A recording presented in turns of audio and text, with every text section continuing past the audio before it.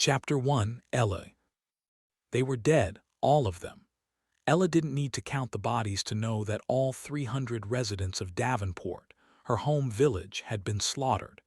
She reached out for William, but her son had already broken away, and he stepped among the gutted and the strangled, his mouth stuck open in disbelief. "We need to get out of here," Bray urged. But Ella's feet were frozen in place. She scanned the faces of the dead townsfolk, thinking she might recognize someone. A few were familiar, but it was impossible to tell for sure. Their expressions were twisted in the throes of death, their features marred with blood and gore. "Ella!" Bray hissed louder. His sword was out, and he spun in a slow circle, as though the perpetrators might reappear. But nothing moved. The village was empty. The smell of blood was thick and fresh enough that even scavenging birds and rodents hadn't dared venture out yet.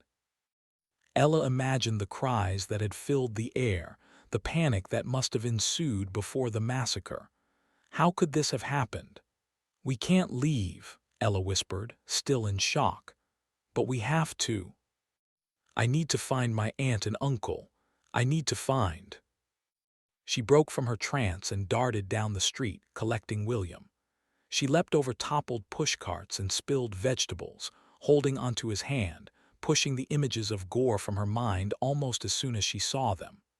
Her feet had taken over for her mind, leading her from one turn to the next, operating on muscle memory and adrenaline. William heaved thick breaths beside her. He didn't speak, not even to question her. Anywhere they ran was better than here. She heard Bray's footsteps behind them as he chased, but he'd ceased calling for them. The village was silent save the clap of their boots, the world as small as the butchered streets before them. Ella flew by building after building, barely taking in the sights. Doors hung open with no one behind them. Houses stood vacant. She'd never seen the village this quiet, except for the cleansing, of course. Had the cleansing already happened? It must have. It was an unbreakable tradition. This must have happened after. But none of that mattered. All that mattered to Ella was following her feet and her memory, making her way to the place she'd once called home. With each street they passed, the carnage thickened. Bodies were sprawled in every direction. Not just the remains of the townsfolk, but the remains of animals as well, butchered and half-eaten. They'd have to run through the square to get to her aunt and uncles. Things would get worse before they got better. Her stomach heaved and churned. But she wouldn't stop until she'd reached her aunt and uncles. In the distance, about 100 feet away, she saw the steeple of the worship building, the place where she'd spent many days in her childhood. The peak rose 100 feet in the air, the walls built from the smooth gray material of the ancients. The structure was as majestic as she remembered it. Davenport had been built around its remains. "We're almost there," she thought, as though reaching the village center would somehow erase the chaos. But her body gave away her fear. Her heart slammed against her ribs, heavy gasps burned her throat. She dodged the body of a slain merchant, catching a glimpse of his gouged eyes and the hilt of a knife protruding from his forehead. So it hadn't been demons. Not all of it. Men had done this. She barely had time to register the thought when she'd rounded the next corner. She flew past the worship building, giving way to an open, dirt square about several 100 feet across. Bodies lined the edges, many with spears in their backs. Women and children and the elderly had been killed with equal abandon. 2 heads were in the center on spikes. The ministers, she thought. As she ran, her mind conjured the images of Father Towson and Father Decker, who'd come to Brighton for visits and guest sermons. She hadn't particularly liked them, but they didn't deserve to die. Not like this. None of this made any sense. Tears spilled down her face. With William running behind her, she dashed across the square, approaching the slain ministers. The sticks were propped several feet above the ground, displaying the severed, ruined faces for all to see. The alley to her aunt and uncles was in view, just past the village center. She'd have to pass the spiked heads to get to it. As she approached, She felt William's hand go slack in hers and saw that he was staring at the ministers. Unwittingly, she followed his gaze. Only the heads didn't belong to the ministers. Ella stopped running, an icy numbness working its way through her body. She hadn't recognized any of the bodies so far, not through the blood and gore, but she recognized these. She clasped her hand over her mouth, unable to contain her sickness. Staring at her from the tops of the spikes, their eyes sightless, their faces splashed with blood, were the severed heads of Aunt Jean and Uncle Frederick. "No," Ella wailed, collapsing to her knees. She turned her head and heaved into the street. William fell to the ground next to her, grasping her arm. He was crying, too. He would have remembered them. They hadn't visited in 5 years, but there was no mistaking their relatives. She closed her eyes and reopened them, hoping to find proof that this was all a dream, but it was real. The death and the destruction of Davenport was total and irrevocable. Bray drew near, his face sympathetic. His eyes wandered from the spikes and then back to Ella. "Blackthorn," he said. "What?" Ella dried her face and looked up at him. She furrowed her brow, as much in disbelief as in mourning. "Blackthorn did this to get to you, to send a message." The words hit her like a punch to the stomach, and the tears were flowing again, and she was powerless to stop them. This was all her fault. She'd avoided the cleansing, she'd skirted the will of the Word, and now others had paid. "No," she managed. "This wasn't because of you," William said next to her. "It was because of me." He dried his face and got to his feet. She watched him through a veil of tears. His face was contorted in both anguish and anger. How could she comfort him? There was no way to mend what had happened. To her surprise, he raised his fist in the air and began to shout. "I'll kill you, do you hear me?" "Quiet," Bray said, grabbing the boy's arm. William ignored him. "I'll kill you, Blackthorn." The boy had lost control and he writhed in Bray's arms. Ella leapt to her feet. She grabbed hold of William's other arm, doing her best to hush him.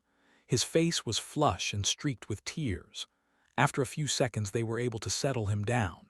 She looked across the bloodied square, certain she'd find a band of soldiers, but the square was empty. Even still, they needed to get out of here, but not yet. "I need to check on something else," Ella said. "This isn't wise. We have to," Bray began. "Please." She gave him an insistent stare and then started for the other side of the plaza. Bray and William followed. She scoured the ground as she ran, tracing the faces of the fallen townsfolk again. Soon she'd reached the alley past the square.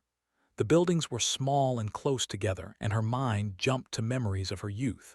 She'd played chicken ball and rattles in the streets just like William. She'd had friends. She'd had dreams. The scenery was so familiar and yet so wrong. She stepped around the bodies of several women lying face down in the dirt, their dresses hitched above their waists, made to look indecent even in death. She glanced inside several open doorways, hoping she'd see someone inside, a survivor of the massacre, someone who could explain what had happened. She needed hope now more than ever, but the small houses were dark and empty. 4 doorways further was the entrance to her aunt and uncle's. She recognized the door even before she was upon it, and she picked up her pace until she'd reached it. Stomach hitching, she crossed the threshold. The house had been ransacked. Her aunt and uncle's bedrolls were slashed, their storeroom raided. A sack of grain lay empty in the corner, the contents dumped across the room. The floor was wet and it reeked of urine. If there was any resemblance to the place where Ella had grown up, it was lost in the disorder. Her eyes flitted across the ruined room. She walked inside and picked up the blankets and bedrolls. Then she went to the storeroom and peered inside. The shelves were barren, the contents either stolen or destroyed. "What are you looking for?" Bray asked from the doorway, his sword at the ready. Ella didn't answer. Her heart was pumping furiously. "Take some supplies if you must," Bray added.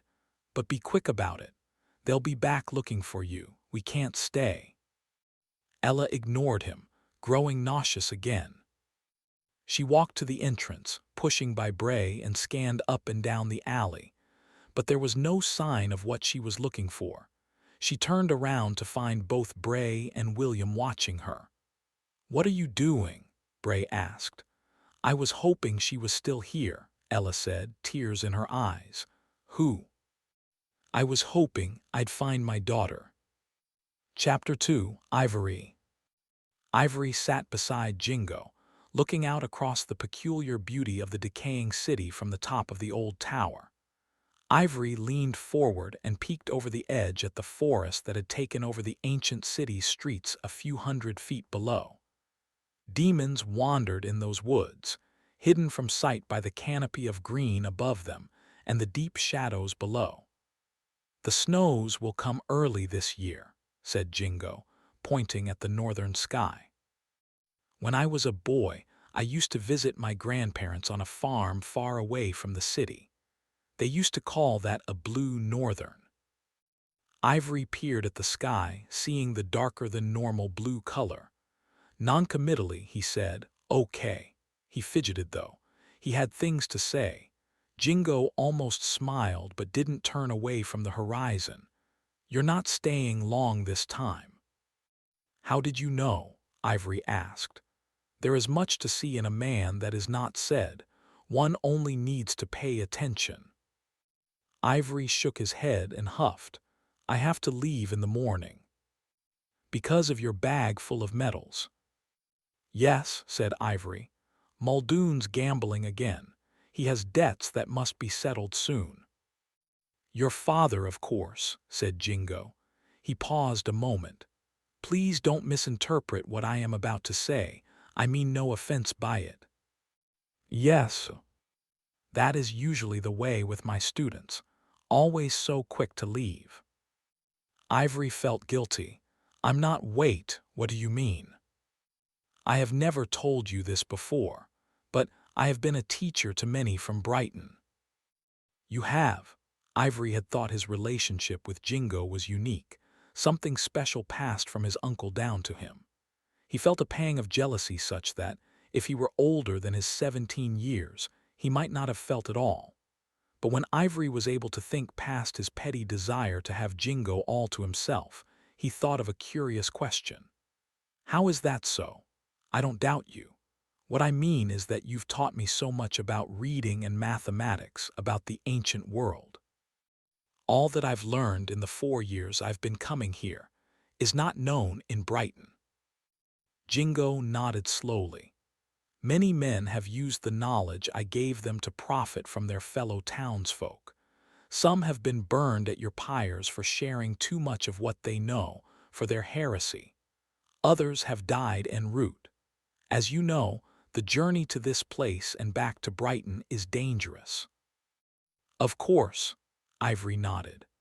"Unfortunately, the seeds of knowledge I plant in the minds of my students doesn't flower in Brighton. The knowledge always dies in those with whom I share it." That saddened Ivory, making him contemplate his own fate. At the same time, he felt quick with his wits, fast with his feet, and remarkably skilled with a bow. How could any demon hope to sink his teeth into his flesh? Ivory asked, "Am I like the others?" "You are unusual." "How so?" "You learn more quickly than they did. You understand complexities with less effort. If your uncle had been able to wrest you from Muldoon's overbearing protection at an earlier age, who knows what you could have learned?" So many questions came out of nearly everything Jingo said. "Can I still learn? I'm learning now. I'm bringing more books back to Brighton to read. I always do. And you always return them when you are done. You are a fine young man, Ivory." But Ivory thought through his conclusion. "Because I became your student at too late of an age, I'll never reach my intellectual potential. Is that what you're saying?" Jingo nodded. "I'll disprove that assumption." Jingo chuckled. "You may, Ivory, you just may." "How do I compare to the other students you have right now?" "I have no other students now." Ivory asked, "How many students have you had in the past?" "Through the years, perhaps as many as 100. The number was much larger than Ivory would have guessed.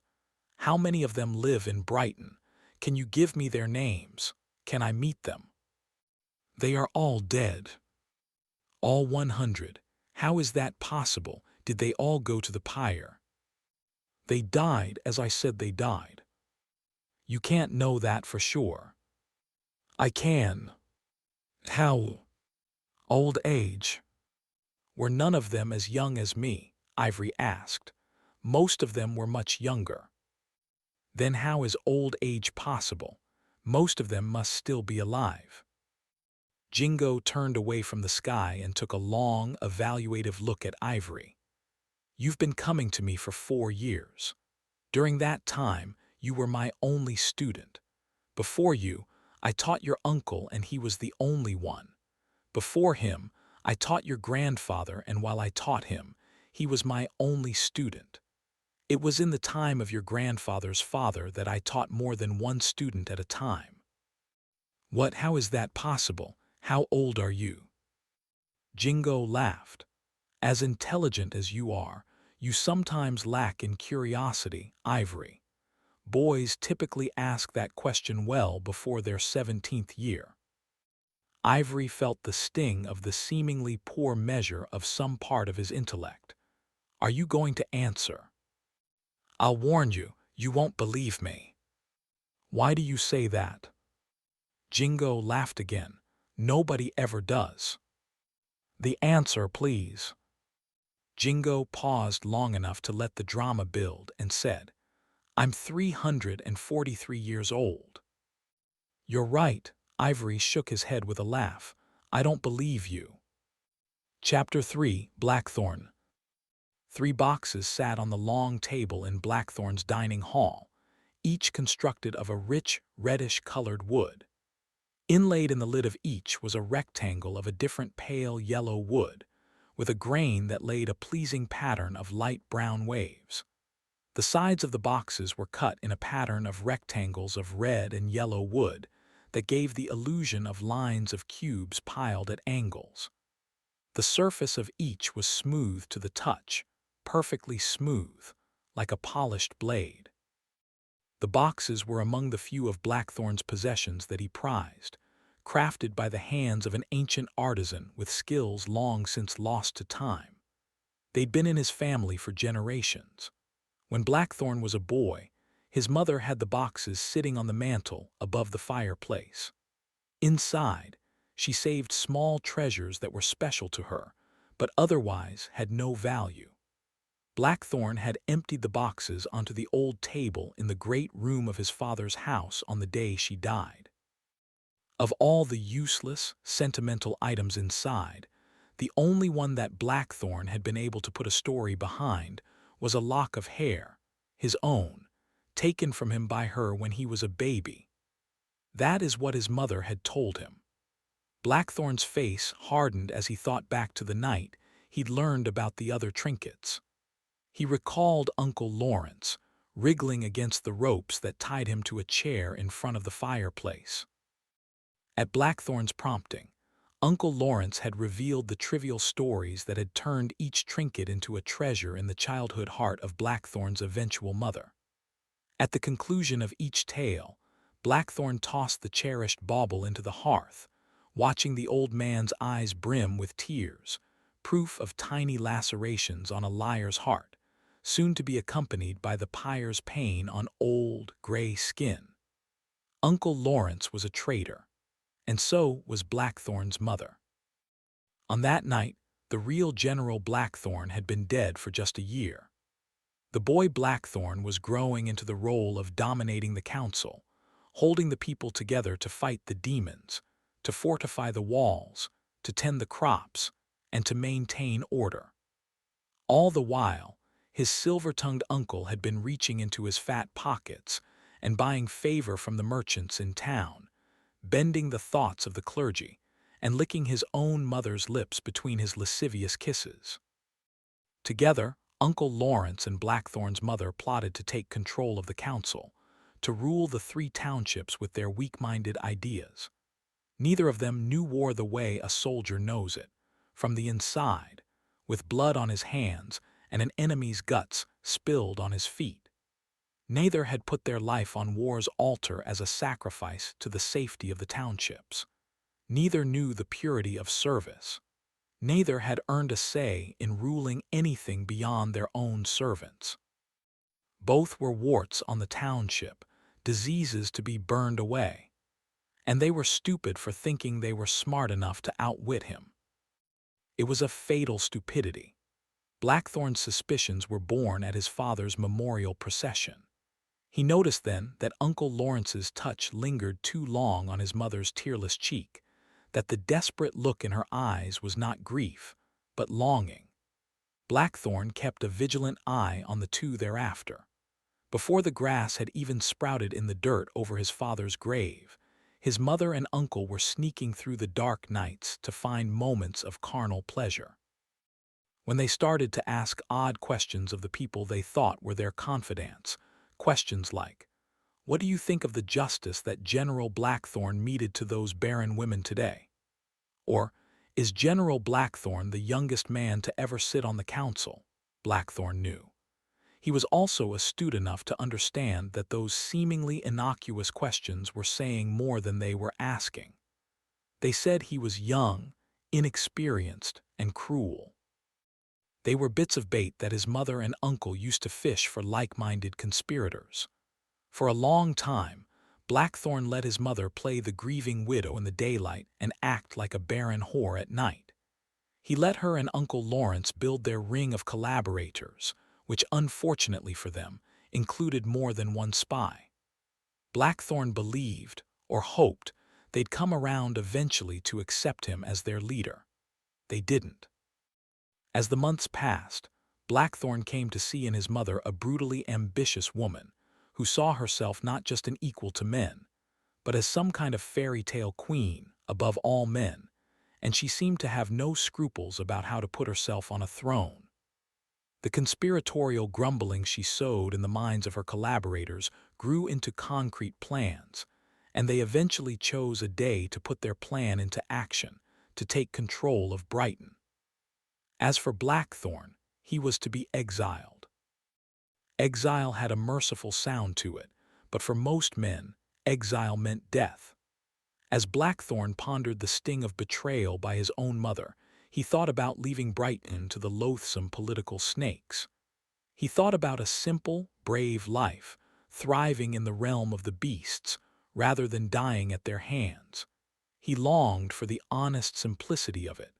It was the memory of his father that kept him in town. He couldn't disrespect his father's work and his father's memory by turning governance of the city over to a conniving uncle and a slut of a mother. On the eve of the plot to unseat him, Blackthorn, with a half-dozen loyal men, surprised his uncle and mother in his own father's bed, naked, entwined. While his men dragged his begging uncle downstairs to bind him to the chair before the fire, Blackthorn drew his nicked sword from its scabbard. Each blemish on the blade reminded him of a demon whose cleaving bones marred it. It reminded him of those long days of battle, when he was sure he would die riding at his father's side. It reminded him of that final day when his father had given his life so that this naked whore of a mother could live. Blackthorn found in his heart a comforting cold that would be his friend for the rest of his life. It was a coldness that loved rage, one that focused anger into a clear vision of duty, free of pity or remorse. With his mother crying, holding a sweat-dampened bed sheet over her breasts, she pleaded. She insisted his eyes were lying to him. She begged forgiveness. All she received in exchange for her false tears was Blackthorn's blade. He cleaved each of her arms as she screamed, then her legs, and last, as she lay there bleeding to death in that bed, he severed her head. Blackthorn marched down the stairs, and there, subtly tortured his uncle's soul with the trinkets he threw into the fire. When only ash remained of those keepsakes, and a strong desire to cut out that silver tongue, Blackthorn had one last torture come to mind. He cut off his uncle's penis and shoved it into the man's mouth, forcing him to chew, to taste. Then Blackthorn cut out the tongue and ordered his men to take the broken man out into the square and put him on the pyre under the midnight moon. Blackthorn didn't need to watch his uncle burn. He had his justice. He had his bloody sword, his bloody knife, and a cold, wet, dead man's tongue in his hand. He lifted the limp, sticky slug of a thing and looked at it for a while, fascinated with its texture and color. He almost threw it in the fire, but dropped it into one of those exquisitely crafted boxes instead. There it stayed, the first in a collection of traitor tongues that, through the years, nearly filled all 3 boxes. Chapter 4: Ivory. Ivory and Jingo sat in silence for a while as Ivory thought about what Jingo had said. 343 years old. Was it possible? Ivory had never known Jingo to lie, but so many things Jingo had told him through the years, Ivory simply didn't understand. Jingo finally spoke. "Do you remember that book I had you read about biology?" Ivory grimaced. That one had been particularly painful. It seemed like every page was written full of words he'd never seen before. Most of the pictures were abstract blots of colors. It was as if he was reading a book about a magical zoo of creatures that could never exist, doing things that made no sense. Ivory nodded. Jingo gestured across the horizon. "In ancient times, we had a knowledge of the world that is so far beyond your comprehension that I know it must seem all made up." "Sometimes," Ivory admitted. "That biology book represented a peek into a body of knowledge that your people have lost completely. That is why it all seemed so foreign to you. Do you recall what you learned about cells?"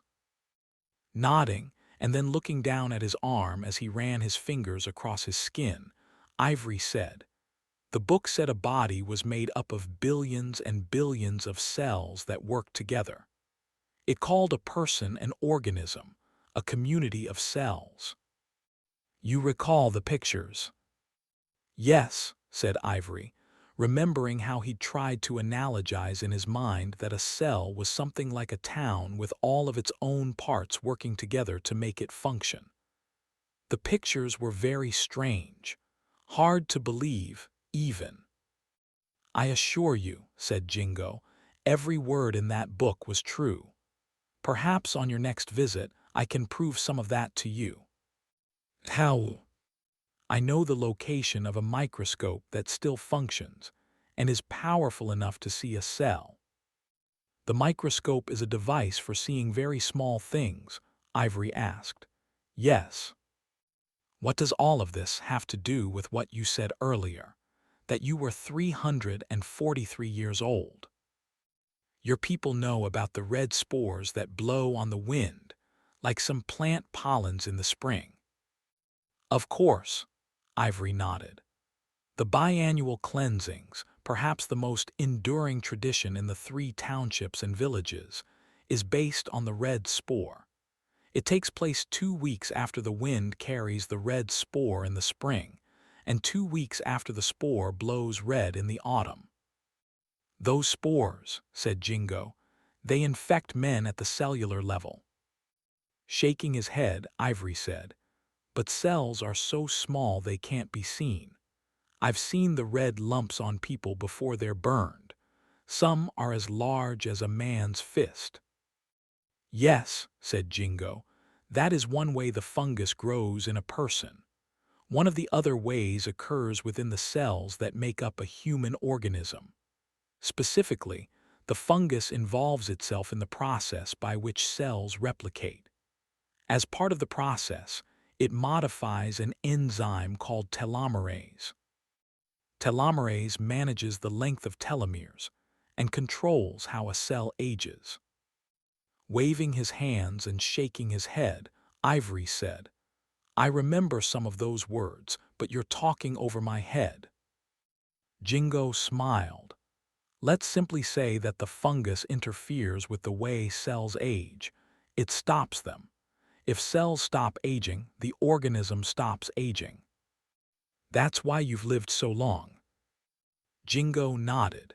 He put his hand on one of the large red lumps on his skull.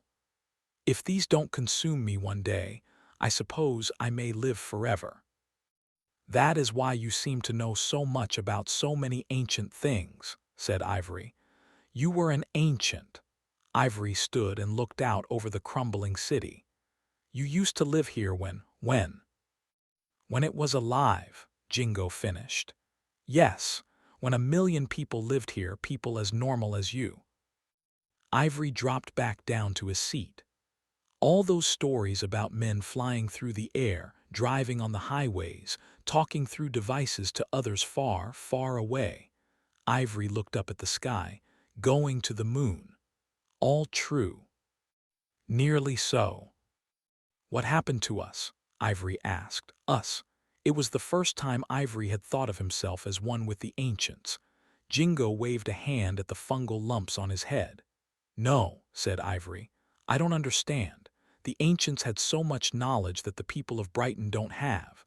They had all those weapons, guns and bombs. Ivory made a few ambiguous hand motions. He still had only the vaguest idea of what those were and what they could do. There seemed to be so many accounts in the stories he'd read, and they all seemed to describe such things differently. The answer is more complicated than you know. Ivory said, I don't need to leave until the morning. Take the whole afternoon and explain it to me if you need that long. Chapter 5, Ella. I have a sister, William asked Ella, furrowing his brow in disbelief. Ella hardly heard the boy. She scoured the open, battered doorways for a familiar face, hoping she'd see her daughter peering back at her. She wondered whether she'd recognize the girl. How long has it been, Ella? 12 years. She'd be 15 now. Bray said something, but she barely acknowledged him. Frederick and Jean were dead. Was Melora too? She dispelled the thoughts racing through her head. Ella, we have to go. Bray gave up on his warnings, switching to orders and tugging her arm instead. Ella snapped out of her thoughts and stumbled after him, numb and disbelieving. William was at her heels, his questions chasing her like ghosts in the air. Ella stared at the faces of the dead townsfolk, each grisly death a suggestion of how her daughter might have met her end. Hurry, said Bray. Ella knew they had to leave, but how could she depart without proof? The guilt of leaving Melora with Jean and Frederick gnawed at her soul, each step forcing her to relive the choice yet another time. And now she'd never see Melora again. The slain stared at her with vacant eyes, offering neither comfort nor condolence. When they were halfway to the mouth of the alley, Ella heard voices. This way. Soldiers, her heart jolted. She'd been so preoccupied with finding her daughter that she'd forgotten the danger they were in. William needed her. She needed to be a mother to him. She ripped free of Bray's grasp and scoured the alley.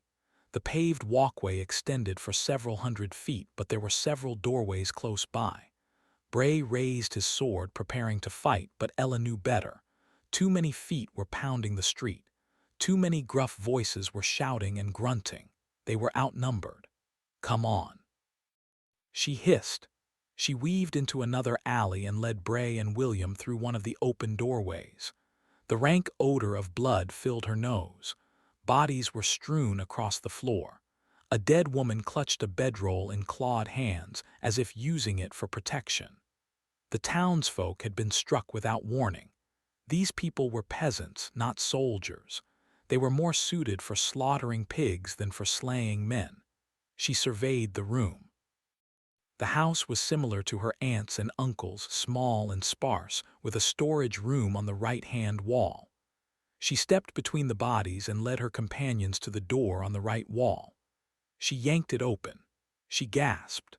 A man slouched against the wall inside, his feet in a puddle of blood, a broken spear skewered between his ribs, trying to catch a full breath over the gurgling pain in his lung. He looked up at them, red terror in his eyes. Please don't. Ella pressed a finger to her lips. She waved Bray and William inside and closed the storage room door. Bray stationed himself next to the entrance while Ella and William hunkered next to the wounded, bleeding man. They huddled among the smashed belongings. Footsteps tore through the adjacent alley. Men's voices sliced through the air, loud and bold, still in the throes of slaughter. If they found Ella and William, the bloodbath would continue. If not here, then back at Brighton. Doors slammed. Objects crashed on the floor. Ella stared at the storage room door, wondering if she'd made a mistake. Had she led Bray and William in here to die? Would it have been better to cut down the street? Skirt down another alley? Either way, it was too late. All they could do was stay silent. William trembled. His face looked confused, but his breathing was rapid and angry. He clutched his knife. She feared he might push past her and Bray and exact his revenge on the soldiers. She couldn't let him. The noise outside grew as the soldiers moved down the alley, searching the small houses a door at a time. Ella stared at Bray's hard face and narrow eyes. He'd worn the same expression when he battled Rodrigo and the soldiers on the mountain. The same expression when he'd battled the monsters at the river. He'd die before he was captured. I shouldn't have brought him here. She'd implicated her relatives, and now she'd implicate him too. "I'll take this door," a soldier yelled. "I'll get the next," said another. Doors slammed. Footsteps were inside the house. Ella's stomach hitched as a man breathed on the other side of the storage room door. Bray inched backward and raised his sword.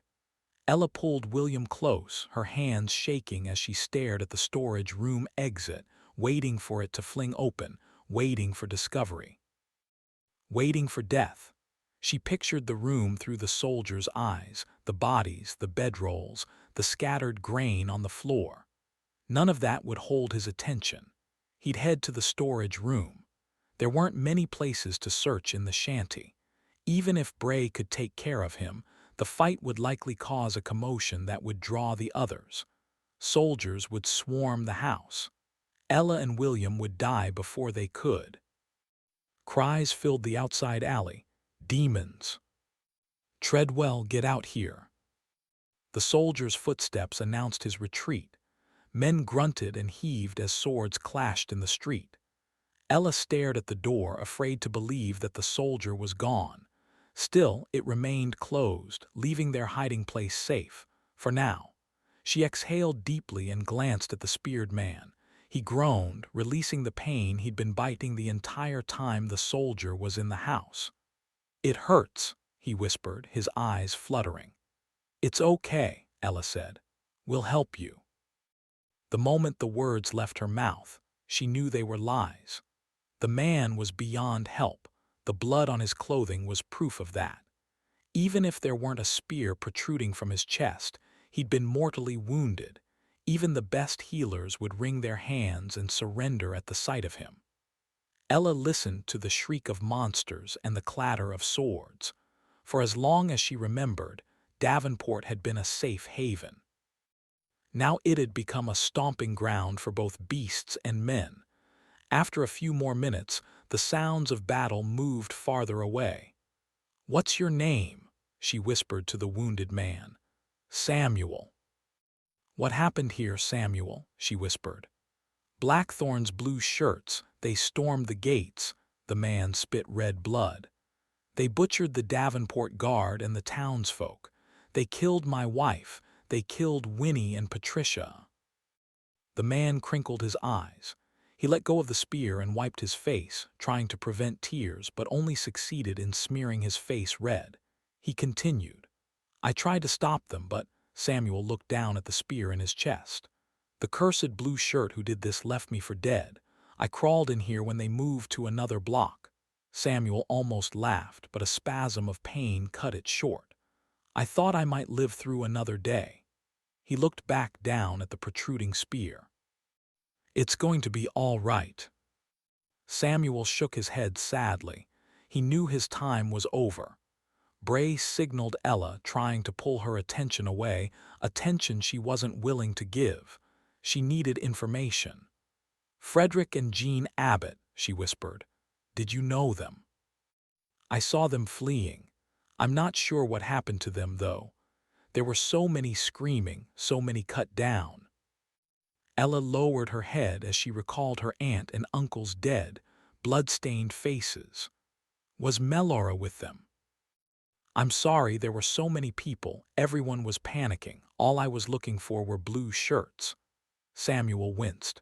Please, I need to know, Ella said, desperate. She realized she was clutching the man's sleeve and she let go. Her hands were stained with blood. The man's eyes fell. He was losing strength. And then his face lit with recognition. Wait a moment, are you Frederick and Jean's niece? Are you Ella? Confused, Ella nodded. She studied the man but didn't recognize him. He raised his eyes again, temporarily distracted from his pain. Yes, that's me, Ella said. She grabbed hold of his clothing again, encouraged by his moment of recognition. I remember when you were a little girl. I patched your boots. You were a lot smaller then. Ella studied the man's face. Time had worn down his features, but the more intensely she looked, the more she recognized the man beneath. She remembered him now. Samuel Merrifield, the cobbler. Yes, that's me. You helped me when I was lost at the market once. You took me back home. Samuel smiled at the memory. That was me. He coughed, blood dribbling down his chin. Your aunt and uncle always said you'd come back to Davenport. They did. After your husband died, Ethan Wright. Ella felt a swell of emotion and she wiped her face with her sleeve. She glanced at Bray, who was nudging the door open, peering into the house. The soldiers were moving farther away. It was time to go. They talked about you often, Samuel said. Your aunt and uncle. Ella looked back at Samuel. We're not leaving, Samuel. We're going to bring back. The man slouched over. His mouth hung open, the last words of life stuck on his tongue.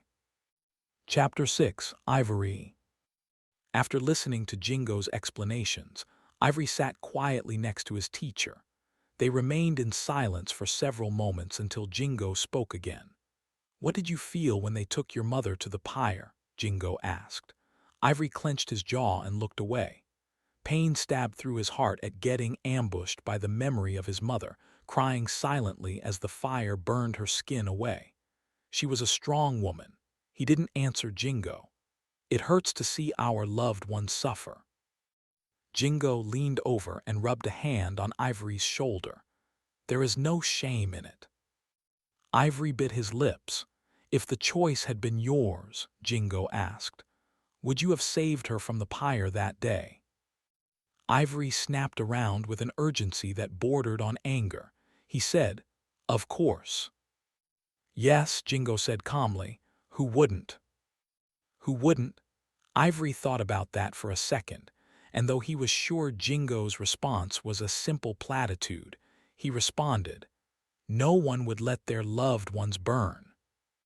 Nodding, Jingo said, as draconian as Brighton's system is, had we instituted such a system when we first became aware of the spore, we might have saved some of the world.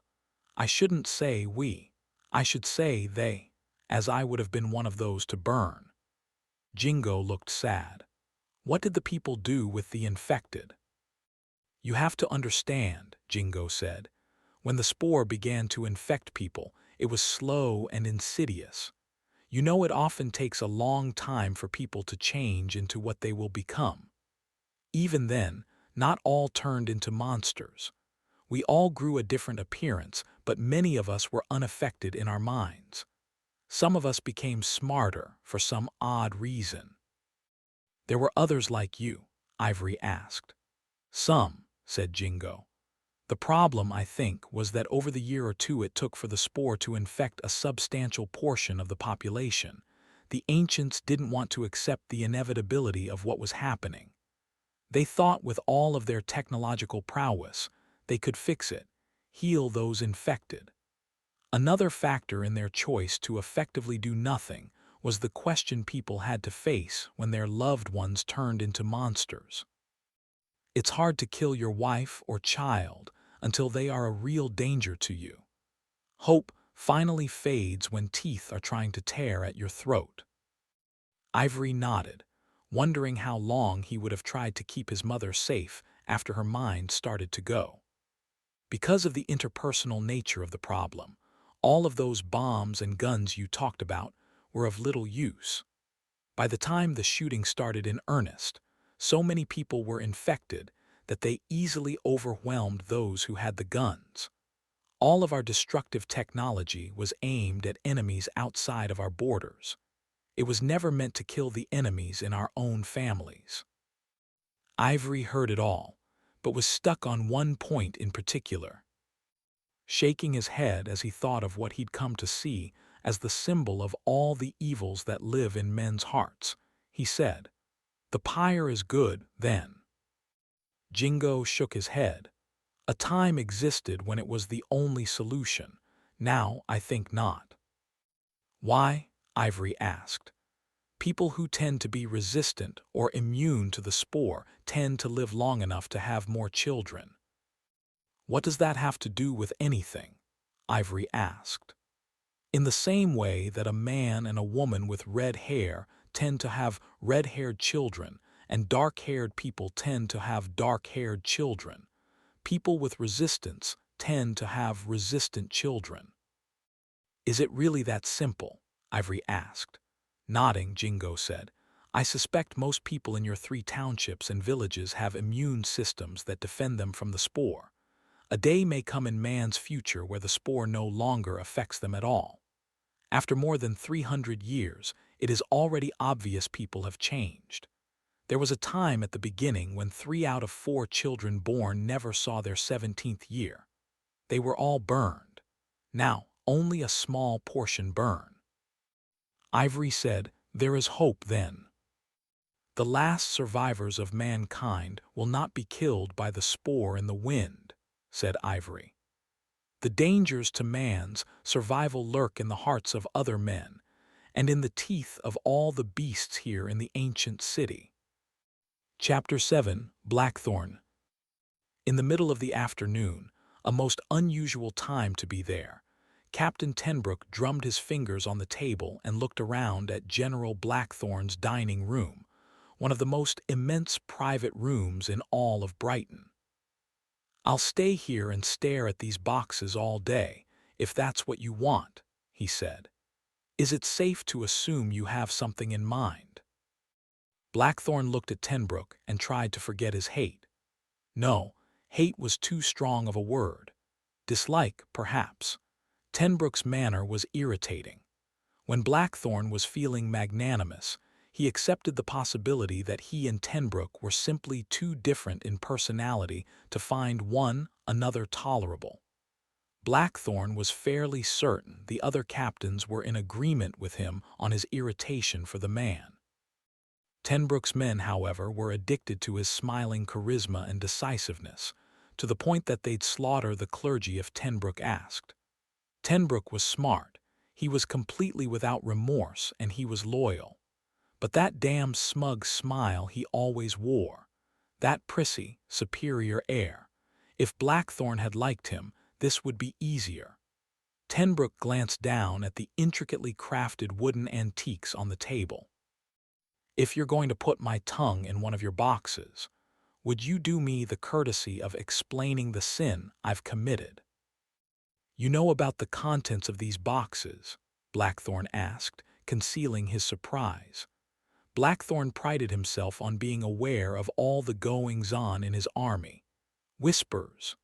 Tenbrook nodded and half-smiled. "Tongues of traitors, those whose sins are too egregious for the pyre alone to cleanse." Blackthorn asked, "Do you believe the rumors?" "To believe or not to believe," Tenbrook shrugged, "makes no difference to me. The rumor carries power, perhaps more power than a truth.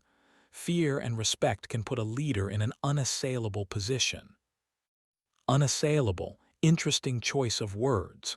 Do you think these boxes are a device to evoke fear?" Blackthorn asked. "Do you fear them?" Tenbrook flashed his contagious grin. If you tell me you'll be adding my tongue to the collection, I'll fear. Otherwise, Tenbrook shrugged again. You don't need my fear, you know that. I've ridden a horse in your cavalry for 16 years. I've followed every order without question and exceeded your expectations when I've been able. Blackthorn nodded at one of the boxes. Open it. With no measure of hesitation, Tenbrook flipped a lid open on its ancient brass hinge. Blackthorn watched Tenbrook's eyes as they fell on the desiccated tongues lying within. He saw nothing at all in those eyes, no surprise, no fear, no shock, and no abhorrence. Tenbrook didn't have a weak stomach, not for the ghastly items inside the box and not for the odious methods that filled it, both indispensable qualities for a man who'd sit at the head of the council. As glorious as the seat looked from down there, among the dirty peasants, the townships could only be stably governed by a ruthless man, willing to do anything to succeed. Unfortunately, anything tended to be vile, indefensible acts that wore away the humanity. True, then, said Tenbrook. Take one. Tenbrook reached in and pulled a wilted tongue out of the box, measuring its weight on his hand, letting his fingers linger curiously on its texture, looking closely to read a leather tag attached by a thong through a hole in the tongue. Beck. Blackthorn nodded. With a chuckle, Tenbrook said, I can't imagine how the minister speaks without it. That tongue belonged to Minister Beck's father. I see. Tenbrook looked up from the tongue in his hand. Is it safe to assume Minister Beck knows nothing of his father's tongue's whereabouts? That would be a safe assumption. Blackthorn glanced over at the fire. Toss it in. Tenbrook's face showed his surprise. In the fire? Yes. Tenbrook tossed it into the flames. Would you like me to toss in another? No. Blackthorn settled into his chair and sipped from his wine. Each tongue in these boxes represents a lesson. A lesson? Tenbrook's face showed more curiosity. How so? First off, Tenbrook, tell me what you think my assessment of your leadership abilities would be. Tenbrook took a moment to try to read Blackthorn's intent. He grinned again. I've never known you to abide fluff in the answers you request, so I'll tell you honestly what I think of my skills. Since I'm being honest and have the utmost respect for your ability to understand the men in your command, I have no doubt we'll agree. I am a superb cavalryman. My men love me as much as their own peckers. When you give me a task, I complete it without fail. Blackthorn nodded. So far, we are in perfect agreement. Men die under my command, sometimes more than I'd hope, sometimes more than the other captains expect. Sometimes the other captains scoff behind my back. Out of jealousy, they spread rumors whenever my imperfections come to the surface. I accept that I am not perfect. My men, though, believe that I am. My men accept that some of us will die in following our orders while stealing victories from the maw of the beast. The price of victory is not something we merely accept. It is a price we willingly pay. Why? Blackthorn asked. Why for me, or why for my men? Both. My men pay the price because I ask it of them. Tenbrook's face showed no false confidence. For me, I pay the price because on the day I first chose to put my foot in the stirrup, I chose to give my life to the townships. We are humanity's last survivors. It is only through the devotion of men on the horse, men who carry the sword, that humanity lives through each year. I don't wish for my species to be annihilated by putrid brutes. Nothing exists in this world, which I will not attempt to conquer to achieve that goal. Blackthorn nodded slowly. We are of the same mind in that. Though you've never said those words to me, I've always known, and never doubted the truth of it. Blackthorn nodded. What else of your skill as a leader? Tenbrook leaned back in his chair and took an unusually long moment of silence. I dare say, I've read every book in Brighton that could be borrowed from a merchant or from Minister Beck scholars. The fact that I can read puts me in rare company. I may be the most well-read man in the 3 townships, outside of the academy. I understand mathematics better than all but a few of Beck's learned men. Among peasants who can barely count the fingers on their hands, I might be one of the most educated men in the 3 townships. I know I'm the most academically advanced man among your officers. I don't doubt that, and yet you have a weak spot. Tenbrook nodded. I do, but not one that is likely to cause me problems, unless I've miscalculated, and you intend to slice off my tongue and throw me on the pyre. Shaking his head, Blackthorn asked, "What is your weak spot?" Tenbrook paused again, having trouble admitting his shortcoming. He looked away from Blackthorn when he answered. The complexities of navigating relationships with my peers leaves me often perplexed and angry. When I was a young officer, I chalked up my unproductive, adversarial relationships with them to their jealousy. Some of that may be true. Through the years, I have come to accept that I lack aptitude in this area. Tenbrook captured Blackthorn's eye and said, "Whatever in my nature is at the base of the chasm between me and the other officers, I suspect is also the basis of your dislike of me. My weak spot is a blind spot to certain subtleties of human behavior. It is not a problem that arises among my subordinates. I suspect that is because I define that relationship on my terms as their unquestioned leader. When I am not the leader, problems arise." Nodding, Blackthorn said, "It is true. I don't like you, though I have difficulty explaining why. I can talk about your cavalier smile, your obnoxiously consistent successes. Sometimes I secretly wish you a failure to bring your ego down to a normal man's level. The list could go on, but taken by its parts, it doesn't justify my dislike."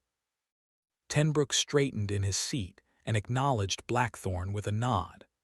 Blackthorn continued, "Sitting in the general's chair, leader of the council and leader of the townships, I don't have the luxury to ignore the complex subtleties of men who would see themselves as my equal, whether they be on the council, among the merchants, or even among my officers." Tenbrook blurted, "I assure you, General, I am not one who would hold himself up as your equal. I have sworn my sword to follow you until the day I die, and I shall." "I don't doubt your loyalty, Tenbrook, not one bit." "Thank you, General." Tenbrook took a breath and ventured further. "With respect to your last statement, might I say that, from where I stand in your shadow, it appears you do more than tolerate these men that consider themselves your equal. You have a rare talent for managing those relationships. In the old days, men might have called you a politician." Blackthorn's face darkened. "You would call me a greedy buffoon in my own house." "No, no," Tenbrook pleaded. "That is the meaning attached to the word as it is used today. In the ancient books, most politicians were indeed greedy buffoons, but some rare politicians were able to navigate the spider web of relationships as though they were born to it, and were able to bend it to their will with ease. That is what I say when I call you a politician, General. It is the highest compliment, given on how well you have managed the townships all these years." "I understand." Blackthorn nodded and looked vacantly at the fire, then back at his boxes of tongues. Each of these belonged to a man who sought to bring ruin on the townships through his petty plots, his lust for power, or his seditious proselytizing on pacifism.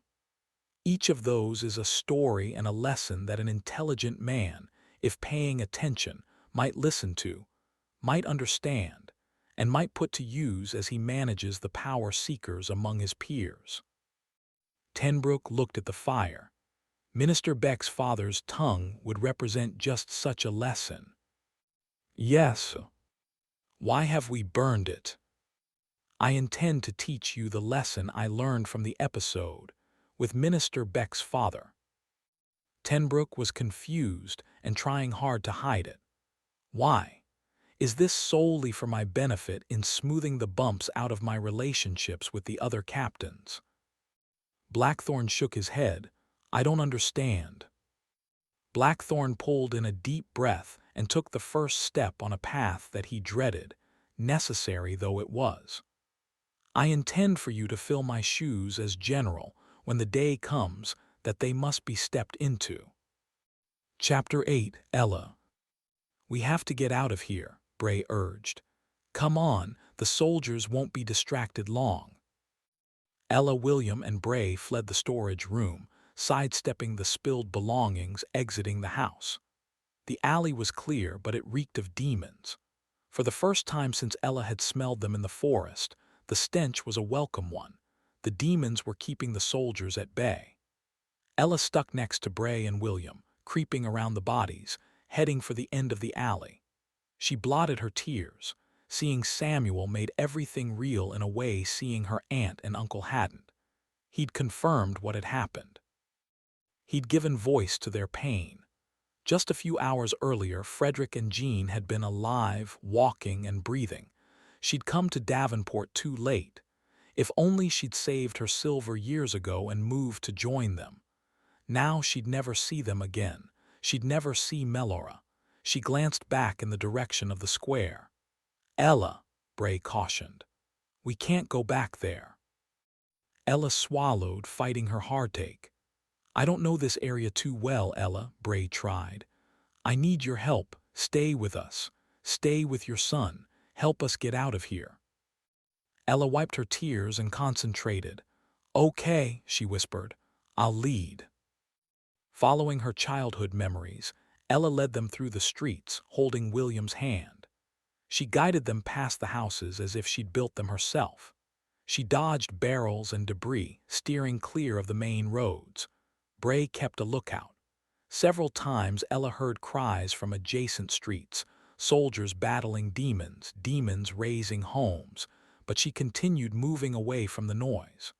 Right now, distance meant safety. They fled through an unkempt section of town. Fewer bodies lined the road, and the wreckage around them was evidence of its age, rather than the destructive hands of men.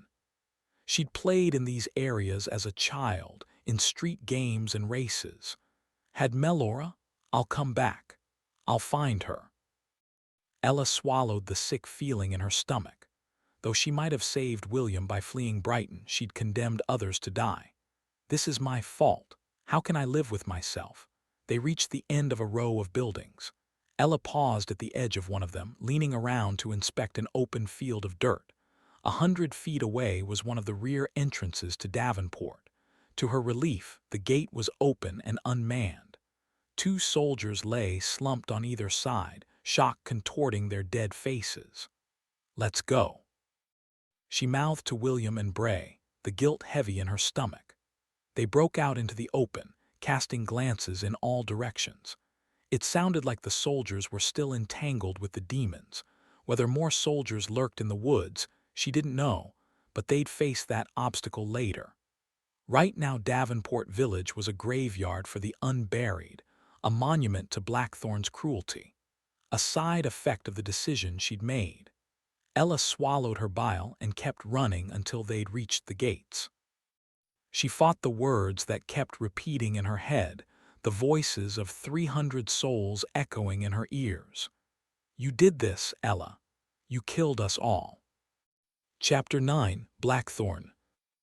As Tenbrook stared with his mouth open, Blackthorn wished he'd had another choice. He wished he'd had a son of his own to pass his name and title to. He thought about his wives, all 3 of them. Try as he might, none of them would bring him a child. What terrible luck he had that all were barren. Ironically, after each passed to the house of barren women, whatever malady had prevented his seed from finding the fertile field in their bellies had somehow cured itself. The 3rd of them had a single child. The 2nd went on to feed bastards into the orphanage. The 1st, Blackthorn, didn't want to think about the 1st one. Now, here he was, late in his life, sitting in the township's most powerful seat, not only without children, but without the means to make one. His manhood had stopped functioning a year prior. After that, his urine began to leak at the most inopportune times. Now, he counted himself lucky on days when he had any control at all over his stream. To manage the problem, he'd taken to drinking nearly no liquids. He'd given up on alcohol. Still, in the mornings he woke to a wet bed. He'd taken on the services of a mute maid to wash his bedclothes daily. Each morning when he dressed, he stuffed a thick cloth in his pants to soak up anything that might leak out during the day. Now, his back hurt all the time and his joints were developing aches that seemed to grow worse each time he moved. Blackthorn, through his great success as a general and leader, now had the misfortune of having stayed alive long enough to get an old man's disease. He'd wanted to die with a sword in his hand, not in a stinking, wet bed. Finally, Tenbrook spoke. "I am honored." "I know." Tenbrook looked down at the tongues. "I'll learn all you can teach." "I have no doubt. I will need every bit of insight you can provide when it comes time for me to step ahead of your captains, to sit equally, no, above, Ministers Beck and Winthrop." Shaking his head, Blackthorn said, "That will not happen. When you ascend to take my place, none of the old captains will remain here to be jealous. The two ministers will also not be your problem." Tenbrook was taken aback. "Will you send them to the pyre?"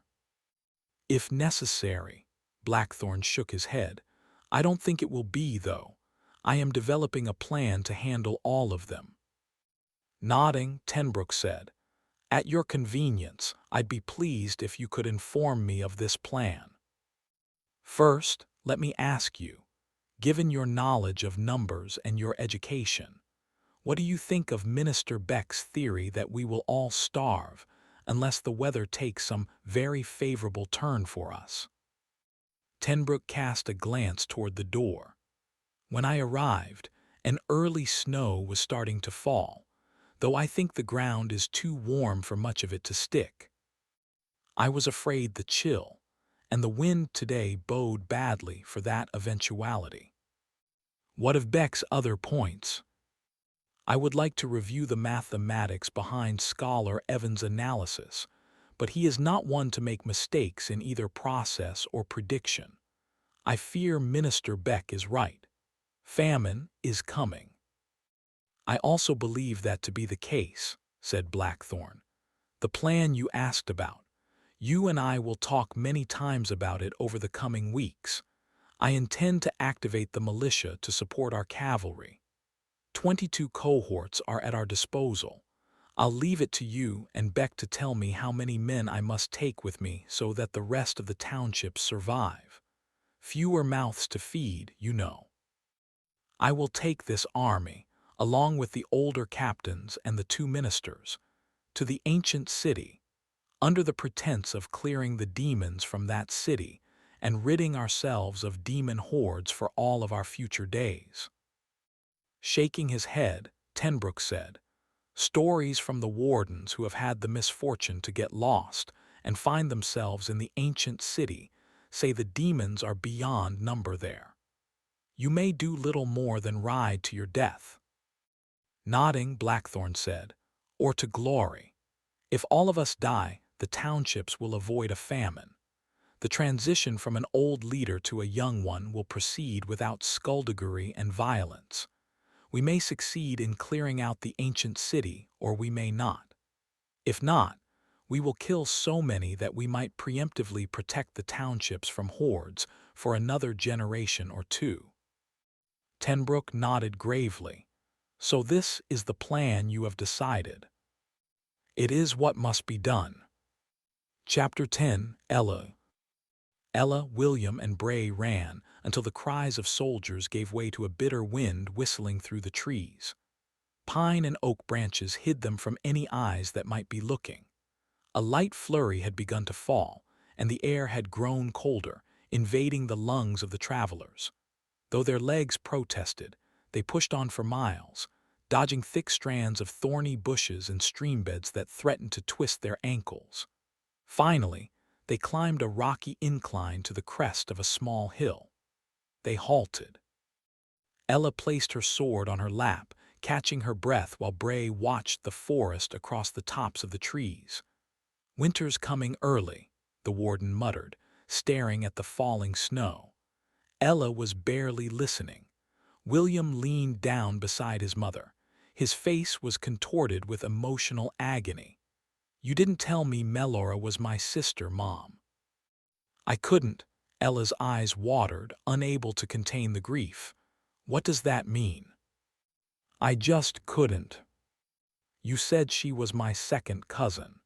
You said she was too sick to travel when Uncle Frederick and Aunt Jean came to visit. Why did you lie?" "We needed to protect you." "Why didn't I ever meet her? Why didn't they bring her to Brighton?"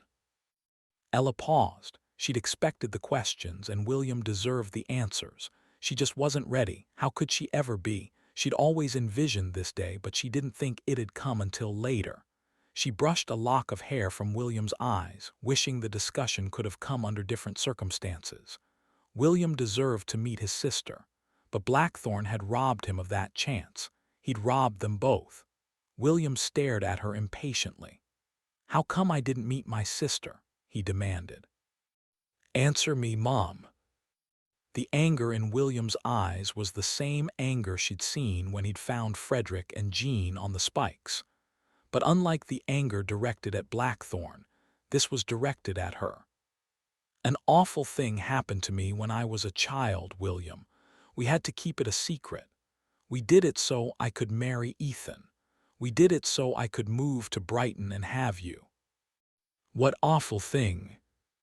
Ella swallowed. "You're too young to understand." "Too young to understand," William scoffed.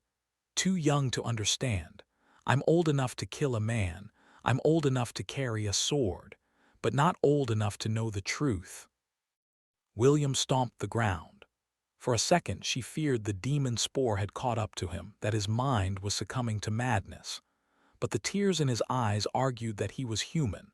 Ella breathed deeply. It had been years since she'd given voice to her secret.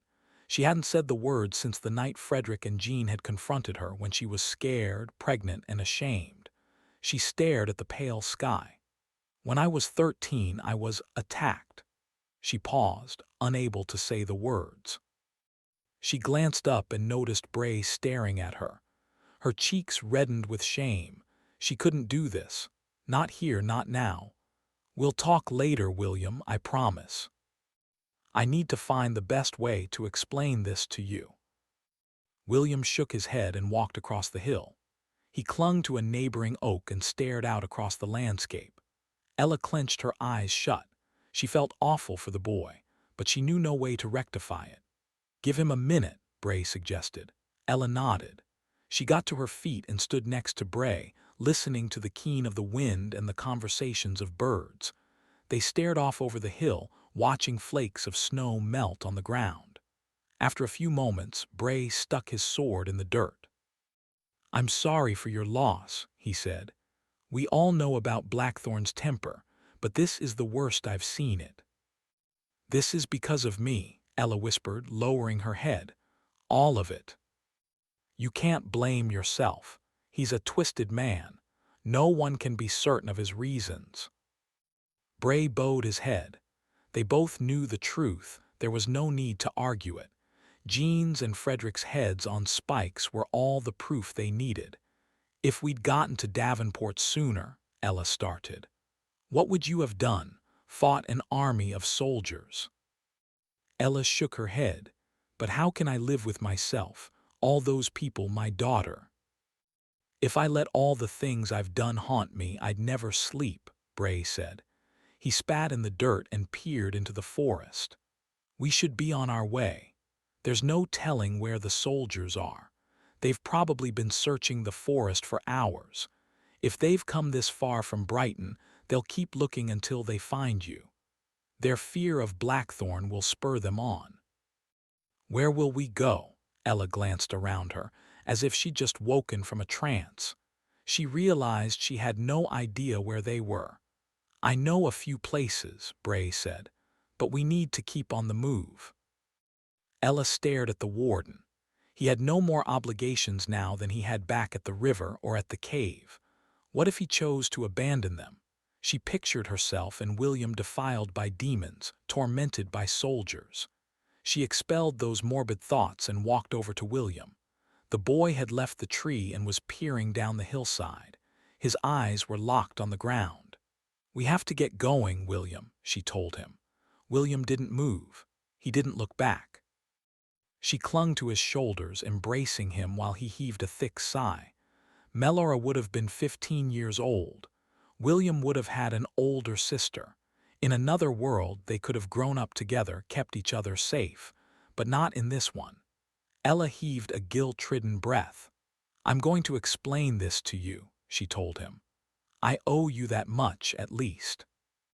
"Why not now?" William asked, his breath fogging the air. Ella glanced back at Bray. "Do we have a minute?" Bray glanced around the forest. "Not really. If you want to talk, you'd better make it quick." Chapter 11. Ella. "Ella, where have you been?" 13-year-old Ella stared into Uncle Frederick's blazing eyes. It was after dark, and she'd been expected home from the market an hour ago. Ella shrank into her clothes. She held her hands downwards and mumbled an answer, barely aware of the excuses coming from her mouth. Her only concern was concealing her ripped dress. "There was a line at the merchant's. They wouldn't let me cut ahead." "Did you sell the vegetables to Bernard like I asked?" Her throat stung with bile at the merchant's name. "I did. He was busy. He lost count." "Lost count? That doesn't sound like Bernard." Ella avoided her uncle's eyes, afraid his gaze alone would uncover her secret. Bernard had threatened to kill her if she spoke a word. The lies he forced her to tell were almost as vile as his actions. The truth was, Bernard had lost count. She swallowed as she recalled what had happened. When Ella reached Bernard's stand, she could smell the alcohol on his breath. She considered leaving, but the thought of coming home empty-handed made her persist. She didn't want to disappoint Uncle Frederick. Besides, she valued her trips to the market. Her uncle had only just started letting her into town on her own, and so she started the transaction. Things began normally enough. Bernard took inventory, inspected the vegetables, and jotted down his totals. When he was through, he gave Ella a number. She frowned. Ella had been counting at the same time, and his number didn't match hers. She respectfully asked for a recount. Bernard frowned and stared at her. Then his face changed. His eyes darkened and he gnawed his lip. "I'm not sure I have enough silver," he said, frowning. "You don't?" she asked. "I'm not sure I can buy all of this." He waved his hand at the full pushcart. Ella's stomach dropped. Uncle Frederick entrusted her to bring back their silver. She couldn't come back without it. She'd already gotten a late start, and though there were other merchants who might take the vegetables, Frederick and Bernard had worked out an agreement. "But Uncle Frederick said I had to sell all of them. He said I—" "Wait a moment." Bernard scratched his chin thoughtfully. "I might have some more silver inside. Why don't we bring your pushcart in? I'll close the stand. It's getting late anyway." "Okay," Ella said, her hope returning. She decided to collect the silver, then scurry home to avoid a scolding. Bernard looked back and forth around the street. Then he covered his wares and helped her wheel her belongings inside. Bernard's place was neat and well kept. A year earlier, the merchant's wife had been taken in the cleansing, and he'd yet to remarry. Once inside, Bernard asked her if she wanted a drink. Ella declined as politely as she could speak it. "I have to be getting back," she said. Bernard retrieved a pouch of silver. He asked her to recount the vegetables out loud. She started tallying up the squash and eggplant, using the numbers that her uncle had taught her. Bernard stood next to her, watching. She continued on to the tomatoes. She was halfway through the vegetables in the cart when he put his hand on her shoulder. Ella didn't think much of it. She kept counting. Her only thoughts were on completing the transaction. It wasn't until Bernard's hands roamed that she realized something was wrong. Ella backed up a step, putting her hands in the air. She glanced behind her. The door was shut. She hadn't even heard Bernard close it. She looked back at the man. The merchant's face, round and friendly, had taken on an ugly sheen. "It's all right," Bernard told her. His outstretched hands said otherwise. "Ella, why are you so late?" Uncle Frederick barked again. Ella stared up at her uncle's hardened face. She'd never seen him this upset. "I asked you a question," he said. "Were you playing with the other kids at the edge of town?" Ella's eyes welled up. She glanced at her uncle, barely able to meet his stare. She nodded. A trickle of blood worked its way down her leg. She prayed Frederick wouldn't notice. "Yes," she confirmed. "I was at the edge of town. I'm sorry, Uncle Frederick." "Wash up and get ready for dinner. You won't be going to the market alone for a while. Do you hear me?" Ella didn't argue. She bowed her head and walked carefully to the wash bucket. She stooped down, praying her uncle would leave. After a few moments of silence, he did. She heard Frederick's footsteps outside as he walked into the fields, presumably to tell Jean about her transgressions. Hastily, Ella had cleaned off, ignoring the pain between her legs, wanting nothing more than to forget what had happened. For the next few weeks, she immersed herself in her work, trying to move past the ugly incident. The few times she accompanied her aunt to the market, she avoided Bernard's eyes, terrified the merchant might relinquish their secret. Thankfully, her aunt and uncle didn't question her again, and she was able to keep the events of that day buried. Until a few months later, when her stomach grew too big to hide. Ella kept it covered as long as she could, praying each night before bed that the awful evidence would disappear. But it didn't. 6 months after the incident, Jean finally lifted her dress. She gasped at what she found. She told Frederick. Her aunt and uncle scolded her, demanding answers. They assumed it was a boy from town. Reluctantly, Ella confessed what had happened. Uncle Frederick's eyes bulged when he heard the story, and he paced the house for the remainder of the evening. The next morning, he told Ella to wait outside while he and Jean spoke. When they called her back in, they told her what was to happen. The baby would be delivered at home, away from the eyes of others, and Ella was forbidden to set foot in town. Jean would claim the baby as her own. Jean had already had several miscarriages, but she still had her blood, and Frederick refused to give her up to the house of barren women. The child, Ella's child, would be described as a gift from God, a blessing for their devotion to the Word. Ella would have the baby in secret. When the time came, Ella would be married.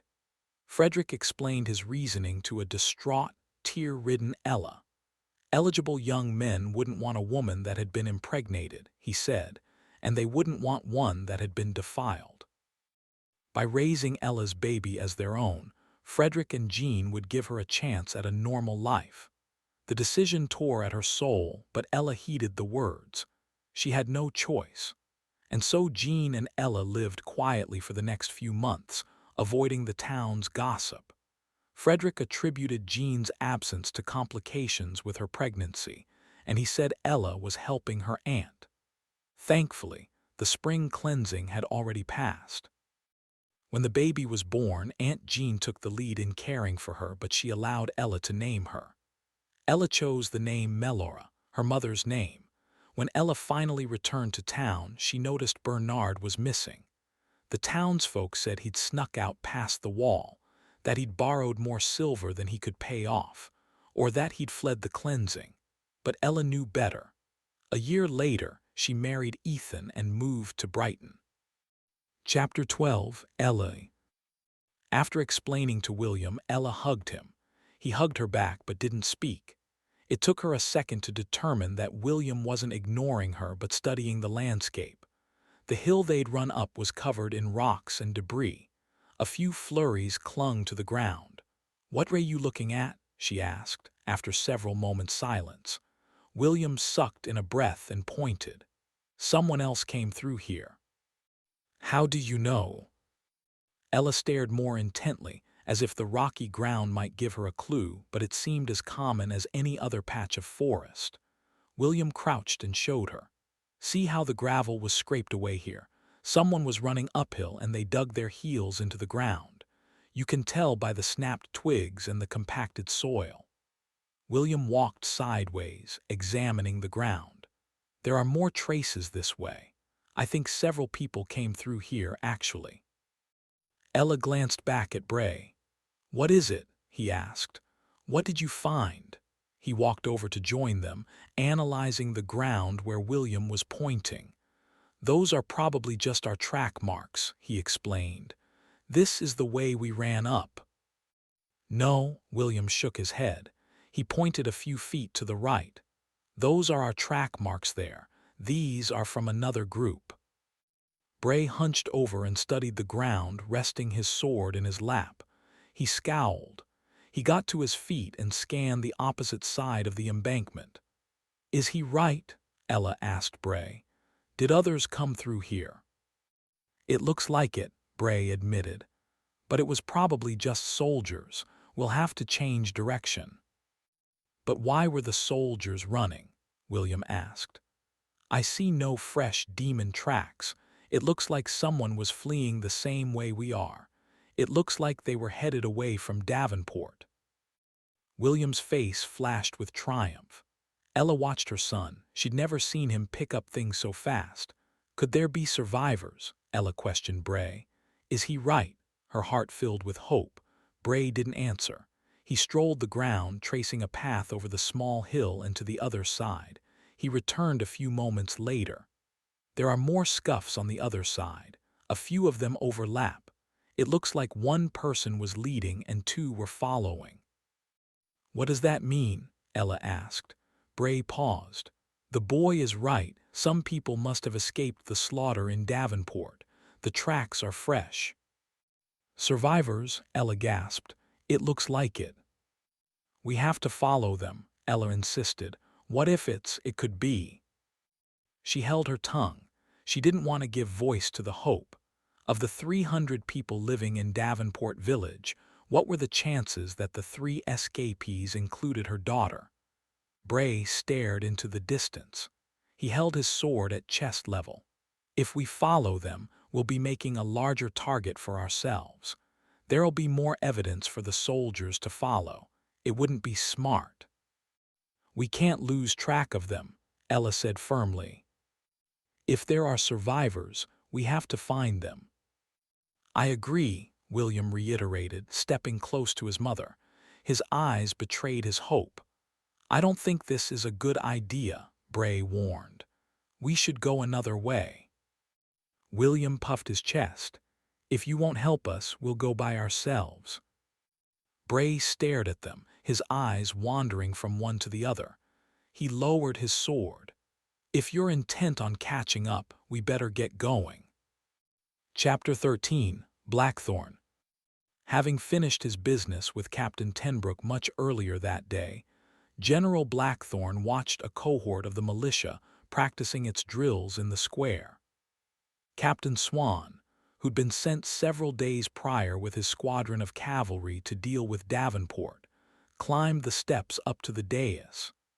He crossed the empty expanse of the stage and came to a stop next to the general. "Speak," said Blackthorn, without looking away from the clumsy lines of militiamen. "I have just returned from the village of Davenport, General.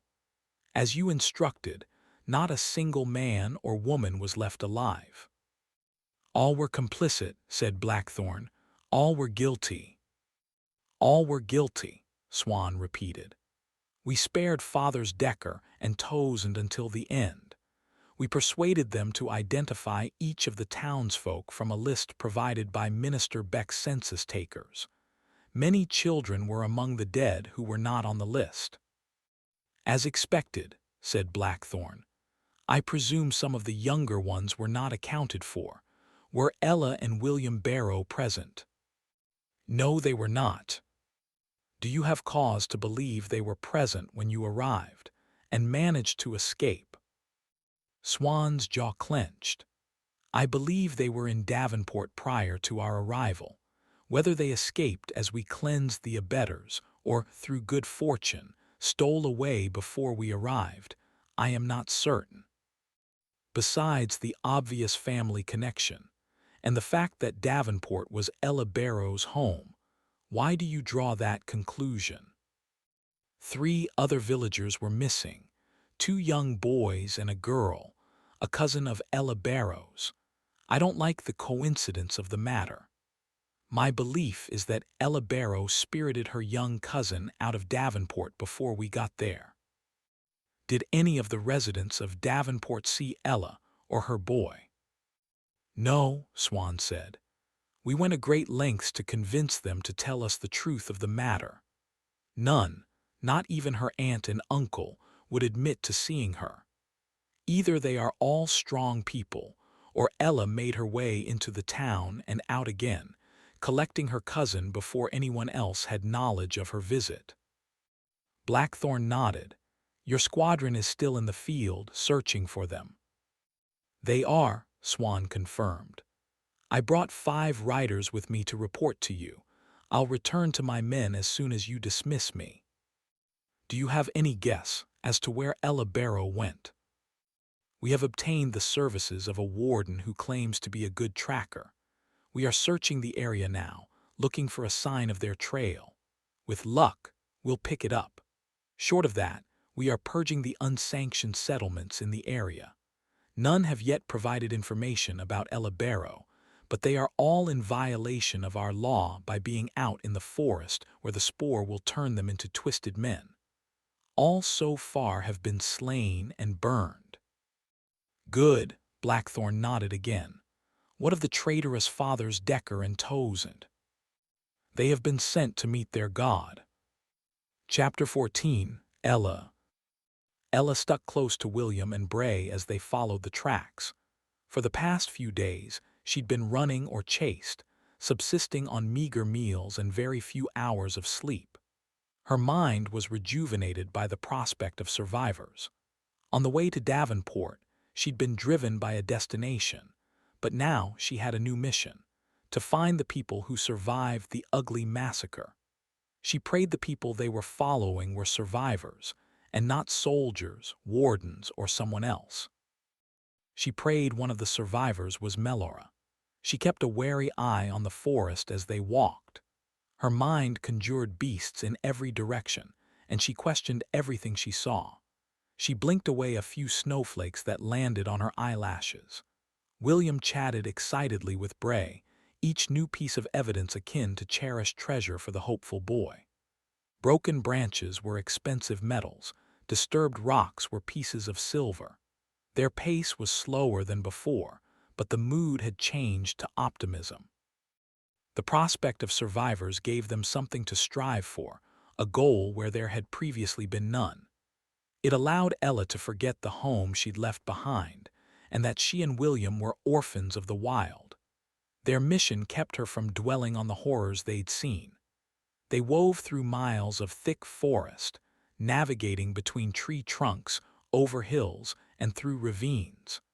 The snow continued to fall through the trees. Several times they backtracked when William or Bray was thrown off the trail, or when they questioned the origin of the tracks they were following. When they deviated, Bray always explained his reasoning and William absorbed the words. A few times, William provided an opposing view. To Ella's surprise, Bray listened. You're getting good at this, Bray told William. You might as well be a warden. The boy kept his eyes rooted to the ground, but Ella saw him smile. They'd gone a few more miles when the tracks became impressions in the grass. Bray and William halted, pointing at the bent blades. Someone was hunched down, hiding in the tall grass, Bray said, stroking his chin. There are more tracks. William hissed excitedly, pointing next to them.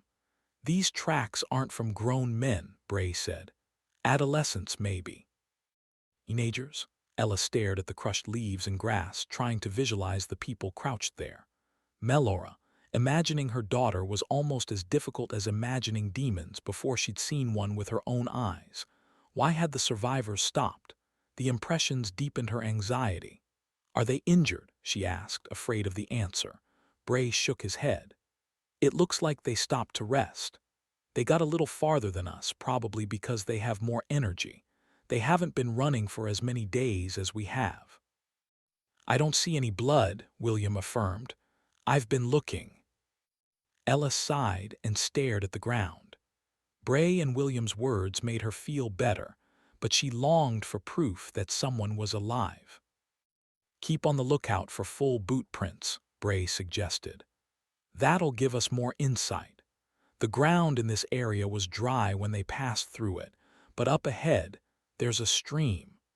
We might get lucky and find some clear boot impressions in the mud on the banks. I hate to say it, but if we got enough snow to cool the ground, it might collect instead of melting, making the tracking easy. Hope so, Ella whispered. Her eyes grazed the ground and she pictured her daughter resting there, hair long and black like Ella's. The image brought tears to Ella's eyes. Until they caught up with the group, everything was speculation. Come on, Bray said. They continued for another mile. Soon, the rush of water tickled Ella's ears, whispering promises of clues. Her heart pounded at the noise. When she squinted, she made out the stream through the trees. The foaming water curled around rocks, dividing the land in half. William darted ahead, leaving Bray and Ella behind. Get back here, William, she called. Bray chuckled. When she looked over, she caught him smiling. He's adventurous, Bray said, like I was as a boy. He needs to listen, Ella countered. It isn't safe out here. She jogged ahead, closing the gap between her and William. Bray followed alongside her. They cleared the remaining trees, catching a glimpse of William kneeling by the bank of the stream. His neck was bent. He was staring intently at something. A second later, he cried out and scooted away from the water. What is it, William? Ella's heart leapt in her chest. She tore to his side and grabbed his arm, ready to protect him from whatever it was. She recoiled when she saw the source of his shock. A demon was floating in the water, caught in a cluster of rocks. Its eyes stared at the sky, its head bobbed with the current, its lips were blue. It took her a moment to determine it was dead. Bray lowered his sword. Is it drowned? William asked the warden. Yes. I didn't know they could drown, William admitted. I thought you had to kill them with a sword. If they swallow enough water, they'll die, same as you or me, Bray said. Ella stared at the creature, entranced by its movement on the water ripples. She kept her sword ready as if the demon would somehow spring to life and clamber to shore. Its body was even more gruesome in death, wart-covered, bloated, and pale. It came from there, William said, motioning further up the banks. William scrambled to his feet. He kept walking. She noticed he was more cautious than he'd been moments earlier. She and Bray followed. They continued for a half a mile until the trickle of the stream became a roar. The land sloped upward. Ella followed the contour of the land until she saw what was at the top. A surge of water cascaded over the edge of a precipice. Ella covered her mouth at the sight of the waterfall. The rushing water was both beautiful and dangerous. She'd heard stories of waterfalls, but she'd never seen one herself, neither in Davenport nor Brighton. Bray watched her reaction. After a few more steps, William cried out, "Boot prints, full ones." Bray and Ella ran alongside him and studied his findings. The prints were round and unmistakably human, but overlaid with the bare tracks of demons. Ella shuddered with fear. They're being chased, Bray concluded. 3 survivors, judging by the prints, and several demons. Ella considered the demon they'd seen in the water. Hopefully the other monsters had shared its fate. They pushed on, hiking up the bank, following the prints in the wet ground and the slippery moss. The tracks were scuffed and frantic. Midway up the incline, Bray stopped and pointed at the imprint of a hand. William had already forged past it. Bray shouted his name, and the boy doubled back. They stared at the wet earth. Ella traced the outline of a palm, the indent of thin fingers in the mud. It looked like a girl's. Or maybe Ella just wanted to believe that. It could just as easily be a young boy's. Ella took the lead. She charged up the incline as if the survivors might be waiting for them at the top. Her boots slipped in the wet soil. She sensed Bray and William behind her following her closely. Her sword and her bag swung wildly, but she tore on, stopping only when she'd reached level ground. The river's current raged over the falls. Trees lined the bank, leaning out over the water. She scoured the shores, hoping to find survivors, demons, or any answers to her questions. Please don't let us find bodies. But she found nothing, save more footprints to follow. Ella continued at a frantic pace. Her pulse quickened. Each demon footprint was a reminder of the fate that might have met the survivors, the fate that might have met Melora. Chapter 15, Blackthorn. Blackthorn stood on the dais, looking out over rows of farmers, tailors, cobblers, and merchants too poor to buy themselves or their sons out of service to the militia. They stood in ragged rows in the square, 600 men, drilling with axes, scythes, and swords, most weapons and tools that had been passed from father to son for generations. They followed commands with a sloppy laziness that exposed their true thoughts. They hated the drills. They believed they were a waste of time. Because of that, a day would come when the beasts would gather in tromping hordes and rush at the line of them. The militia's petulant attitude toward their training would be paid for when that day came. It was only through training, commitment, and experience that men could be transformed from individual pig chasers into a solid, unbeatable mass. Sure, some would stand, a few warriors brave of heart, but the rest would run. Many would even shed their weapons to lighten their load. It wouldn't matter. They'd all die. That was the point, wasn't it? They'd die so that the lucky townsfolk who remained behind might live rather than starve. A sacrifice for the greater good. Blackthorn's only other hope was that, in the coming slaughter, enough would remember their training that their lives would be traded for a goodly number of beasts. All of these men had been training since the day of their 17th birthday. Militia participation was compulsory. They all drilled for a solid week at least twice a year with their 600-man cohort. Each cohort could be activated within half a day. That was the heart of the system that Blackthorn had instituted. After the last great demon war, he swore that the townships would never be at the mercy of a cavalry of too few men, and the wavering bravery of volunteer farmers. Across the 3 townships and the 27 villages, 26 villages, now that Davenport had been dealt with, thanks to Ella Barrow, 22 cohorts could be mustered, equaling 13,000 men. Add to that the 1,800 men in the city guards, and the elite of them all, the cavalry, and Blackthorn had over 15,000 men to take to war on the demon hordes. Among 35,000 women and children, that would leave a sparse 2,000 or 3,000 adult men across the townships, none of whom could swing a blade, or so they claimed. Blackthorn knew most of those were merchants, or sons of wealthy merchants who supported Blackthorn politically and financially to avoid their military duty. The question for Blackthorn was how many of his precious cavalry, how many of the city guard, and how many of the militia he could leave behind and still avert a famine for those who stayed. To answer that question, Captain Tenbrook walked beside Minister Beck along the far edge of the square, Scholar Evan in tow. They were coming to deliver Tenbrook's assessment of Beck's famine prediction. They were coming to deliver the dire news of how many needed to die so that the rest could live. Blackthorn turned his attention back to his rows of militiamen and waited. Chapter 16. Beck. Through a light flurry under pillowy gray clouds, Beck walked into the square. Lines of militiamen stood rigidly at attention. He turned to Tenbrook. "This isn't the time of year for drills. These men should be all in the field, harvesting what they can before the early freeze." Shaking his head, Tenbrook said, "Superstition wins. They still don't believe they can harvest until the full moon despite the snow," Beck asked, rhetorically. He snorted, "Ignorance will kill us all."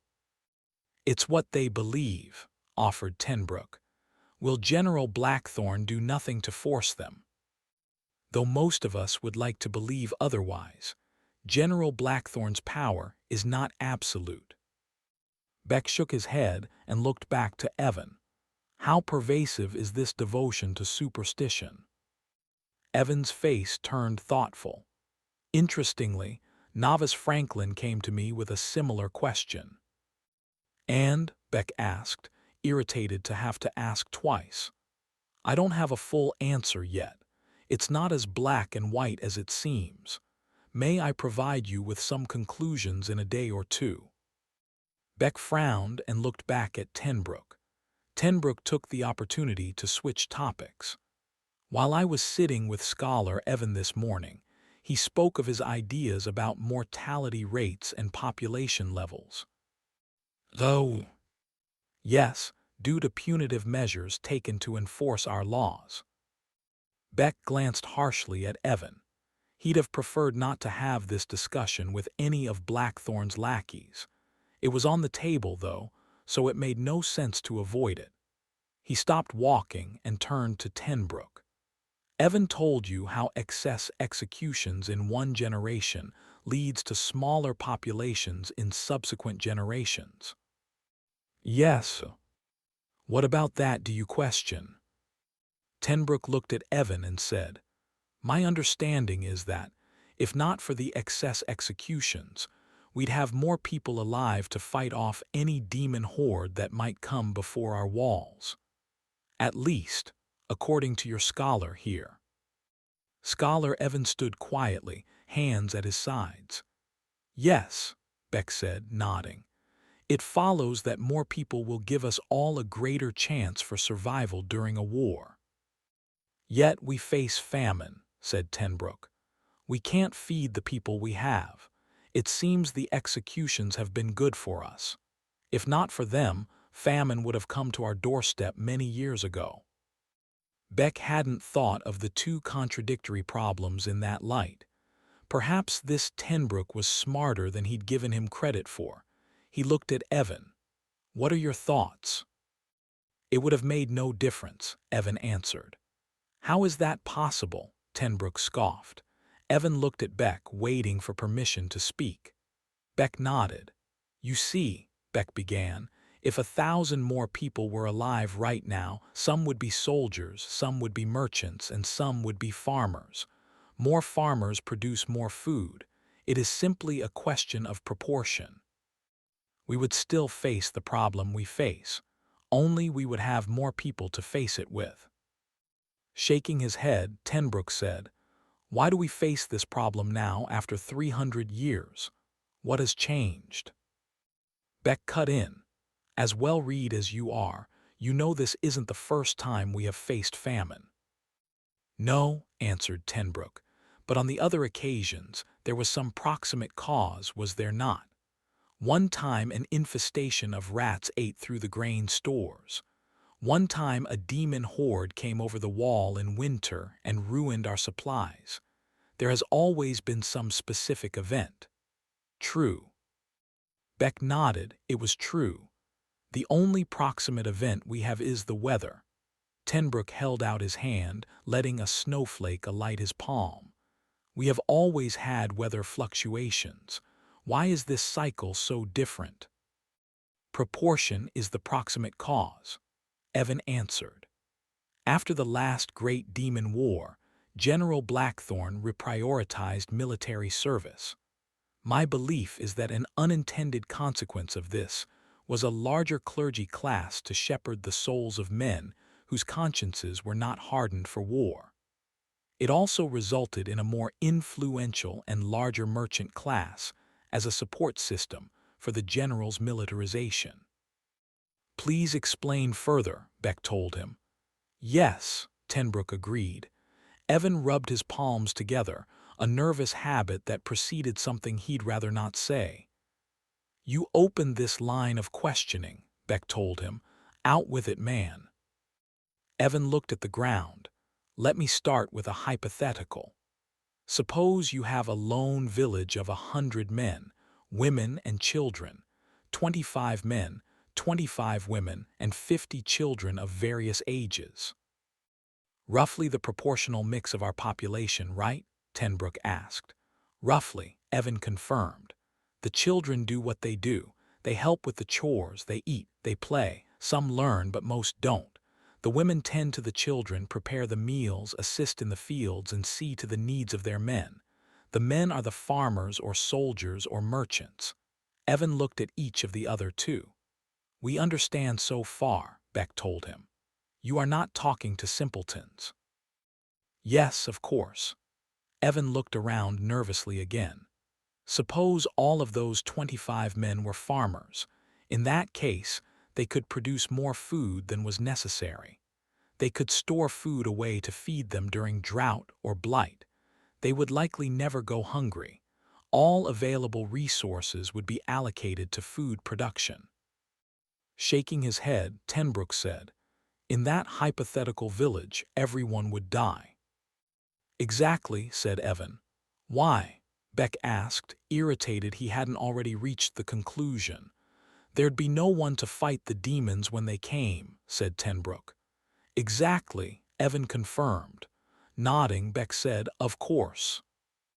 If, instead, all of those farmers were soldiers, said Evan, they could defend themselves from demons, but they would all starve, because there'd be no one to grow the food and tend the pigs. Of course, said Beck. Indeed, said Evan. If they were all merchants, all scholars, or all clergymen, you get the same result. Is that as obvious to each of you as it is to me? Yes, said Beck. Of course. You belabor your hypotheticals. Let us move on to the meat of your argument. My argument is that a society functions, maybe not thrives, but functions, when you have a balance of farmers and soldiers, when you have enough farmers to feed and store, but also enough soldiers to defend the village. That makes sense, said Tenbrook. He pointed at the militiamen in the square. Farmers can be both, though. Of course, said Evan. But in our society, we also have men who are solely one or the other. In addition, we have merchants and clergy, people who add a benefit to our society, but don't fill a role necessary to its survival. The point I'm trying to arrive at is this. For a given number of people, we must have a certain proportion of farmers. Farmers must support the needs of everyone and store away food for the future. If the proportion of farmers falls too low, famine will come. Farming is a long-term process. Fields must be cleared one year and planted the next. Animals must be allowed to have babies so that the herd grows with the population rather than shrinks. For too many years, the proportion of farmers has been too small and we have killed our animals too young. We have too many soldiers, too many merchants, and too many clergymen. That is the problem, Minister Beck and Captain Tenbrook. Beck had never thought of the situation in that light, but now it seemed completely obvious. Tenbrook nodded, admiration for Evan's analysis clear on his face. Beck said, a sustainable proportion must be restored. Yes, Tenbrook agreed. Well, said Evan, as we've already discussed, that alone is not enough to avoid the famine. The famine is inevitable. With this early snow, it will come this winter. On that point there is no doubt. The only question is the date of its arrival. Tenbrook said, I'm certain of the question General Blackthorn will ask. How many people can we sustain? I don't understand, said Evan. Tenbrook looked sternly at Evan. Given our current food stores and herd counts, if you could wave a magic wand and reduce the population size to a sustainable level, what would that number be? Assuming we moved forward with an eye to maintaining the correct proportion of farmers, Evan asked. Yes, Tenbrook answered. The number would be 31,000. Tenbrook's shoulders sagged. 31,000. The situation is dire, Beck confirmed. 19,000 people would effectively have to disappear or stop eating for the rest of us to avoid a famine. Beck nodded. He knew this number already. You and I both know the chaos that follows a famine. Only 1 in 10 or 20 will survive.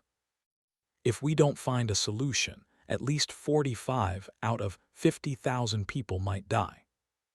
Pursing his lips and scratching his head, Tenbrook said, That makes a loss of 19,000 souls seem almost palatable. Chapter 17, Ella. After cresting the hill next to the waterfall, William cried out, Over here. Ella ran to her son's side, following a path of soft ground that had been worn through the grasses next to the stream. A log had fallen from one bank to another, creating a bridge. On the side closest to them were a slew of tracks. She traced an invisible line over the worn bark and to the other side, seeing imprints on the distant shore. Look over there. Blood, Bray noticed, pointing at the middle of the log. Ella studied the dark stain and swallowed the sick feeling in her throat. The air was thick with demon scent. She searched the rushing current but saw no evidence of anything, human or otherwise. If someone had been injured, they'd kept going. Either that or they'd been swept away by the rapids. She pictured the demon they'd seen further downstream, its body swollen, its lips blue. She shuddered. She studied the turbid water. The thought of crossing made her dizzy. The river spit hungrily, ready to claim them. William was already mounting the log, prepared to make his way across. Be careful, Bray warned. The bark's slippery. Ella sheathed her sword and leapt onto the log. She grabbed hold of her son's shirt, steadying him. They made their way across. She kept her eyes glued to the battered, wet wood. Her legs shook at the prospect of falling, and she focused on putting one foot in front of the other. Soon, they reached the other side. When they were safe, Bray climbed after them. Unlike Ella, he kept his sword in hand. His pace was much faster, and within seconds he'd leapt onto the bank with a grunt. He pointed to several boot prints in front of them, filling in with a light coating of snow. See the way the boot prints turn. They were waiting for one another, he noted. It looks like they all made it. I don't see any more blood, William affirmed. They trekked on until the roar of the river faded and the ground became hard again. They followed the faint traces in the leaves and bramble. Several times, Ella glanced over her shoulder, checking for demons scrabbling after them, but the smell of the monsters had dissipated. The path was broken and easy to follow, evidence of animals and earlier travelers, according to Bray. I don't come this way often, he said. How come? Too dangerous. Demons often choose the way of least resistance. You're more likely to encounter them here than deeper in the forest. What about the tree bridge? Don't you cross it to get to this side? No, I would have crossed where the stream thins. There's a place where you can step over the rocks if you tread carefully. Ella nodded as she walked, asking questions between breaths. Where do you think the survivors are going? My guess is they don't know the area well. They're traveling like the demons or the soldiers would. Their concern is to put distance between them and Davenport. Bray stopped to examine a scuff on the ground. I don't blame them, but they'll be easier to catch that way. If they were smart, they'd veer off into the forest. Ella stayed silent, contemplating the warden's words. The perils he described could just as easily happen to them. Blackthorn's men would check the paths, not only for the survivors but also for her. They traveled for another hour, navigating the twists and turns of the narrow path, listening to the intermittent chirps and chatter of woodland animals. A few times, critters skirted through the trees, scared up by the travelers' footsteps or reacting to the sudden cold and snow. She thought of the deer they'd seen several days prior, wondering how many other strange animals lurked in the forest. They were days away from Brighton, miles away from Davenport, isolated from everything she knew. As the path narrowed, so did the group, and soon they were traveling one behind the other, holding back branches and skirting overgrown thicket. They just rounded a large oak tree when William ducked into the forest. "William, where are you going?" Ella hissed. "I see something," he said, pointing through the thick foliage. Ella didn't see anything, but she followed after him. Branches snagged on her clothing and face. Bray followed. William was little more than a blur of movement, and she struggled to join him. Up ahead, past a swath of forest, several trees had uprooted and fallen between two large hills. Something jutted out from underneath them. She stared at the rusted, disintegrating object. It resembled a large box, but with rounded edges. The longer ends were as wide as several merchant stands. The shorter sides were the width of a few pushcarts. Whatever it was large enough to fit several people inside. It wasn't a building, but it didn't seem to be a part of nature either. The object was lined with green moss and weeds, as if the earth had wrapped it in a blanket. At the same time, she could tell it was man-made. It was too curved and precise to be born from the soil. William traced his hands over the rusted edges, momentarily forgetting his quest. He raced from one end to the other, his eyes round and amazed. "Is it from the ancients?" he asked Bray. The warden jabbed his sword in the dirt. He scraped at the moss and weeds that covered the object's surface. His mouth fell open. It was the first time Ella had seen him speechless in the days they'd traveled together. "Yes, it's from the ancients," he said finally. "What is it?" William asked. Bray paused, and they waited patiently for him to answer. "I can't say for sure, but I can guess," the warden told Ella and William. "Many believe there used to be objects that carried men from one place to another over the land, faster than any human could ever walk. These objects once covered the earth, but most have disintegrated back into the soil. I've only seen one other like this, but it was in worse shape. It looks like this one survived the wear of the weather. Probably because of the natural barriers." He pointed to the fallen trees and the hills on either side, which created a canopy overhead. Ella noticed the snow was barely getting through. Bray scratched his chin. They studied the object for several moments, as if it would somehow come alive, carrying messages from its creators. It remained motionless and decrepit. After a minute, Bray walked and retrieved his sword from the dirt. William joined him. They were about to leave when branches rustled and brush crackled in the forest nearby.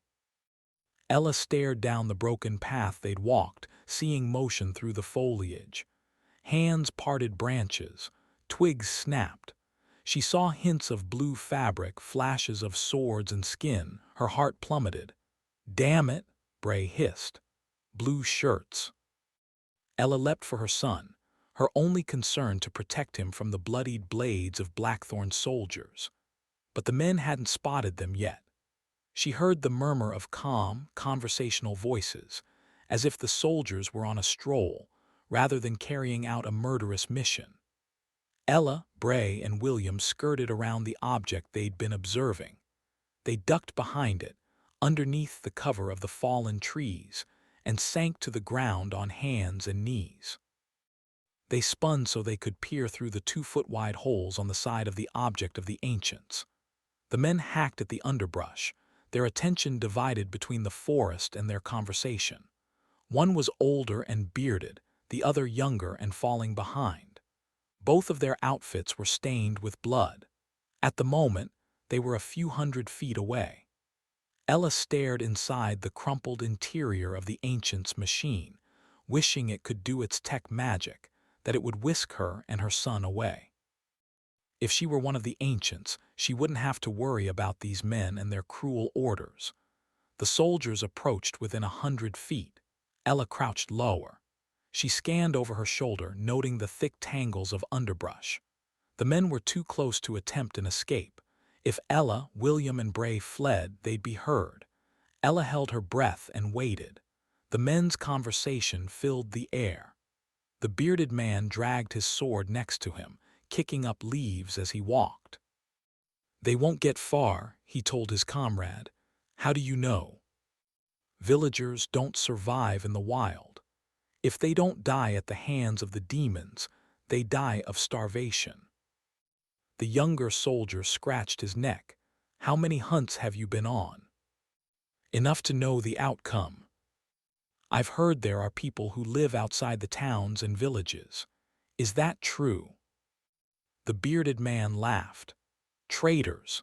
If we find them, we have orders to kill them on sight. Most end up turning into demons anyway."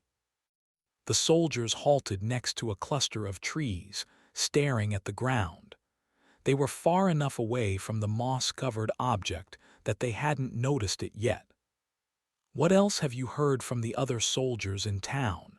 the bearded man asked, clearly amused. "I've heard things," the younger soldier said, inspecting a broken branch. "Like what?" "I've heard there are men in the wild, men who feast on the flesh of demons. They say that men who eat demon flesh can live forever." The bearded man laughed. "Where'd you hear that?" "It was rumored by the younger soldiers in town." "Nonsense." The bearded man shook his head, still smirking. "Those are tales told by naive boys. Anything out here can be killed." The soldiers grew closer, close enough that Ella could make out their dirt-stained faces and the whites of their eyes. The younger soldier speared the ground. "Go that way," the bearded soldier said. "I'll head this way. I thought I saw a few broken branches off the main path. If we don't find anything, we'll circle back." The bearded man waved the younger one toward Ella's hiding place, then traipsed off in the other direction. The younger soldier proceeded onward, casting nervous glances around him. Without his comrade, his little confidence seemed to have disappeared. He approached the gully where they were hiding. Ella ducked lower, pressing her arms against the ground. The side of the ancient object was riddled with holes. She peered through a crack, positioning herself so she could see through one side and out the other. Although she was terrified of being spotted, she was even more afraid to lose sight of what was coming. The soldier advanced. After several feet, he stopped and stared at the ancient object. His mouth hung open. "No, keep going," but it was too late. The soldier's curiosity had been piqued by the spectacle, much as theirs had been some moments before. Beside her, Bray tensed. The soldier's sword hung at his side as he surveyed the wreckage. His brow furrowed. In the distance, Ella heard the crackle of foliage, the bearded man and others who were further away. She silently repositioned, readying her sword, waiting for the shout that would signal the others. A realization hit her. She recognized this young man. Although his face was stained with grime, although he looked older than she remembered, she knew him. The soldier was Theodore Marks, a son of one of the farmers in town. She'd sold him roots at the market. She'd watched him join Blackthorn's ranks last spring. He'd grown up a lot since then. He'd been spending time with a girl in Coventry, and he hadn't been back to Brighton in a while. It had been months since she'd seen him. She recalled Theodore running through town as a child, wreaking harmless havoc in the back alleys of New Town. He'd been a precocious child, much like William, but he'd always been kind. He looked much different now. His face was specked with blood, his eyes reflective of the things he'd seen. His hands were stained with the blood of Davenport's residents. He'd killed them. Maybe he even killed Aunt Jean and Uncle Frederick. Ella's breath caught in her throat. Theodore moved closer to the ancient object, sticking one arm in front of him. It looked as though he was walking toward a ledge, trying to maintain balance. When he got a few feet closer, he stopped and peered through one of the large openings in the object. His eyes met Ella's. Ella's heart rammed so loudly she was convinced the world could hear it. She prepared for Theodore's shout. The soldiers would come running. He'd give them up, kill them, or do worse. Past ties meant nothing when one was guided by Blackthorn's hand. Theodore remained frozen, as if the sight of her was as surprising to him as it was to her. Before she could speak, Bray leapt to his feet and raised his sword. Theodore backed up. "Wait," he whispered. He looked confused. "Bray, stop," Ella said. Theodore's face was twisted with emotion, his sword raised. He glanced from Ella and Bray to the woods behind him. Somewhere in the distance, a soldier hollered his name. "Marks, where are you?" The forest crackled with the weight of someone approaching. Theodore looked back, beads of sweat dotting his brow. He opened his mouth to speak but couldn't formulate any words. Ella saw he was shaking. She felt a tinge of sympathy, but then she saw the blood on his shirt and got angry once again. She took a threatening step toward him. "Don't you dare say a word," she hissed. "Don't you dare turn us in." "Marks," the voice called again. "Where are you?" Theodore glanced from Ella to Bray, his eyes wide and fearful. After a second he answered. "I'm coming," Theodore shouted. "There's nothing here." Theodore gave Ella one last glance, then skirted off into the forest. Chapter 18. Blackthorn. Blackthorn watched Father Winthrop, Minister Beck, and Tenbrook approach the dais. Winthrop and Beck traded barbs out of earshot. While they were distracted, Tenbrook came forward. "Do you have the number?" Blackthorn asked, keeping his voice low enough that the other ministers couldn't hear. Tenbrook looked back and forth, then nodded. 19,000. Blackthorn stiffened. "A third of our population." "Yes, every adult male and more." "I had hoped for a smaller number." "I spent hours this morning reviewing the counts with Scholar Evan," said Tenbrook. "I don't doubt their accuracy." Blackthorn nodded. "That is the assurance I need to hear." Blackthorn looked away from the militia and sized Tenbrook up. "With luck, the lesson you learn today will be harsher than any you'll need after you take my seat at the head of the council." Blackthorn slowly shook his head. To condemn 19,000 to die is a difficult decision. He looked Tenbrook in the eye. "See that history does not remember me as a monster. Our history will remember you as the greatest of our heroes." Blackthorn looked back across the square. The snow was coming down hard, enough that it was difficult to see the ranks of men at the rear. He motioned to the other ministers. Minister Beck walked across the dais with Scholar Evan at his heels. Winthrop waddled pompously with Franklin in tow. "Good morning, General Blackthorn," said Beck. Blackthorn nodded. "We are blessed to have beautiful snow cover our lands." Winthrop waved his hands at the white powder covering the square. "I do love the winters." Beck glared at Winthrop. "Most of our crops are still in the field." Winthrop puffed himself up and looked down his nose at Beck. "The Word provides us a path to all the blessings we require regardless of the weather." Blackthorn cut a quick glance at the two ministers, silencing them both. Then he spoke to Franklin and Scholar Evan. "This shall be a brief meeting with just the ministers." Scholar Evan immediately turned and headed for the far side of the dais. Franklin followed.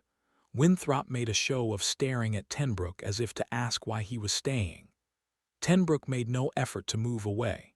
Instead, Blackthorn drilled Winthrop with a harsh look, and Winthrop turned his head away, choosing instead to watch the snow fall on the heads of the militiamen. Beck simply accepted Tenbrook's presence. "Before I tell you the important news of the morning, you need to be aware that I have received word from Davenport." "Please," Winthrop said eagerly. Tell us the worthless whore Ella Barrow has been apprehended. Ignoring Winthrop, Blackthorn said, the people of Davenport demonstrated a belligerence to Captain Swan's squadron. Oh dear, said Winthrop. Did they turn violent protecting the heretic? Blackthorn nodded his answer to Winthrop. And the townsfolk, Beck asked, what of them? Davenport was a den of sedition, said Blackthorn. They were put to the sword as an example. Winthrop gasped.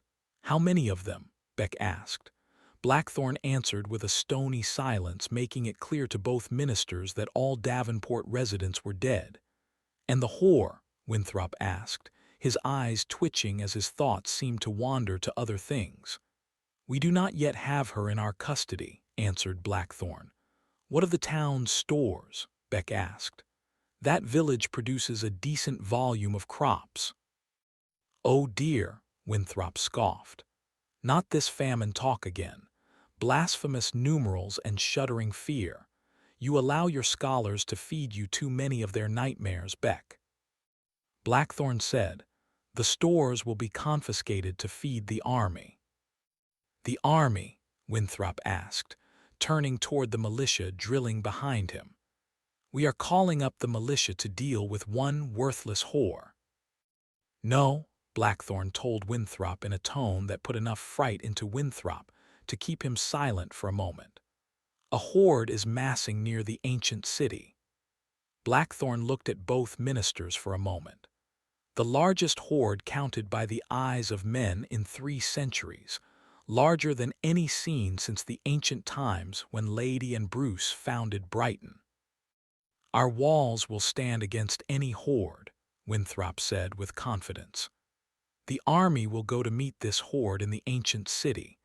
We will annihilate it, and we will enter the city and kill every last one of them.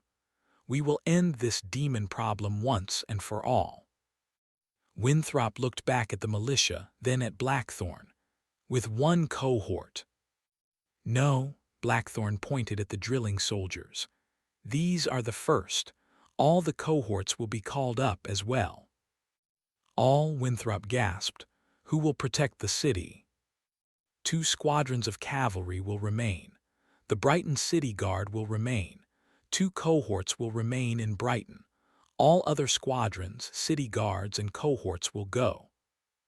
General Blackthorn looked down his nose at Winthrop and explained in parental tones, if need be, the other cavalry squadrons can return quickly. The horses are fast. Beck said, the other 2 towns and the smaller villages will be unprotected.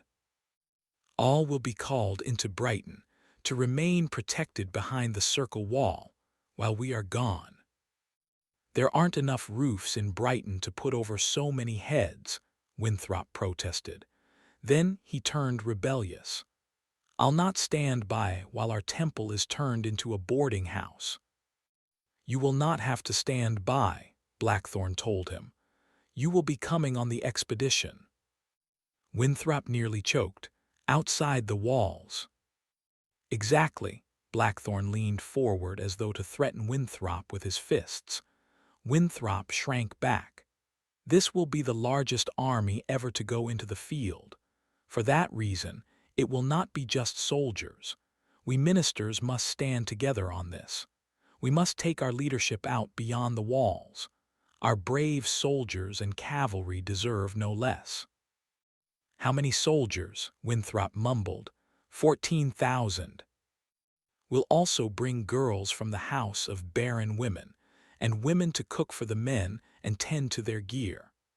Herders must come to handle the livestock. All manner of people in the trades must come to support this army. You're creating a mobile city, Winthrop said as much to himself as anyone. It must be so when taking so many soldiers afield. Altogether, some 19,000 will come. Beck's shoulders sagged. Blackthorn looked at Beck and said, Tell your scholar, Evan, to provide a list of counts for the various people we will need to support this army. Have him draw up a list of names. For the cohorts that stay in Brighton, I prefer mostly young, healthy men with a good mix of older, experienced soldiers. For the support personnel, I insist that older women come along. They are more apt to understand the hardships and are less likely to complain. Winthrop found his courage and said, "It is not necessary that I go. I shall stay in Brighton." Blackthorn's voice turned vitriolic. "You will go, or your replacement will. You have no right to." Blackthorn turned his gaze very deliberately toward the row of pyres, now cold ash under a layer of snow. Winthrop's face showed stark fear. Blackthorn said, "Each of you will designate a deputy to handle your part of council affairs during our absence. The integrity of the government must be maintained.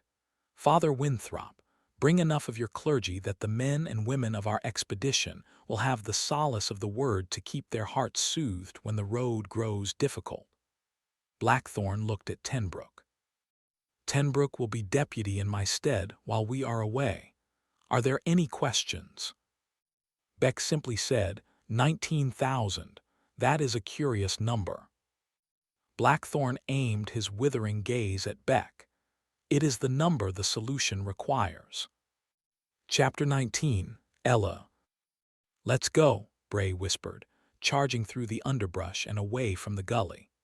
The soldier's sounds faded into the distance. Ella and William followed him over gnarled, uprooted trees, sidestepping patches of leaves to avoid extra noise. They cleared the ravine and continued deeper into the woods. The snow was falling harder, coating the forest floor with a thin layer of white. Packs of young ferns lined the ground. Clusters of weeds grabbed at Ella's dress, like arms trying to prevent her from passing. But they'd made it safely away. Ella's mind flew to the encounter with Theodore Marks. What would he do? Would he alert the others? She pondered the thought nervously as she ran, but decided he wouldn't. For him to say anything now would be an admission of conspiracy. And that crime, much like Ella's, was punishable by death. For once, the laws might work for her rather than against her. After several miles of travel, they paused for breath next to a large, rectangular rock that looked like it had been implanted in the dirt. Moss covered the sides. The bottom jutted firmly into the ground. William leaned against it, arching his back and brandishing his sword. "I wish we'd killed him," William said. "Theodore." "Yes." Ella looked over instinctively to scold him, but realized she had the same feelings. The Theodore Marks she and William had known, the young man from Brighton, didn't exist anymore. He might have let them go, but his clothing bore the evidence of the people he'd killed. "We should have rushed him while he was surprised," William said, pursing his lips and looking at Bray. "We could have taken him down. We could have paid him back for what he did to the people in Davenport." "If we'd done that, we would have alerted the others," Bray said. "Bravery is admirable, but stupidity is stupidity." William turned his eyes to the ground. "But we've lost the tracks we were following. How are we going to pick them up? And with the snow?" "We'll circle back later," Bray said. "It will be more difficult, but we'll find a way. Either that or we'll cut ahead of the soldiers." Ella's heart leapt in her chest. As relieved as she was to be out of immediate danger, she feared for the Davenport survivors. What if the soldiers catch up to them first? "I don't think they will." Bray peered at the sky. "If they know what's good for them, the soldiers will set up camp soon. It's almost dusk. The tracks will be harder to follow." "But what if they search through the night, like the other soldiers?" "The other soldiers weren't following tracks, I don't think. It looked like they were just searching. Tracks are hard to follow by torch light." "And what about us? What will we do?" William asked. Bray scoured the thick, untrodden forest as if searching for something. His gaze roamed from the ground to the sky. "We've gone farther west than I planned, but I know of a place we can stay," he grunted. "It's not ideal." Bray walked off. Ella didn't ask for further information, and Bray didn't offer any. Any place was better than bedding down on the ground between the trees. They followed him, leaving the rock behind. Ella's legs were sore from sprinting. Her boots were stretched and worn. If she'd had more time, she would have grabbed more supplies in Davenport. But that plan, like many of her others, had been wrecked by the soldiers. Ella, Bray, and William crossed miles of untouched wilderness, elms and oaks presiding over smaller plants below. Rag and pigweed gave way to patches of small ferns, which tickled their legs as they passed. Eventually, they reached higher ground. Bray pointed through the trees. Ella squinted and followed his finger. It took her a second to determine what he was pointing out. Standing in the distance, tucked between several trees, was a rectangular, overgrown structure. It looked like it was constructed from pieces left over from the ancients. The walls were overlaid with tree limbs and leaves, masking its presence. An animal's skin hung on a nearby tree. Someone had been here recently. Had it not been called to her attention, she would have missed it. "Is that AA house?" she asked. Bray nodded. They walked closer, surveying the building. The foundation was constructed of flat rocks, elevating the dwelling several feet above the ground. The door hung open on a broken hinge. It looked like the place had been ransacked. It wasn't until Ella got within 10 yards that she saw the damage that had been done inside. The walls were blackened and charred. Several decomposed skeletons lay against the far wall. "What happened here?" she whispered, dreading the answer. "The people inside were burned," Bray answered. Ella swallowed. The warden led them to the doorway. When he reached it, he wielded his sword toward the entrance as if he expected someone to spring out from inside. Once he decided it was safe, he leapt through the opening. Ella boosted William up and then stepped through herself. Other than the 3 bodies, the dwelling was empty. No furniture, no possessions. Anything the occupants had was gone, looted by humans, animals, or both. One of the skeletons was wearing the remains of a dress. It appeared to be a child. The others were adults. Tattered strips of burnt clothing hung on their bones, bearing the teeth marks of scavenging rodents. The building smelled stale, abandoned. William retreated to one of the walls, his eyes wide. "I don't want to sleep here, Mom," he said. Ella couldn't take her eyes off the bodies. She didn't want to sleep in the abandoned house either. The charred, half-dressed skeletons reminded her of those she'd seen at the cleansing. Friends and acquaintances she'd said goodbye to, people who'd been condemned to die. "Ethan. Who would do this?" she whispered. Bray gestured to the remains. 2 of Blackthorn's blue shirts. They killed these people and set fire to their bodies. Ella's anger roiled. For breaking what law? What could a child have done? They were traitors. They lived outside the rule of the townships. "Were they demon eaters?" William asked. "No, that is a tale believed only by young soldiers, as you heard the blue shirts say. They were normal settlers, a mother, father, and child, people like you or I. I don't want to sleep among them." "We don't have a choice," Bray said. He pointed through the doorway. The light was fading behind the tips of the trees. "I don't know of any other suitable shelter, not close by anyway." "Won't their spirits haunt us while we sleep?" William asked. "William," Ella started, ready to dismiss his childish beliefs. At the same time, she herself was uncertain. "These people lived in the forest," William said. "That means they lived without the protection of the townships or the protection of the word. That means they were condemned to hell." "They won't haunt us," Bray said. "They were good people." "How do you know that?" "Because I knew them." Chapter 20, Beck. "He said he would put you on the pyre if you didn't accompany him to the ancient city." Evan asked as he walked beside Beck in the waning hours of the day. "Right there, when you were talking to General Blackthorn on the dais with Father Winthrop." Beck took a long, audible breath through his nose, letting the noise of it convey his frustration over the question. He kicked through the snow that had built up in the fallow field where he and Evan were walking. Blackthorn is complex. He doesn't have to explicitly speak his mind to convey a thought, especially in the area of threats. He can be a menacing man, Evan agreed. Are you sure you didn't misunderstand? No doubt. He's taking you on the military expedition, then. Beck nodded. Do you think you have cause to worry, with the entire militia there to protect you? In fact, it sounds like you'll be safer out there than we will be here. It seems that way, Beck said. Doesn't it seem odd to you in the least that the size of the expedition is exactly the number that you provided to Captain Tenbrook, as the number of people that needed to be eliminated from current population levels in order for the rest to survive the coming famine? Odd, Evan nodded vigorously. Yes, very much. Do you think General Blackthorn is lying about the demon horde in the ancient city? Beck nodded. Exactly what I think. Then you'll be in no danger at all. Beck shook his head. I have no doubt that something is out there.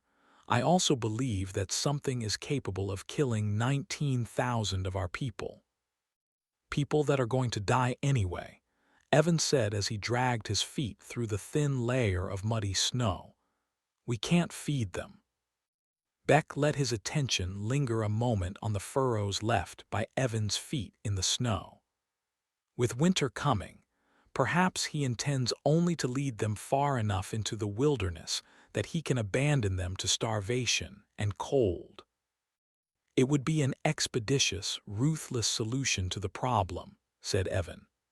If nothing else, General Blackthorn is pragmatic. From what I know of him, I would not be surprised if that were his plan. And that would explain why he wants all three ministers along. The people would follow the three of us with no doubt in their hearts. Beck kicked a small pile of snow, sending a puff of white into the wind. He watched the flakes sparkle as they drifted. Yet you still believe there is more to this than meets the eye. Of course, Beck nodded again. If not, then why lie? Minister Winthrop would not approve, Evan suggested. He'd protest too vociferously, I think. Perhaps General Blackthorn merely wishes to avoid having a disgruntled Winthrop spread inadvertent, seditious rumors as he bemoans the situation to his novices. General Blackthorn is an astute player of the political game. Sometimes, I believe he knows what a man will do before the man even knows himself. Beck tucked his hands into his pockets and sighed. That may be the truth of it. I just don't believe that is all of it. Do you believe you are in danger? Evan asked. It doesn't make sense that General Blackthorn would be a danger to you in the wilderness. If he wanted you dead, there is nothing to stop him from putting you on the pyre right now. Is that true? Yes, Beck nodded. Blackthorn's power of the pyre is absolute. He needs only command it and his blue shirts see that it is done. Still, I am suspicious. What then? Beck didn't answer. He walked into the wind instead, thinking through his options. Was a coup the best choice? Could Blackthorn be toppled? Even if he could oust Blackthorn, what of the coming famine and the unsolvable problem of feeding those extra 19,000 mouths? Perhaps Beck could plan an escape, taking a band of loyal, intelligent scholars and riding off the edge of the map, leaving Blackthorn and his throngs of ignorant followers to their fate. Any solution was likely to cost more coin than he had available to him. Everything always did. Of one thing he was increasingly sure. He didn't want to ride out with Blackthorn and his army. That was a dangerous folly, clearly meant to be the end of 19,000 hungry farmers and tradesmen. Even if Blackthorn meant him and Winthrop no harm, what would a mob of armed men, 19,000 strong, Do once they realized they were stranded far from home in the winter, with no walls and roof to shelter them and no food in their bellies. It wouldn't be good to be the warm, fur-wrapped minister, sitting atop a stallion, looking down on them when they came to that realization. Beck understood in that moment that he needed to find a way to come up with a pile of coin in a hurry. Evan, tell me of this question that Winthrop's novice Franklin brought to you. Evan's face showed his frustration. It's not a simple question of historical counts and extrapolations. Beck sighed. What is the question? He wants to know what portion of all men in the 3 townships takes their faith to heart. Would you not simply ask them? No, Evan said, flabbergasted. Of course not. Why? Asked Beck, offended at Evan's response. First, I have not the time nor the scholars to assign to the task of asking every man in the 3 towns that question. Even if I could, how would a man answer it? Our culture burdens us with the expectation that we attend and listen when our clergymen deem that we should. Nearly all do so. Those who don't are often spoken about behind their backs or publicly derided. Yet, as you well know, when you sit in the pews and daydream about things you'd rather be doing, you see others nod off to sleep. Some whisper rumors. Only a few seem to pay much attention. My belief is that, if I ask the question of a dozen men, nearly all would say they are devoted to the Word to one degree or another. My intuition tells me that result would be very wrong. I believe only a minority of our townsfolk are fervently devoted to the Word. I think by asking the question of faith, the answer we'd actually be receiving is some measure of social pressure. And that doesn't even account for the ambiguity of the question being asked. How does one define a fervent devotion to the Word? To his surprise, Beck found Evan's minutiae much more interesting than he ever would have guessed. Let me ask you another question. Yes. Why do you believe Father Winthrop wants this information? Evan looked around at the snowy field as he searched his imagination for the answer. I don't know. If he wishes to take account of attendees, that would be a simple matter, would it not? Evan put on a sour face. Father Winthrop can't read and barely knows a number past 10. He clearly had no respect for Father Winthrop's choice to shun any learning outside of the Word. But his novice Franklin, or that clever scamp of his, Oliver, could do it for him, correct? Yes, Evan agreed. Some members of the clergy are more than capable. Not all share Father Winthrop's disdain for education. We can deduce, then, that his question stems from some other purpose than simple curiosity about his flock. Okay, Evan was reluctant to agree. I wonder, said Beck, if Winthrop, zealous dimwit that he is, has finally found his spine. How many times can a man kowtow and snivel before his thorny little crumb of pride pokes him into action? I wonder if he, like me, has grated under Blackthorn's dominance long enough that he has finally chosen to do something about it. I don't understand, said Evan. If Father Winthrop did somehow come to the conclusion that he needed to do something to change the balance of power on the council, would it not make sense that he first assess his own power base? He has no control over the cavalry, the militia, or the city guard, but what if he has the hearts and the ears of the people? Could he not construe the Word to his purpose, to put himself in charge via a coup? Yes, said Evan, this would be a logical first step. Then let us mislead him into a false confidence, said Beck.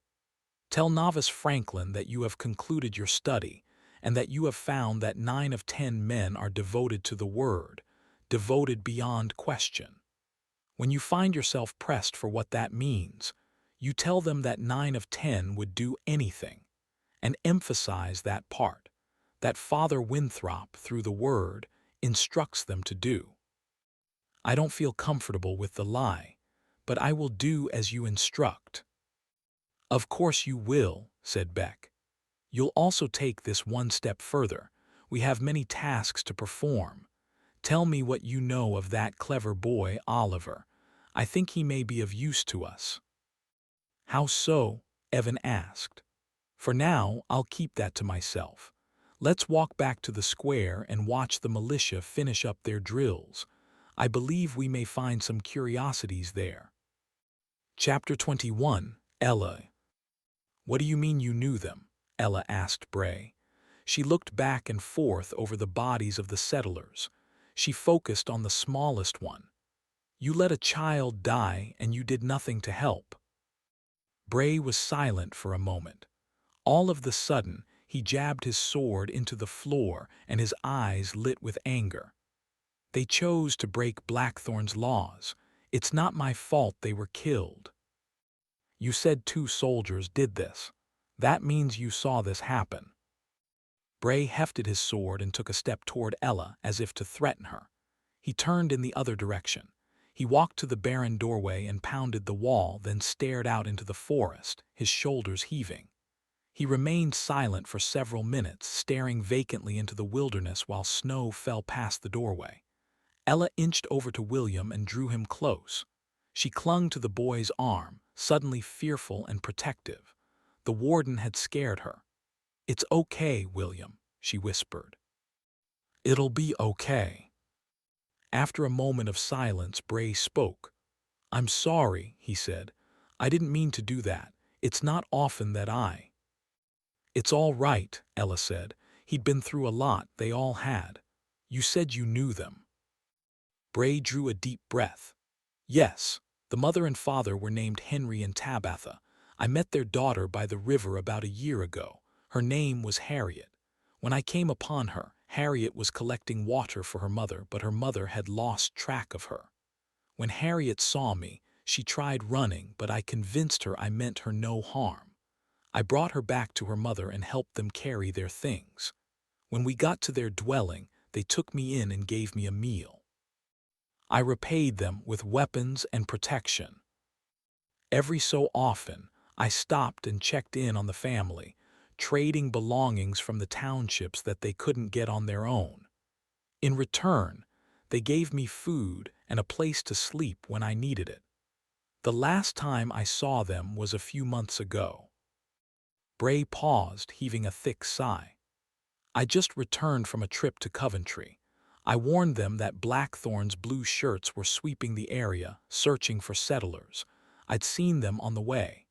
Henry promised me they were heading east. He said they were going to build a new home, farther away from the townships. I wished them well and bid them goodbye. I didn't think I'd see them again. A few days later, after a trip to Coventry, I saw smoke in the distance. By the time I got to the house, all 3 of them were dead, their bodies burned. I saw 2 soldiers leaving the vicinity. I tracked them, but by the time I caught up, they'd already rejoined a larger group of blue shirts." Bray looked over his shoulder at them. His eyes were red and ringed. His normally hardened face seemed soft. There was nothing I could do. Ella huddled in the corner with William. "Should we bury them?" The warden shook his head. "The bodies need to remain untouched. Other settlers live out here. Touching them will prove more people live in the area, and that'll bring even more soldiers." "Won't the soldiers check here for us?" "The soldiers were heading in the opposite direction. I don't think they'll find us. Besides, I think we've covered enough ground to spend the night safely. We'll leave first thing in the morning. We'll be okay." Ella nodded. She relaxed, but only slightly. Her mind was still focused on the bodies. She wasn't sure how she'd sleep. She let go of William and pulled her pack from her shoulders. She set down her sword. "Do you know who the soldiers were that killed them? Were they from Brighton?" "I believe so." "What were their names?" "I didn't ask. When I saw them the next time, I killed them." Bray's face hardened again. He set his pack down on the floor opposite the bodies and brought out his drinking flask. He took a long gulp. Following his lead, Ella dug in her own bag for a drink. She was thirsty, but she wasn't hungry. She doubted she'd sleep with the bodies in the room.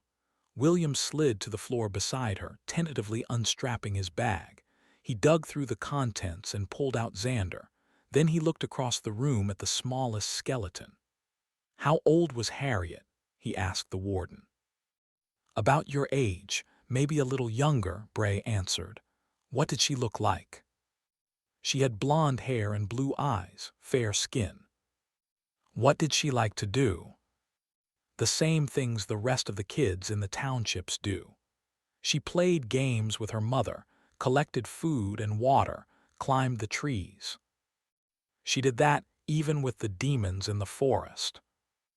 "Yes, even with the demons around. Her parents taught her to keep safe. They protected her. I just wish they could have protected her from this." He waved his hand despondently. William crept across the floor and placed Xander next to the little girl's body. Then he scooted back to Ella. "I want Harriet to have it," he told her. "I won't be needing it much longer anyway." William's face was strangely composed. Ella's eyes welled up. She looked at her son, then at Bray, thinking the warden would warn them to take the figurine, but the warden didn't say a word. Chapter 22. Beck. By the time Beck and Evan got back to the square, the snow was coming in big, misshapen flakes, floating down through a condensing fog of exhalations from the unenthusiastic men counting and turning and marching in the square. It was late. Bonfires along the perimeter provided light for the men, who clearly wanted to be home eating dinner, rather than drilling and shivering. Seeing that Blackthorn had gone, Beck led Evan up to the dais, from which they could see across the undisciplined throng. The cohort had broken up into platoons of 30 or 40 men, each group getting barked at by a sergeant under the lazy supervision of several officers, who seemed primarily interested in a conversation they were having as they huddled out of the wind between two bonfires along the edge of the square.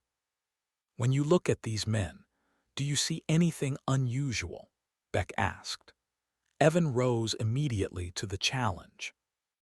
Of all the things that motivated Evan to action, finding an answer to a new question was foremost. Evan scanned across the rows. He listened to the orders being hollered at the men. The scolding by a sergeant, at least one of them always seemed to be yelling somewhere, piqued Evan's interest. He soon realized it was just the animation and noise that interested him, nothing important. Keeping his hands tucked in his pockets, Beck hinted, "Don't point, but look over there, down along the left side." Evan looked over. "Are you referring to the two militiamen near the end of that line? The two with the thick, expensive fur cloaks? Based on their manner of dress, they don't belong." "That is exactly it," Beck smiled. "Do you know the merchant Dunlow?" "The furrier. Those are his sons." Surprised, Evan turned to face Beck. "Dunlow is among the wealthiest of Brighton's merchants. Surely, he has enough spare coin to keep his sons out of the militia. At worst, Dunlow could purchase horses for his sons and have them ride in the cavalry. The footmen of the militia are at the lowest level in the military hierarchy." "So it would seem," said Beck. "Obviously, there is something about this situation that you aren't sharing with me," said Evan. "It is a long story. It is also an important one, important enough that of all 600 shivering soldiers in this cohort, the only two keeping warm in their coats belong to Dunlow the furrier. You know, of course, that General Blackthorn has no children." "Of course," said Evan. "He had the misfortune to marry 3 barren women. They say after the third, his heart was so hardened by the sorrow of sending them to the house of barren women that he turned bitter toward the idea of companionship." Beck took a long breath and then exhaled a big puff of condensation. It was a simple indulgence that never failed to fascinate him when the weather was cold enough for it. That is one story. And the other, asked Evan. Did you know that the first of General Blackthorn's wives went to the pyre? I wasn't aware of that, said Evan. Rumors about General Blackthorn's past abound. One is never sure what to believe. Have you seen a girl at the house of barren women named Fitzgerald? Evan blushed. Beck patted Evan on the back. Don't be ashamed. All of us visit, though most do so discreetly. I never understood the shame of it. Evan nodded and half smiled. You know the girl I speak of. Yes, Evan croaked out. Maybe the prettiest girl there. Nodding, Beck said, General Blackthorn's first wife looked like Fitzgerald. The two were married on a glorious spring afternoon, and I think every man in Brighton fell in love with her that day. I was young, barely old enough to know the difference between boys and girls, and I think I fell in love with her, too. Beck looked off into the gray sky as he thought of her. She was enchanting. They were like the king and queen in one of the old fairy tales. Rumors spread from almost the next day that she was with child. The whole town seemed to think of little else that year. Everywhere you went, people talked about a prince to carry on for Blackthorn. Back in those days, he was still the hero that saved the townships. People don't talk about it much now. Too many people have been born since that last great demon war. You know how people are about things that happened before they were alive. Yes, Evan nodded with solemn determination.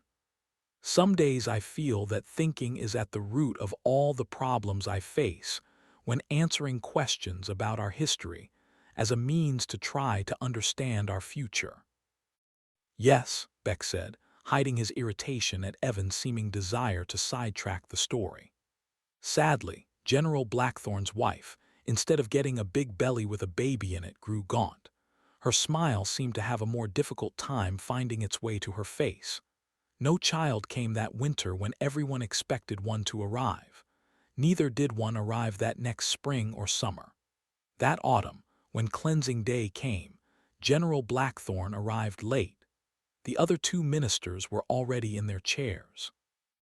The square was full of nervous women and frightened children. General Blackthorn all but dragged his crying young wife into the square. "Oh no," said Evan. It was most unusual, nothing like it had happened in anyone's memory.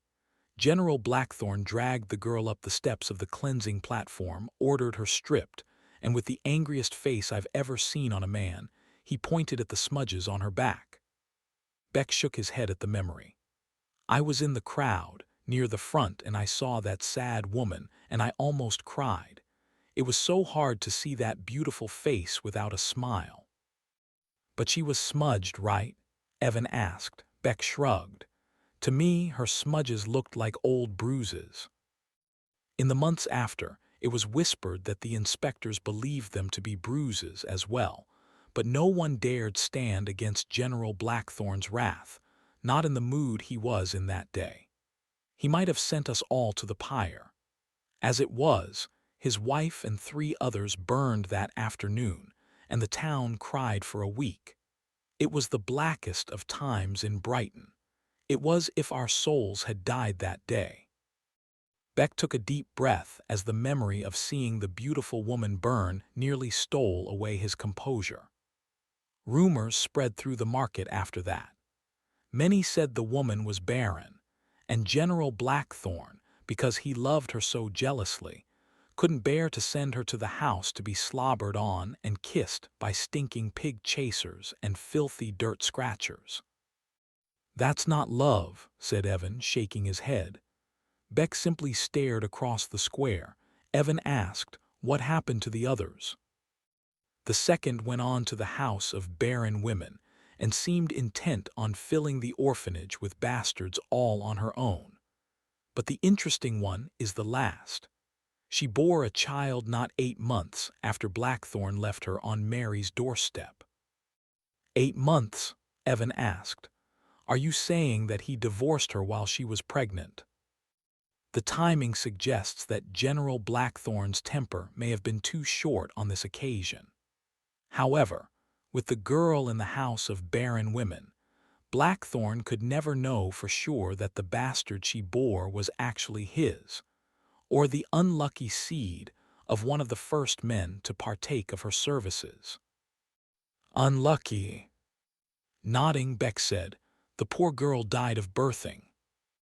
Evan looked toward Blackthorn's house, dominating one corner of the great square. The tragedy of it all almost makes you feel pity for him. Almost, said Beck, and then you remember what a brute he is. What of the child? Asked Evan. Did it live? This all happened a long time ago, mind you, but yes, it did live. It grew into a healthy teenager, and people said that he bore a strong resemblance to Blackthorn as a boy. As it was, Blackthorn never accepted the child as his own. How could he? The boy was a bastard, but Blackthorn took a special interest in the child. He saw that the boy never set foot in an orphanage. He received the best tutoring, wore the best clothes, and lived in a good home. A good home? Evan asked. A merchant's home, Dunlow the furrier's. That would be correct, said Beck. Dunlow was having problems with a barren woman of his own, and General Blackthorn convinced him to raise the boy. But, Evan asked, Dunlow found a solution. He remarried, and within a year his second wife bore him those two twin sons. Beck pointed at the two well-dressed militiamen. Evan looked back at the twin young men, swinging their swords in some kind of attack exercise. General Blackthorn's illegitimate child, nearly 7 years old when the twins were born, fell into disfavor in the Dunlow house. He was ignored by the man he had come to think of as his own father. He grew troubled. By the time the boy was 14, Dunlow had had enough, and he pushed for the boy to go into cavalry training early. Blackthorn himself went into training early. Did you know that? Evan shook his head. Beck nodded. That is perhaps why Blackthorn allowed the boy to join the cavalry. He saw himself in the boy. Sadly, it was a mistake. Not a month into his training, the boy was thrown from his horse and broke his neck. He died. Yes, said Beck, and General Blackthorn blamed Dunlow. Blackthorn has carried the grudge to this day. He glanced at the Dunlow twins. Apparently. That is a fascinating story, Minister Beck, but now that we've reached the end, I'm failing to make the next connection. Why did you bring me here to show me these twins? Why did you tell me this story? Beck took a slow look around to ensure that no one was close enough to hear what he and Evan were talking about. Those two will become part of our two-pronged plan. One could safely assume that they despise Blackthorn as much as anyone. One could further assume that grumblers tend to fall in with other grumblers. In other words, if they hate Blackthorn, it is likely they know many others that share this feeling. Those two will provide us access to all of those disgruntled men. And those disgruntled men will raise their swords and axes for us against Blackthorn, if we handle the situation correctly. Chapter 23, Bray.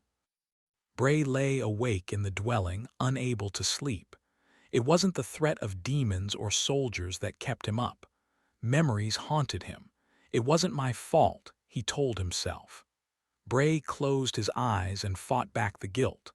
The settlers had done it to themselves. They'd told him they were going to leave. It wasn't his fault they'd stayed. The pale light of the sky was fading, pitching the small house into darkness, but Bray could still make out the jagged outlines of the skeletons, their presence a constant reminder of how he'd failed them. He listened to the sounds of Ella and William across from him, their sleep-filled breaths overshadowed by the sounds of the forest. Somewhere outside, a night owl hooted. A small creature scurried through the underbrush. He was used to the noise. He'd made his bed in the wild on more nights than he'd ever slept in a town or village. He let the sound soothe him as he dipped into the realm of sleep. Bray rested in intervals. Rarely did he sleep a full night. Most evenings, he went to bed with sword in hand, prepared to spring from unconsciousness if needed. He thought of the journey to come, the stash of silver he had hidden in the ancient city. If the Davenport survivors were headed there, he'd check on it. At the same time, he hoped the survivors hadn't gained too much ground. The ancient city was hardly a place for townsfolk, especially peasants who weren't indoctrinated in the ways of demons. He pictured the crumbled walls of the ancient buildings. The intersecting roads between them were fused with weeds and stone. Sharp metal of all sizes lay scattered among the wreckage, providing danger to unsuspecting travelers. Tall layers of ancient stone curved around the buildings, arching high into the air. It was rumored that the ancients used those floating roads for travel. Some of them went over the water, while others hung over flat, disintegrating roads. Many of the suspended stone layers were cracked and broken at points. Without proper precaution, a traveler could easily fall and break a limb or worse, and that wasn't even counting the danger of demons. Bray was leery of the place himself. He was just fading into unconsciousness when he heard a noise. Bray startled. A scratching arose from the back of the dwelling. He sat up and clenched his sword, heart pounding. Thin, sharp nails raked across the dwelling walls. An animal, either that or a demon. Bray drew to a crouch. Whatever the thing was, he'd kill it, whether it was a predator or a night critter. He stared into the darkness, trying to pinpoint the creature's location. Once he got a bead on it, he'd rush outside and attack. The scratching stopped. Bray padded to the dwelling entrance and peered out into the forest, using the last light of the snowy sky to guide him. The glow provided a thin layer of visibility, but not enough. He saw nothing suspicious. He looked at the weed-covered walls of the dwelling but observed nothing climbing them. He stepped out and inspected further. The back of the dwelling was dark and looming, but he saw nothing dangerous lurking there. His first instinct was correct. It was probably a night animal carousing through the forest. Whatever it was had left. He considered lighting a torch but didn't want to draw the demons.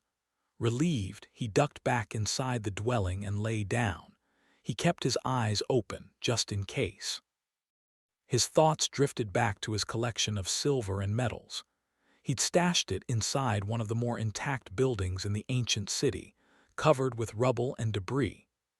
Over the past few years, he'd been adding to his stash, growing it, hoarding it, filling it with the money he was paid by the townships. That, and the money he'd scavenged from other wardens like Jeremiah. If he lived long enough, he'd need something to fall back on when his arms and legs grew weak from age. Thoughts of his belongings lulled him to sleep. He just closed his eyes when he heard a whimper. The noise was soft and high-pitched, but this time it didn't sound like a squirrel or raccoon. This cry was human. It was coming from the back of the dwelling. Was there a child outside? Bray arose and crept outside, heading around the small house.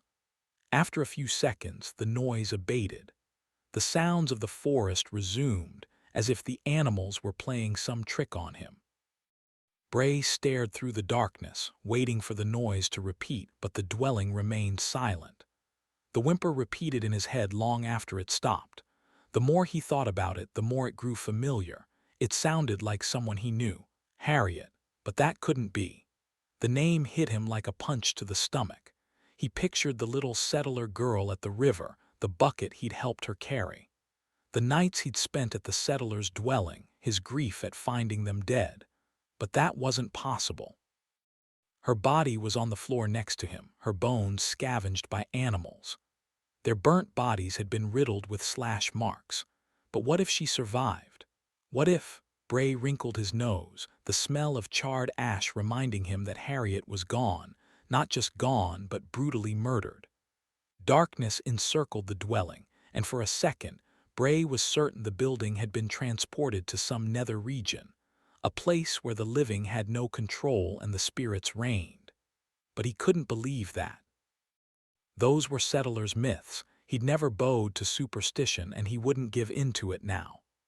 "Who's there?" he whispered, waving his sword. He scrutinized the darkness, but no one answered.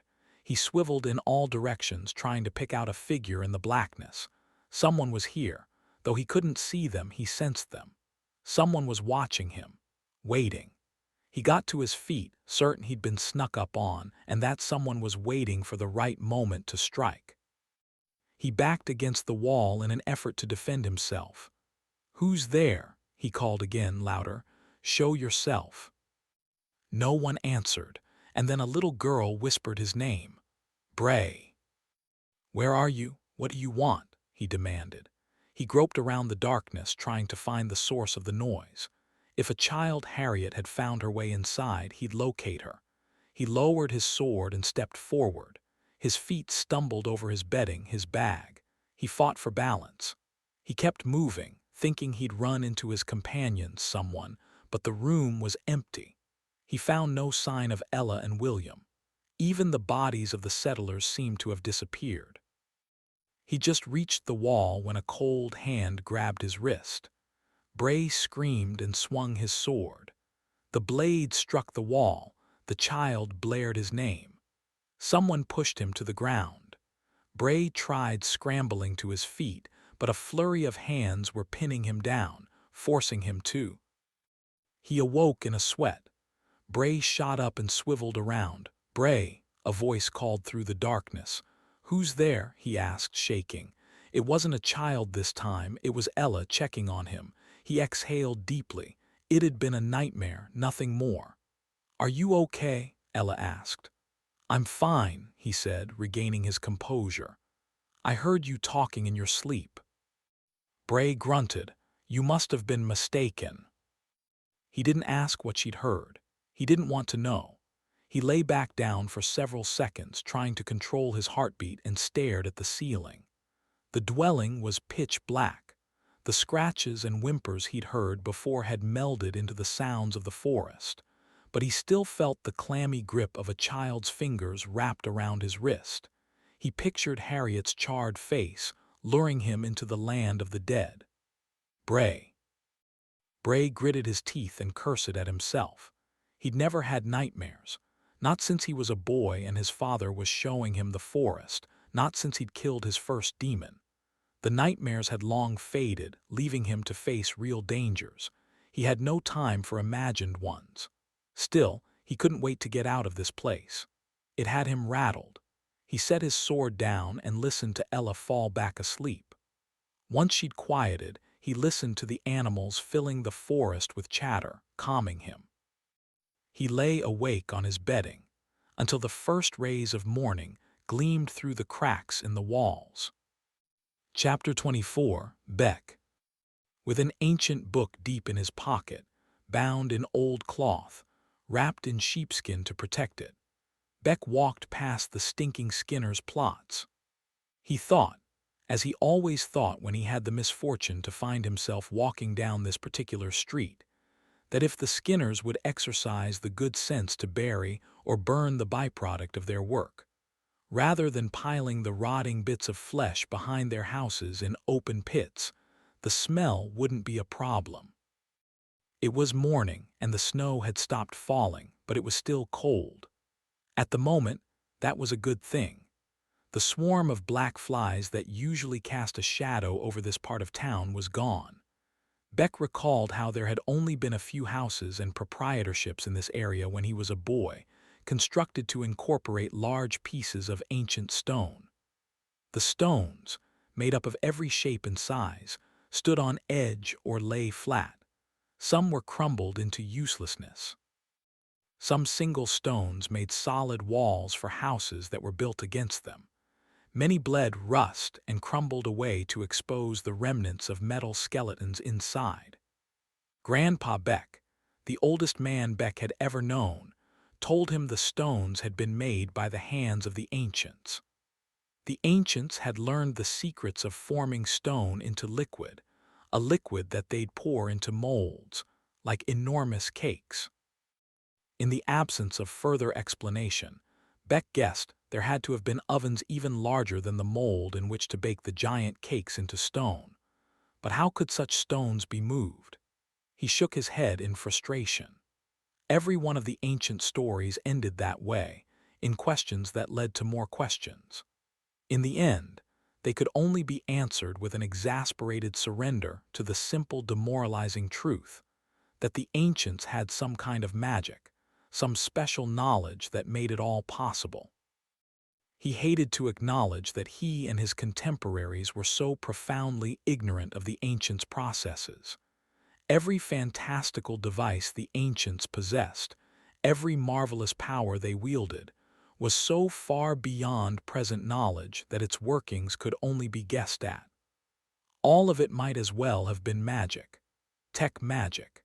At least, that's what the commoners called it. The only other alternative was the simple one, that Grandpa Beck and those like him were storytellers with vivid imaginations, shirkers looking for ways to avoid working the field or patrolling the frontier for the monsters. Some whispers went so far as to claim Grandpa Beck had turned crazy from reading over shreds of ancient books and papers. Beck was a skinny kid back in those days, smaller than most boys, and ignored the jabs when he was able. When he wasn't, he raised his fists and fueled his strength with thin-worn patience and a growing temper.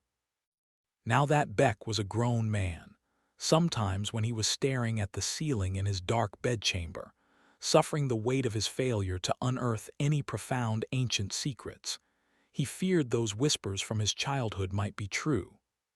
If so, his life had been and would be a waste of time.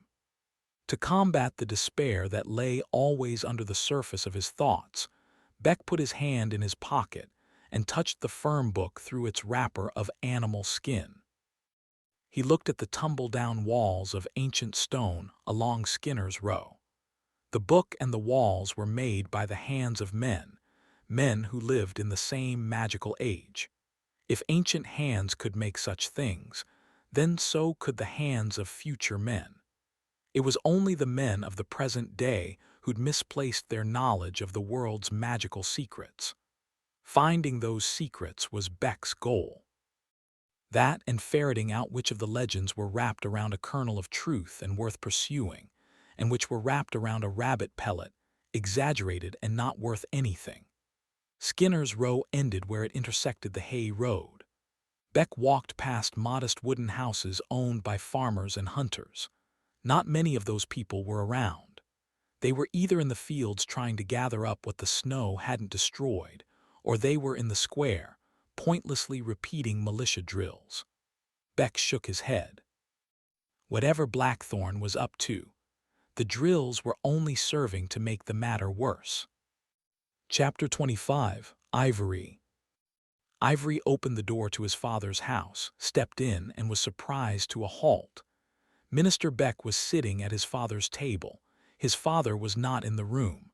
Ivory glanced back and forth, searching for Muldoon, but the room appeared otherwise empty.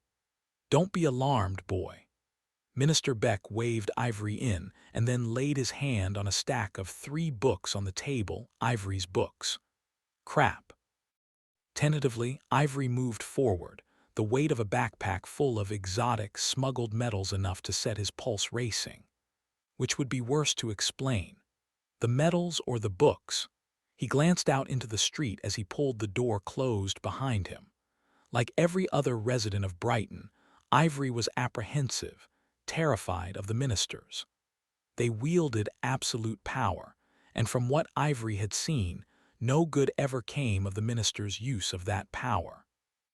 Thankfully, Ivory had taken the time to kill 3 rabbits on his way back to Brighton.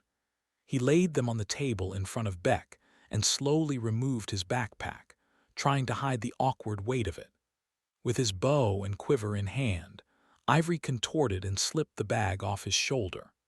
The strap hit his forearm as he was leaning over, and the bag hit the floor with the obvious clunk and jingle of metal. Ivory sucked in a pained breath. He turned around to see Minister Beck still watching him, waiting patiently, saying nothing, holding an innocuous expression. Ivory forced a smile and laid his bow across the table. He placed his quiver beside it.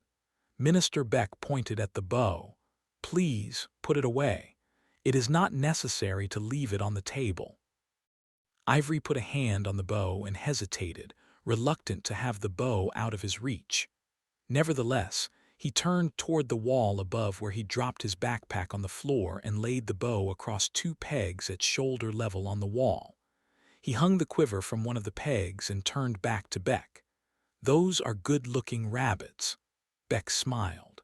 Ivory nodded. "Why not move those as well?" Ivory took the 3 skinny rabbits and laid them across his bag on the floor. "Not many to bring back. How many days were you on the hunt?" "I lost count," Ivory lied. Beck shrugged. "Would you guess the number of rabbits in the forest has dwindled?" "Possibly," Ivory answered, hoping that Beck's ignorance of life outside the wall had inadvertently gifted him a plausible explanation. "Please, sit." Beck motioned Ivory toward a chair across the table. Ivory scooted the chair out and seated himself. "Are you here to see my father?"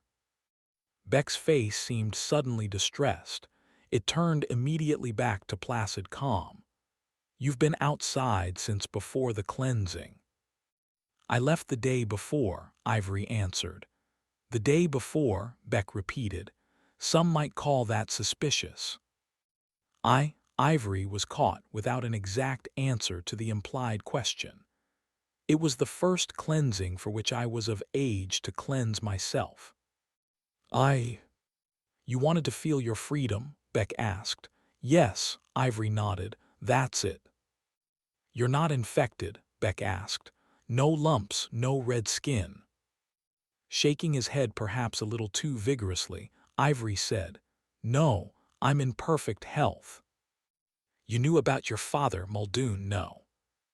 Of course Ivory knew. If Ivory hadn't seen his father's skin, Muldoon's mood gave it away. Also, of course, Ivory lied about it. "No, what about my father?" "You don't know." "No. Your father was unclean." Ivory couldn't finish the sentence. He tried to convince Muldoon to leave town, to go into the woods with him and hunt, to keep his infection secret until he couldn't. Heck, maybe for the rest of his life. Ivory had heard rumors of men who'd hidden the secret for years, some even into their old age. In those cases, the bumps came, but never progressed beyond a point.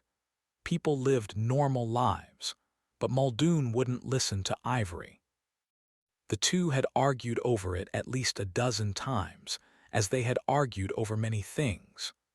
Ivory believed Muldoon had never broken a rule in his life, outside of his gambling problems.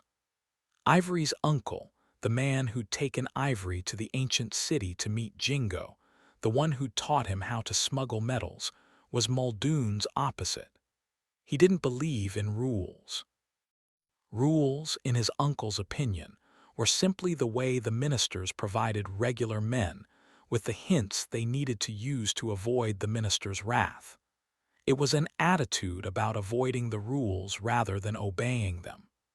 Beck said, "He was taken in the cleansing." Ivory heaved a sigh and his eyes fell to the table. "He died bravely. He took the pyre, though I advised him to take the sword. He was a strong man." Ivory nodded and did his best to blink away unexpected, though sparse, tears. Still, the situation with Beck sitting in his father's house didn't make sense. "Did you come here to tell me?" Beck patted the pile of books. All 3 had been borrowed at different times from Jingo's collection through the years, but because Ivory liked those particular books so much, Jingo had given them as a gift. Beck asked, "Do you know the value of these books?" "In what way?" Ivory asked, knowing they were of immense value if sold to the right merchant. He couldn't help but think of them in the same way that Jingo thought of them, as the secret path to the knowledge of the ancients and knowledge of the world that still existed around them. That's an odd question. How so? Ivory asked. Beck tapped the books. If you sold these, you likely wouldn't have to waste your time on rabbit hunts anymore. I like hunting rabbits. I'm good at it. Beck looked over at the 3 carcasses. It would seem the evidence does not agree. Ivory couldn't help but look at the 3 scrawny rabbits while he cursed himself for having said such a thing. It would have been so much better to appear incompetent. Nobody worried over what stupid people were up to, especially stupid people with backpacks full of contraband metals from the ancient city that could get them tied to a pyre pole. Beck dragged his fingers back and forth across the rough cloth cover of the book on top of the pile, looking at the book as he did so, as though he might learn something from it just by staring long enough. Your father asked me a favor before he went to the pyre. Ivory said nothing. He realized that the fewer words he spoke, the more likely he was to live through the day. He told me you can read, Beck said. Ivory's heart galloped. He envisioned the fate, the punishment that might meet someone who had secretly learned to read. Beck said, he asked me to take you on as a scholar. Chapter 26, Bray. Despite his broken sleep, Bray charged through the forest with renewed vigor, driven by a need to get away from the dwelling. He made it seem as though he was pushing hard to reach the Davenport survivors, but he was glad to be rid of the place. The snow had stopped falling, leaving only a thin coat of evidence. Much of it had melted in the early morning hours. Ella and William trekked the forest alongside him. Neither complained about the pace. The importance of gaining ground was unspoken, driving the 3 of them onward. Bray wove a diagonal path, hoping to cut back in front of the soldiers and pick up the survivors' tracks. If they were lucky, maybe the blue-shirted bastards had gone home. Maybe they'd given up. As calloused as the soldiers acted, Bray doubted they were equipped for a long journey. They'd probably planned on massacring the townsfolk, finding Ella, and returning quickly. Supplies were hard to come by deep in the forest. He knew that as well as anyone. If we can get to the survivors in time. Bray was surprised to find himself immersed in Ella's quest. Since leaving Davenport, he'd assumed it as his own. The actions of the soldiers had stoked his anger. What they'd done to the residents of Davenport and to the settlers was cowardly. Only weak men killed on the basis of orders alone. Besides, the soldiers had cut off some of his trading resources. Bray would like nothing more than to thwart their efforts, to rub their inefficiencies in Blackthorn's face. Whether or not the general was his employer, Bray's loyalty was to Silver, not to the man or his townships. He forged through the trees. Thick foliage hung at the tree line, blocking off the sun overhead. They'd entered swampland, and the muck clung to Bray's boots, dragging him closer to the ground. He heard the slick pull of wet earth on Ella's and William's feet as well. They breathed heavily as they fought for each step. The rains had been heavy the week before, and the melted snow added to the already moist ground. Shadows abounded. If Bray hadn't been in a rush, he would have skirted the area. Given their situation, they needed to plow through it. We should be on the other side soon, he told Ella and William. I assume this is the quickest way, Ella asked. Bray nodded and kept going. He heaved his sword into the ground, using it for leverage. William did the same, looking for Bray's approval. Bray recalled his own childhood, walking next to his father. The similarities weren't lost on him. But this situation was different. William wasn't here to learn, he was here because he was infected. Soon the demon seed would take him over. Bray recalled one of the other wardens, Everett, who had fallen victim to the spores a year ago. Everett had been hunting the demons in the southern forests, far outside of the realm of the townships, when the symptoms had taken him over. Unlike Bray, Everett had been married. He'd had a wife and son in Coventry. For some reason, Everett had hiked the many miles home, battling both demons and delusion to see his wife and child. He'd finally ended up in the woods outside of the township, just a few miles from his house. When Bray had encountered him, he'd been sitting by a campfire, yelling into the night. Bray had approached cautiously, fearing the worst. The man had been huddled over a stick, roasting something over the fire. It wasn't until Bray had gotten closer that he'd determined what it was. Everett was feasting on one of the demons, stuffing bulbous chunks of flesh into his mouth. Out of respect, Bray had killed the man. He'd never told the man's wife. She thought he was still out in the wild, that one day he'd come home. Sometimes it was better to have hope than to learn the truth. The settlers don't feast on the blood of demons, but the infected, there's no telling what they might do. Bray shook the image from his mind. The muck had thickened, and the stench of wet soil reminded him of the musky scent of demons. It wasn't until he'd gone another few steps that he realized the threat was real. Several monsters sloshed through the wet ground and toward them. "Ella, William," he hissed. He grabbed for his companions, but they were already prepared, readying their swords. He had the brief thought that they shouldn't have come here. It was too late. It was time to survive. The things were closing fast. They covered the ground between them as if they'd been lying in wait. Despite the drenched ground, the demons came at the travelers with remarkable speed. Their naked bodies were slicked with mud, as if they'd fallen several times. The closest creature charged at Bray. Bray swung his sword, severing its arm from its body. The creature fell, splashing face first into the sodden ground. It writhed and wiggled, pushing itself up on one good hand, snapping at Bray. Bray raised his boot and squashed its head into the muck.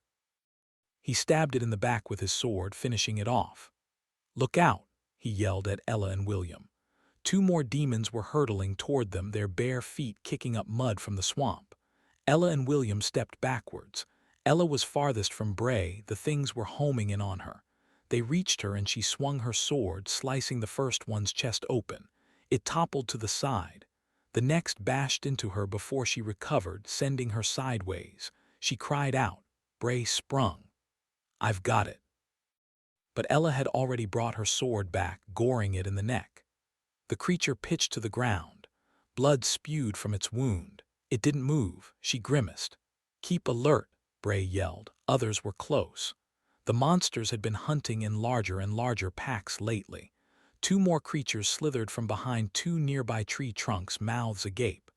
Their heads sagged from the weight of unwieldy spores, their arms cocked at odd angles. It appeared they'd been watching. They were smart demons. Bray could tell by their cunning looks. They'd been waiting for the others to take the survivors down so they could reap the rewards. The creatures' eyes strayed between Bray and Ella. Their gazes stopped on William. Bray roared and took a step forward as the first one bounded at him. Bray swung his sword, cutting the thing's stomach, fending it off. The other went for Ella. Damn it. He couldn't help her, not until he'd slayed the thing in front of him. The creature snarled and bit the air. It swung. In his peripheral vision, Bray saw the other creature slam into Ella, knocking her into the mud. "William, help your mother." Bray sliced at the creature attacking him, keeping a panicked eye on the situation a few feet away. But William didn't move. The boy watched the battle as if it was happening across the forest instead of next to him. His mouth hung open in awe as the creature hovered over Ella, screeching and pawing. "William." Bray gritted his teeth and slashed the beast he was fighting, cutting sideways through the upper half of its head. Blood and brain matter spewed from the gap above its mouth, where the rest of its face had once been. Ella shrieked for help. Bray moved for her. The thing striking Ella was still on its feet. Bray speared the creature, the momentum of his body carrying the two of them backward, and planted both his sword and the creature into a nearby tree. He let go of his weapon, watching the pinned creature squirm its death throes. "Are you all right, Ella?" He ran back to help. Ella was on the ground several feet behind him, her dress wet with mud. Her face was speckled brown. He reached for her arm to pull her free, fearing she'd been wounded. Thankfully, she hadn't. She clutched her sword as if it were attached to her hands. Bray glared at the fallen creatures around him, the ones he'd killed and the ones Ella had taken care of. She'd surprised him. Despite her inexperience, she'd done well. "William," she managed, pointing to her son. Bray followed her finger. While he was helping up the boy's mother, the boy had wandered close to the squirming, pinned demon. William stared at it with his head cocked sideways, as if he were admiring a wildflower instead of a vicious predator. "Keep away from it," Bray yelled. He darted the few steps to William's side and pushed him backward. "What do you think you're doing?" William ignored him. William's eyes were focused and thoughtful. The creature gnashed its teeth, flailing its arms.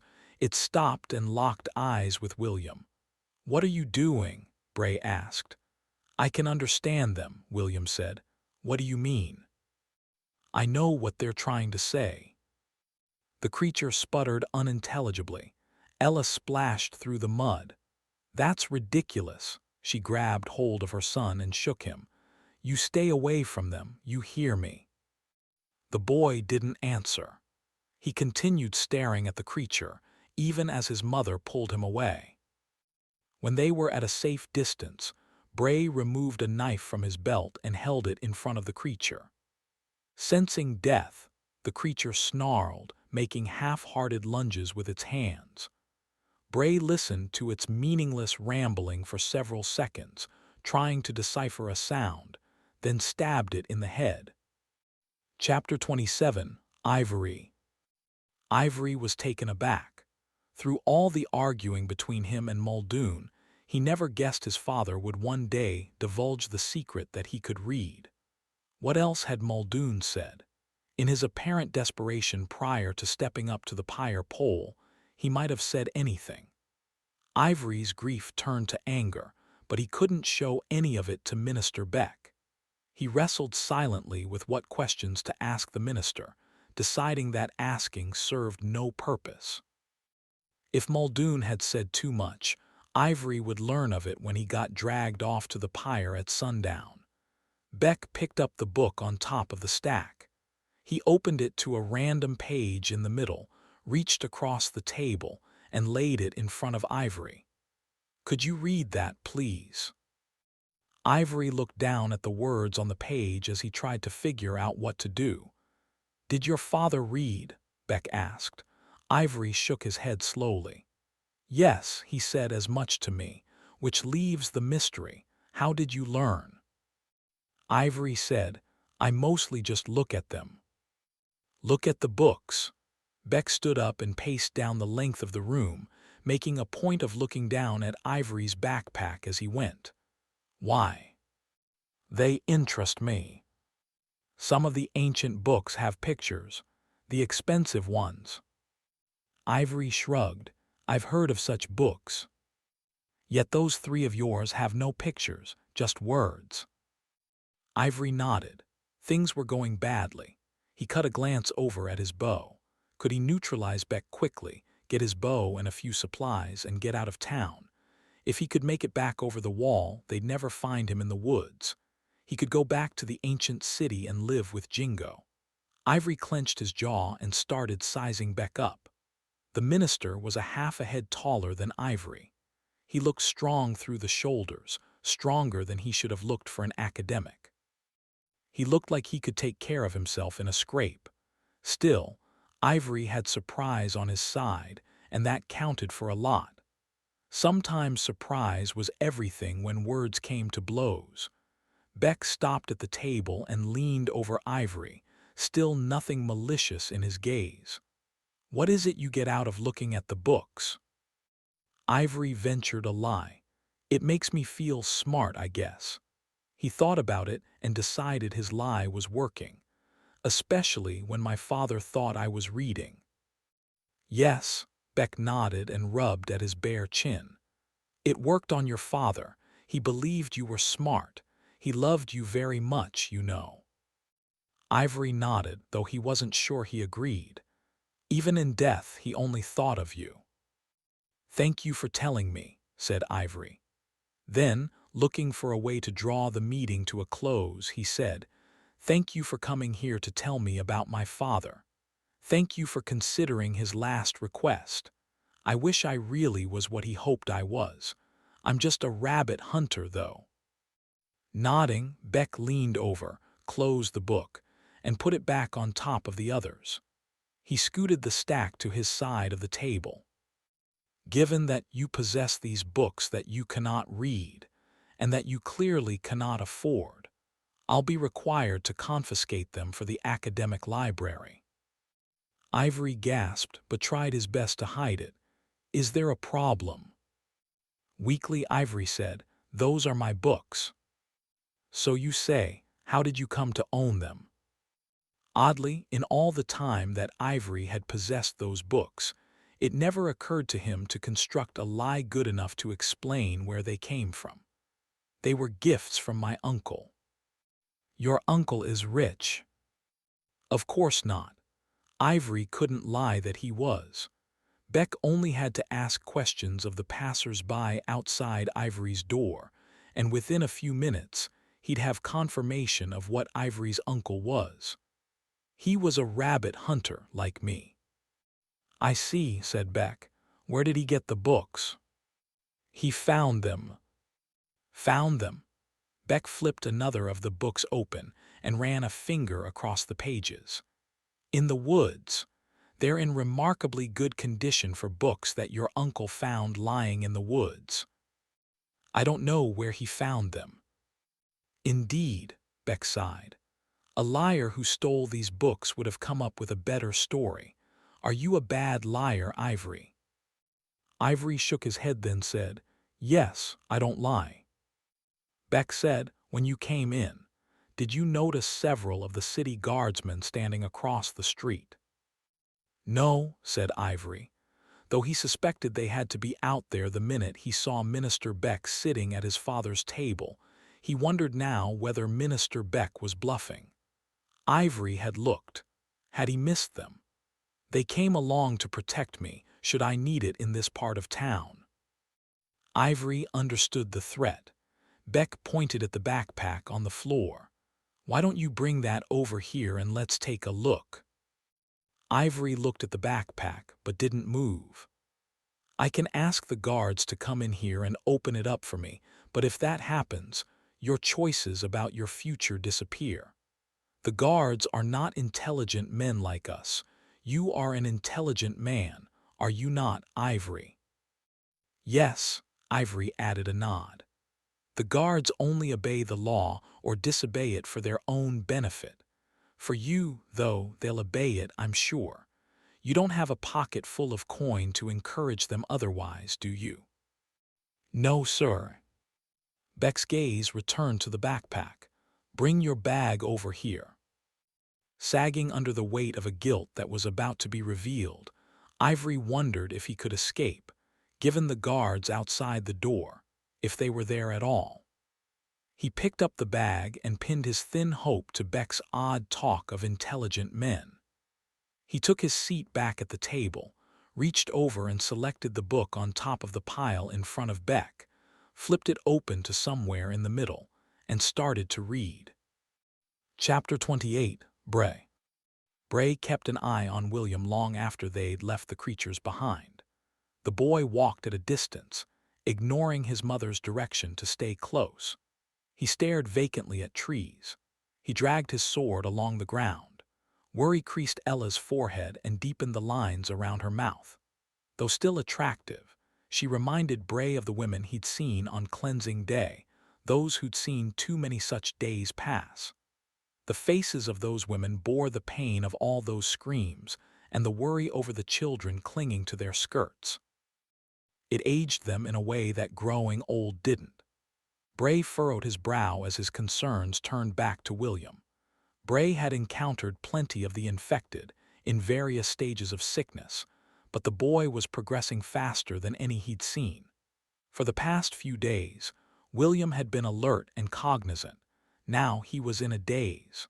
The stupor was too often the final stage before delirium came for the last time. At the same time, the spores matured at different rates in different people. There was no telling how long they'd been incubating in William.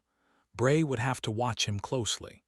At some point soon he'd have to take care of him. They left the swamp behind and entered a dense cluster of evergreens. Thankfully, the ground hardened and the snow had all but disappeared. Bray kicked the thick mud off his boots as he walked. He shook it from his pants. They were heading southeast, veering away from Davenport, running a rapid course for the ancient city. By Bray's estimation, they'd meet back up with the survivors' tracks in several miles. Provided the survivors had kept a consistent pace and direction. If they'd veered off, that was another matter.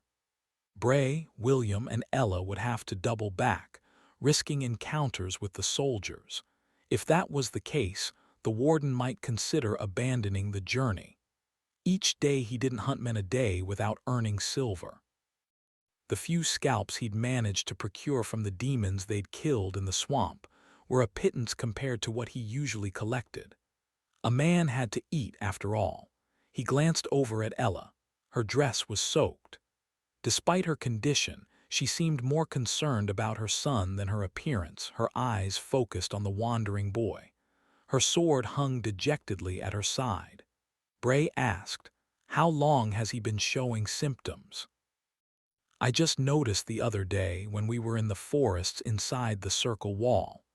He'd been acting a little strange all week, but I didn't think much of it. He's been so busy, we both have. What with collecting roots for the harvest festival, tidying the house, I thought he was just tired." Ella's head hung. "It must be hard doing things alone," Bray offered. "It is, but we manage." Ella straightened her head and looked away. She cleared her throat. It was obvious she didn't want his pity. Most of the women he met were resigned to their roles, unwilling to break rules or traditions.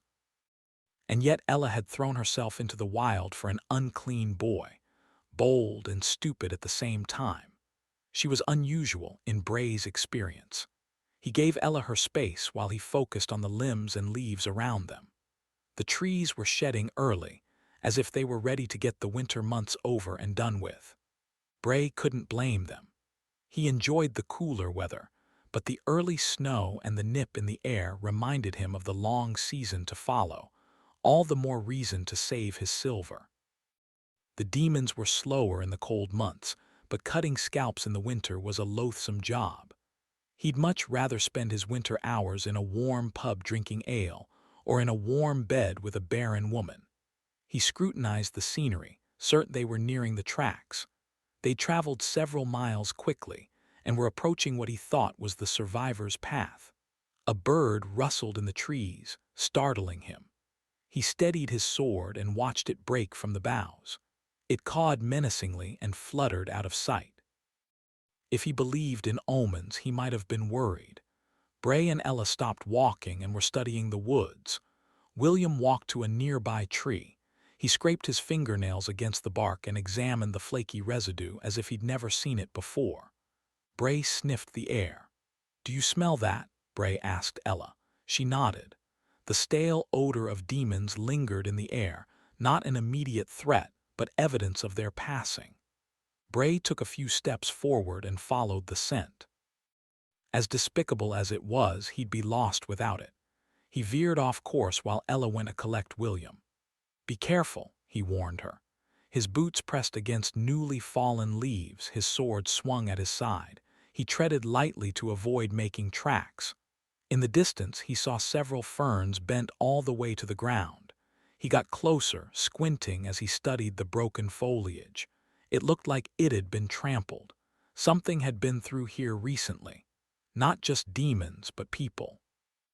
He made out boot marks in the ground, 3 sets, widely spaced and fleeing.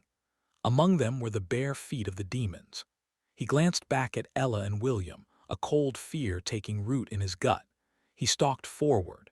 He studied the area around the tracks but found no sign of the soldiers. The lack of Blackthorn's men was hardly relieving. The plentiful demons were enough to slay the survivors on their own. After walking 20 feet, he noticed a pair of palm prints, then several broken twigs. One of the survivors had fallen. He saw where someone had pushed off the ground and gotten up.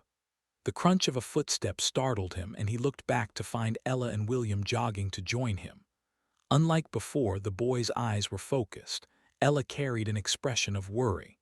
20 feet later, they found a scrap of clothing. Then blood. A quarter-mile later, they found a body. The boy was face down, hugging the base of a tree as if he'd tried frantically to climb it. His torso was gnawed, unrecognizable. Bray sucked in a breath, then rolled the body over. The boy's face was missing, chewed by demons. The only visible sign of his age was the beginnings of facial hair, still attached to what was left of his mangled chin. Ella stifled a cry and buried William's face in her chest. She closed her eyes. Bray examined the body. There was no sign of the boy's belongings. His weapons and bags, if he had them, were gone. Occasionally, the demons had been known to abscond with their victims' belongings, driven by memory or instinct. The warden often found such items scattered in the woods, discarded when the demons lost interest. After a few moments, Ella opened her eyes. She studied Bray. He pointed at the ground, showing her the continuing boot prints of the others. It was possible they'd made it, he wanted to say, but he kept silent. Ella's face remained clouded. Doubt hung in the air like the stench of the demons. If the dead survivor was any indication, things weren't looking good for the others. Chapter 29, Beck. Beck listened as Ivory read aloud through 5 pages. At first, he didn't believe what his eyes and ears were telling him. Disbelief turned to surprise and then to curiosity. Ivory came to the end of a chapter and Beck said, "Stop there." He leaned back and settled in his chair, keeping his eyes fixed on Ivory, watching the boy grow uncomfortable. He said, "You are an enigma." Ivory didn't respond. "Do you know this word?" "Yes," Ivory answered. Nodding, Beck asked, "What about your numbers? Do you know them?" Ivory nodded again. "You can count." "Of course." "Mathematics?" Beck asked. "Addition, subtraction?" Ivory nodded. "Surely not multiplication and division." Ivory glanced at the bag. Beck saw Ivory's hope written all over his face, the hope that by answering questions, the bag would remain closed. Beck said, "Where did this talent for reading and mathematics come from? Who taught you?" Ivory got stuck, and the longer he hung on the empty sound in his mouth, the more they both knew he was going to utter a lie.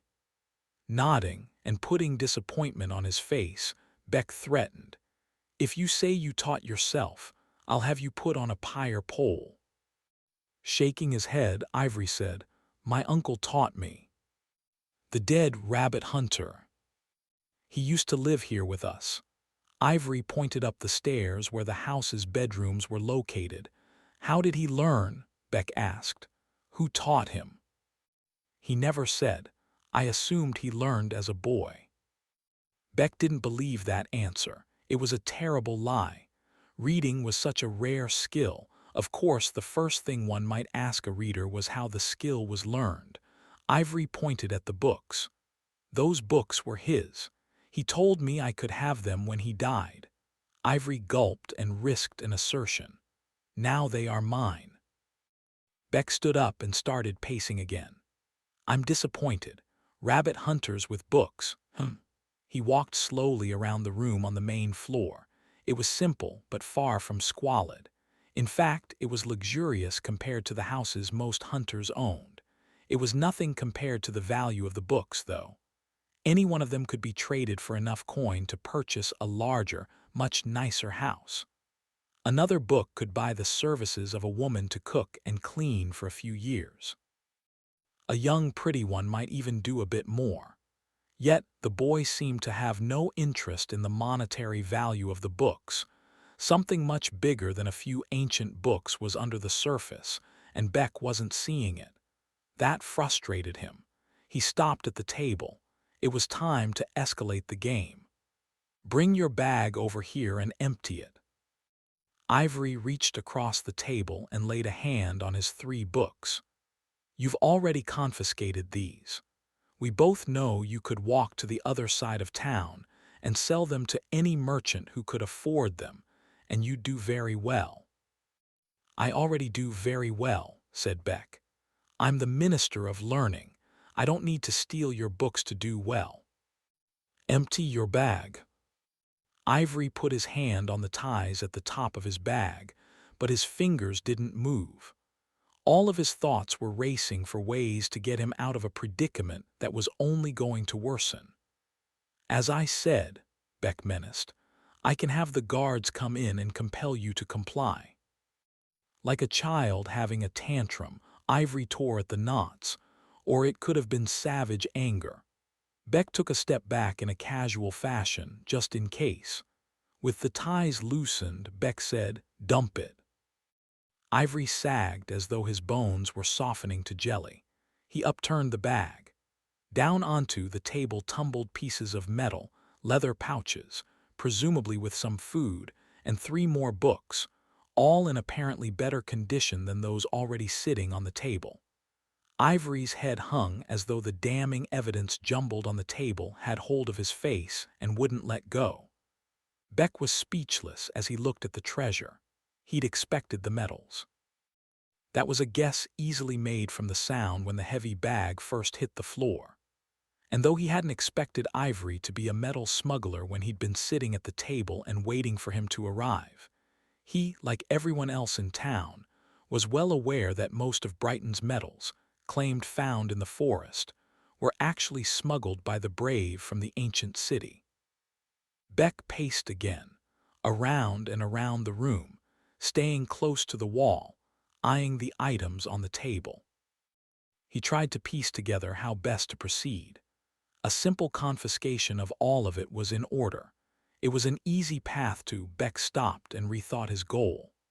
Upon entering the house earlier that day and finding those 3 books, he figured his goal was simply to confiscate the books and intimidate the boy into keeping silent about it. After all, Ivory was right. What Beck was effectively doing was stealing. Likely not a problem for a minister, considering the victim was just a rabbit hunter. Beck seated himself across the table from Ivory, picked up a piece of metal and looked at it. It was extraordinarily light and completely free of rust. Aluminum. Ivory nodded. "It's clear to me," said Beck, "that you've been venturing into the ancient city to smuggle metals." Ivory started to speak. Beck raised a hand to silence him. "It's clear to me you've stumbled upon some cache of ancient books. You're a smart boy, educated even. You know the value of these books, yet you don't sell them." Beck put his elbows on the table and leaned forward. "It is possible that you see in these books the same value that I see in them." "That is," Ivory asked. "Knowledge." Beck leaned back and smiled. "Perhaps I have underestimated you." Ivory said nothing. Beck gestured at the metals. "You know you could go to the pyre for this." Ivory cast a glance at the door. "Sure, you might escape if it came to that, but I don't see why it should." Beck flipped open one of the new books. "You flout rules that I accept only with the greatest disdain, because my position requires that I don't openly speak out against them." "What do you want?" Ivory asked, finding some new source of inner strength. Beck made another stack of the 3 books that had been in the backpack. He pushed the 2 stacks of confiscated books together. "I have no desire to take these from you.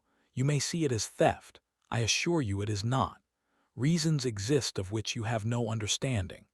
I can only say that at this time next winter, barring circumstances that neither of us can control, I'll return them to you. I would also offer you a proposition." "That is?" Ivory asked, anger putting an edge on his voice as he stared at the books he was about to lose. "First, I don't wish to know why you have a satchel of contraband metals. That shall remain your business. I have a great interest in the knowledge in these books, and others you might find. I don't know what you do with the books you bring back from the ancient city, and I don't care whether you sell them to the merchants. My proposition is that I'll accept you among my scholars. You'll have to hunt rabbits no more. Instead, you'll be free to learn among us. You can travel to wherever you travel to obtain books, and I'll let you sell most of them if that is your desire. However, I would like to choose some of them that you bring back to include in the academic library, so that we may further our knowledge of ancient secrets." Ivory said, "You want me to bribe you with books so you'll look the other way." Shaking his head, Beck said, "If it were only about the monetary value of the books, you'd be exactly right.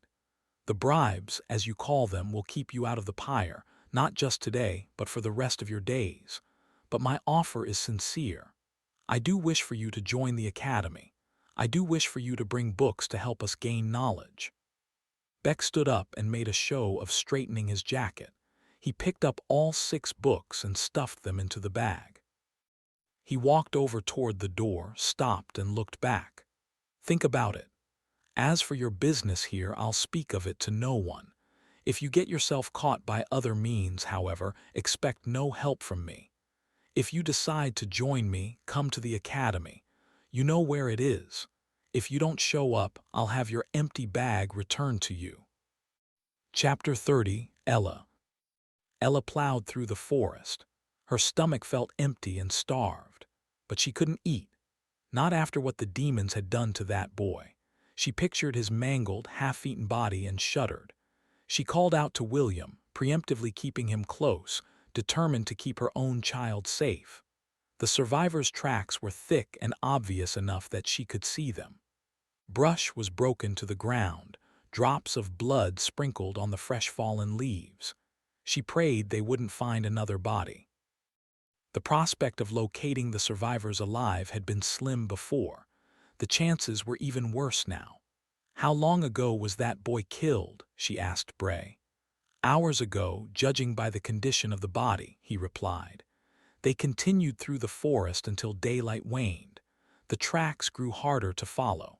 She pictured the survivors barreling through the forest, shuddering with fear. Were they armed? If not, they were as doomed as the slain boy. If the survivors had barely escaped Davenport, they might have nothing other than the clothes on their backs. She envisioned herself in the forest a few days ago, before she'd been suitably armed, before she'd understood the danger. She'd known what had lurked in these woods, of course, but to see it was a different thing. She couldn't fathom fighting the demons with bare hands. She stared at her sword. The edges were stained with blood.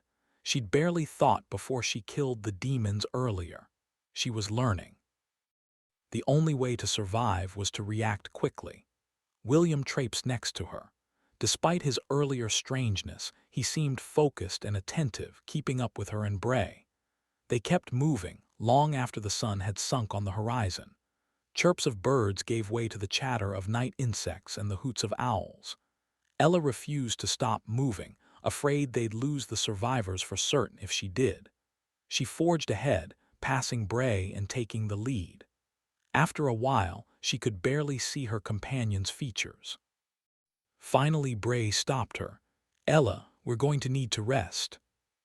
"But if we lose them," she started. "If we go the wrong way, we'll be farther off course. Then we'll never find them." "Can't we use a torch?" "If we do, we'll draw the demons. During the daytime, we have a chance at defending ourselves, but out here in the dark," Bray trailed off. "The survivors would have stopped somewhere too, if they know what's good for them." Ella's breath was ragged and determined. She stared past Bray and into the gloom, still considering the journey. It wasn't until she thought of William that she came to her senses. She desperately wanted to find the survivors, but if she continued, she'd put her son at greater risk. And so she stuck her sword in the dirt, fighting the nagging feeling that the survivors might already be dead. Where will we stay? I saw a hill a half-mile back. It's not ideal, but it'll give us a position from which to defend ourselves in case anyone or anything stumbles on us. I'll take first watch. Ella exhaled but didn't argue. She was stiff and sore, sweat glued her skirt to her body. Her hair was stiff and knotted. She reclaimed her sword and followed Bray through the forest, exhaustion overtaking her. William seemed equally tired. He dragged his feet when he walked. "It'll be good to get some rest before we continue," she told William, as much to convince her son as to convince herself. "Okay, Mom. We'll pick up the trail in the morning." He nodded but didn't answer. They followed Bray until they'd reached the hill, then set up camp. Her last thought was how much she wanted to clean off. She didn't even remember falling asleep. Chapter 31. Fitzgerald. Fitzgerald stared at the drawings hanging on the wall of her bedroom. In the pictures, men bowed and prayed, offering their hearts and minds to the Word. Robed figures presided over enlightened crowds. Peasants toiled in the fields. Women cradled babies. The depictions were supposed to strengthen Fitz's resolve, to alleviate any doubts she might have about her role in the house of barren women. She hated those pictures. Fitzgerald would rather be outdoors, breathing in the fresh air, exploring the world around her, anything other than being stuck in these hellish chambers. She sighed and looked at her bedroll. The cloth was clean and unwrinkled. It was a gift from the housemother, Mary. Fitz refused to use it. She saw enough beds during her course of work that she preferred to sleep on the floor. Mary had scolded her several times, telling Fitzgerald she needed proper rest, but Fitzgerald never listened. She always pleased her men when she was in the bedchambers. She always did her share of chores around the house. What crime could she be charged with? Besides, she didn't want the nosy housemother in her small room any more than necessary. Mary tidied up when the girls were out of the house. Fitzgerald's fear was that the woman would find her hiding place in the wall. Deep in a crevice, tucked behind some broken stones, Fitzgerald had hidden a small collection of silver, tokens of appreciation from young, unmarried men or men whose wives had aged undesirably. She needed to keep it safe. Her plans were close to fruition. Their plans were close to fruition. Fitzgerald sighed and buttoned her dress. A few minutes ago, she'd heard a knock at the door. She was supposed to be getting prepared. One of the men had requested her presence. Instead, she'd been biding her time in her room, wishing she had a window she could climb out of. She listened for the sounds of the other girls, most of who were in their rooms with the doors closed, working. A few had left for men's quarters in town. When they weren't accompanying men, most of the girls spent their days ingratiating themselves to Mary, hoping they might be next in line for her position. Although Mary's life wasn't glamorous, she was spared nights in dim, defiling bedchambers. The girls sought every opportunity to please the housemother in the hopes they would receive preferential treatment, not Fitzgerald. Fitzgerald felt no loyalty or gratitude to Mary. Mary simply did her work, subjecting her girls to the whims of anyone with silver. And yet, Mary was exempt from the same practice. It wasn't fair. Voices rose from the other room. Footsteps padded across the floor. Fitzgerald took a moment to get composed. She fiddled with the buttons on her dress, ensuring that she looked sultry enough. It could be worse, she told herself. She could be out in the wild with the demons. She could be back at her home, thrust into the arms of a man she didn't love, a man who beat her each time he became angry with her for not conceiving a child. That wasn't a good life, either. "Fitzgerald," a familiar voice called. "Yes, Mary." "Are you ready?" "I am." "Time to get going." Fitzgerald sighed and stepped toward the door. Before exiting, she glanced back at her room, checking one last time that her belongings were neat, arranged, and inconspicuous. They were. She opened the door and walked through the threshold. She was surprised to find Franklin waiting. She'd seen Father Winthrop the past few nights. She didn't think the bishop would call her again so soon. "Hello, Franklin," she said. She averted her eyes and faced Mary. "You're going to see Father Winthrop tonight," Mary said, as if it were a surprise. The housemother's smile was wide and empty. Mary's long, raven-dark hair was pulled back in a ponytail. She was prepared for her nightly ritual of cleaning. Fitz nodded. She looked behind her at the other doorways, expecting to hear the other girls giggling, but they were otherwise engaged. "Is something the matter, Fitzgerald?" Mary asked. "Not at all." "Then get a move on." "We should get going," Franklin agreed. "The bishop's waiting." Fitzgerald conjured a smile and strode past Mary, bidding her good night. Then she fell in line behind Franklin. He opened the door and led her outside. Her heart leapt as soon as the door closed. She was free, if only for a few minutes. Out in the open, Fitzgerald sucked in the cold, crisp air. Much of the day's snow had melted, leaving damp, spongy ground in its wake. It was dusk, and the smell of oil from the men's torches carried with the wind, reminding her of her childhood in the streets. Her mother had died in childbirth, leaving her in her father's care.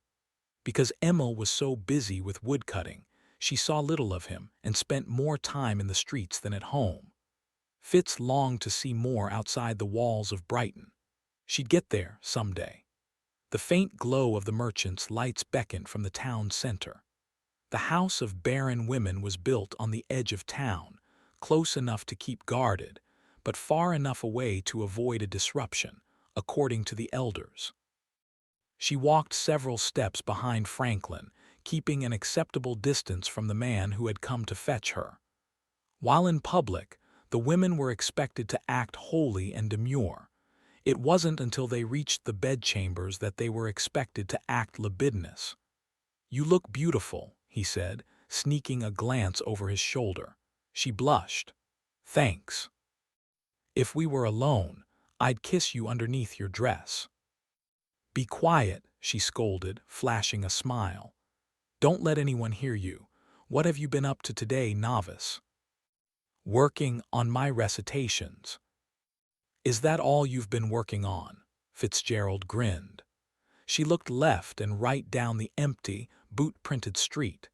Then she reached over and pinched Franklin's arm. He looked away. This time it was his turn to blush. "What about you?" he asked. "Do you really want to know?" "I'm sorry, don't answer that." Franklin muttered an apology, but Fitzgerald wasn't offended. "No need to apologize. In between visitors, I've been thinking up ways we can leave," she said. "I have almost 50 silver saved. That should be enough to get supplies. All we need is to find some generous people in one of the outside settlements, and we can finally be rid of this place. We'll have to work to earn our keep, but—" Franklin turned in all directions, suddenly nervous. "You mustn't speak like that." Fitz frowned. "What do you mean?" "I shouldn't have said those things the other night, Fitz. We can't leave. I'm a devoted disciple of the Word." Fitzgerald stopped and stared at him, her face flushed with anger. "But I thought you love." "I do, Fitz, but I was upset. I was worried about the famine. I thought we were in immediate danger. I've had time to think on it, though, and I don't believe the situation is as dire as Beck and Evan say it is. It doesn't make sense. There hasn't been a famine since before I was born. I think we'll be safe for a while longer." Fitzgerald avoided his eyes, trying to conceal the sting of rejection on her face. "Don't worry, I have another plan," he assured her. "It'll just take a while. We'll have to keep waiting. But we've already waited a year, right?" After a stubborn pause, she allowed him to lead her. They'd already covered half the distance to the square. Most of the merchants had packed up and gone home. The few that remained were covering pushcarts and tucking away their wares. Even so, the town was full of gossip and watchful eyes. The exhilaration of freedom was waning. Ever since Franklin had started seeing Fitzgerald a year ago, Franklin had been careful to hide his attachment to her. Neither of them wanted to raise Winthrop's suspicion or his ire. A few nights ago, the bishop had requested a new girl to keep him company. To Franklin's and Fitz's dismay, Mary had offered up Fitzgerald. "It'll all work out, you'll see," Franklin added. "Can't we stop somewhere and talk?" she asked, trying to hold back her frustration. "I wish we could, but the bishop said to bring you right away. Keep your head down and keep moving. We mustn't appear to be conspiring." Franklin kept his voice low as they walked. "Listen, Fitz, I've been thinking. If I keep learning and studying, I'm sure to become the bishop. It only makes sense. There are few others that are as qualified as me, and once Father Winthrop dies, I can take over his position. What will that change? We can finally be together." Fitzgerald stared at the dirt. "Even if you were bishop, you wouldn't be able to save me from the house, and you certainly wouldn't be able to save me from Blackthorn. Look at what happened to Jenny." Saying the girl's name made them both tense up. Fitzgerald had only known the girl a short time, but Jenny had been nicer than the others in the house. And Jenny had been spiked just the same, for the simple crime of being one of Ella Barrow's friends. Fitzgerald stared into the distance, trying to make out the dark building past the square, the one where Father Winthrop was waiting. Jenny spent many nights there. The irony wasn't lost on Fitzgerald. If it weren't for Mary's suggesting that Fitzgerald replace the dead girl, she'd be back at the house, doing much safer work. "You won't be able to protect me. If someone wants me, dead if Blackthorn goes on another of his rages." "I'll protect you," Franklin responded, but his words lacked confidence. "What can you do, Franklin?" Fitzgerald sniffled. "Nobody will step in to save a barren woman. No one ever does." Franklin sighed but didn't answer. What could he say? He knew she was right. What security was there in a world of sickness, spiking, and demons? In the year she and Franklin had been together, he hadn't been able to save her from the house. They fell silent as they walked into the town center. Fitzgerald waved hello to the few remaining merchants as she walked through the streets. They sneered at Franklin when he wasn't looking. Soon Fitzgerald and Franklin were crossing the square, following the walkway to the church. When they reached the back entrance, Franklin grabbed a torch from beside the door and led her inside. "Right this way," Franklin said, as if he were leading a stranger instead of a bedmate. She remained quiet. Fitzgerald followed him through the dark hallway. Their footsteps echoed ominously off the stone. Each time she came to this place, it felt like she was walking the steps to the cleansing, doomed to death. She hated coming here. Her anger turned to dread. When they reached the chamber door, Franklin held up the torch and fumbled with the doorknob. "Franklin, is that you?" A voice called from inside. "Father Winthrop." "Yes, Father." "Do you have the girl?" "Yes, Fitzgerald is with me." "No need to come inside, then. Send her in." Franklin paused. He squeezed Fitz's arm, but she didn't look at him. She stared straight ahead, refusing to face him. Their breathing filled the hallway as if they'd been running the alley races rather than walking through town.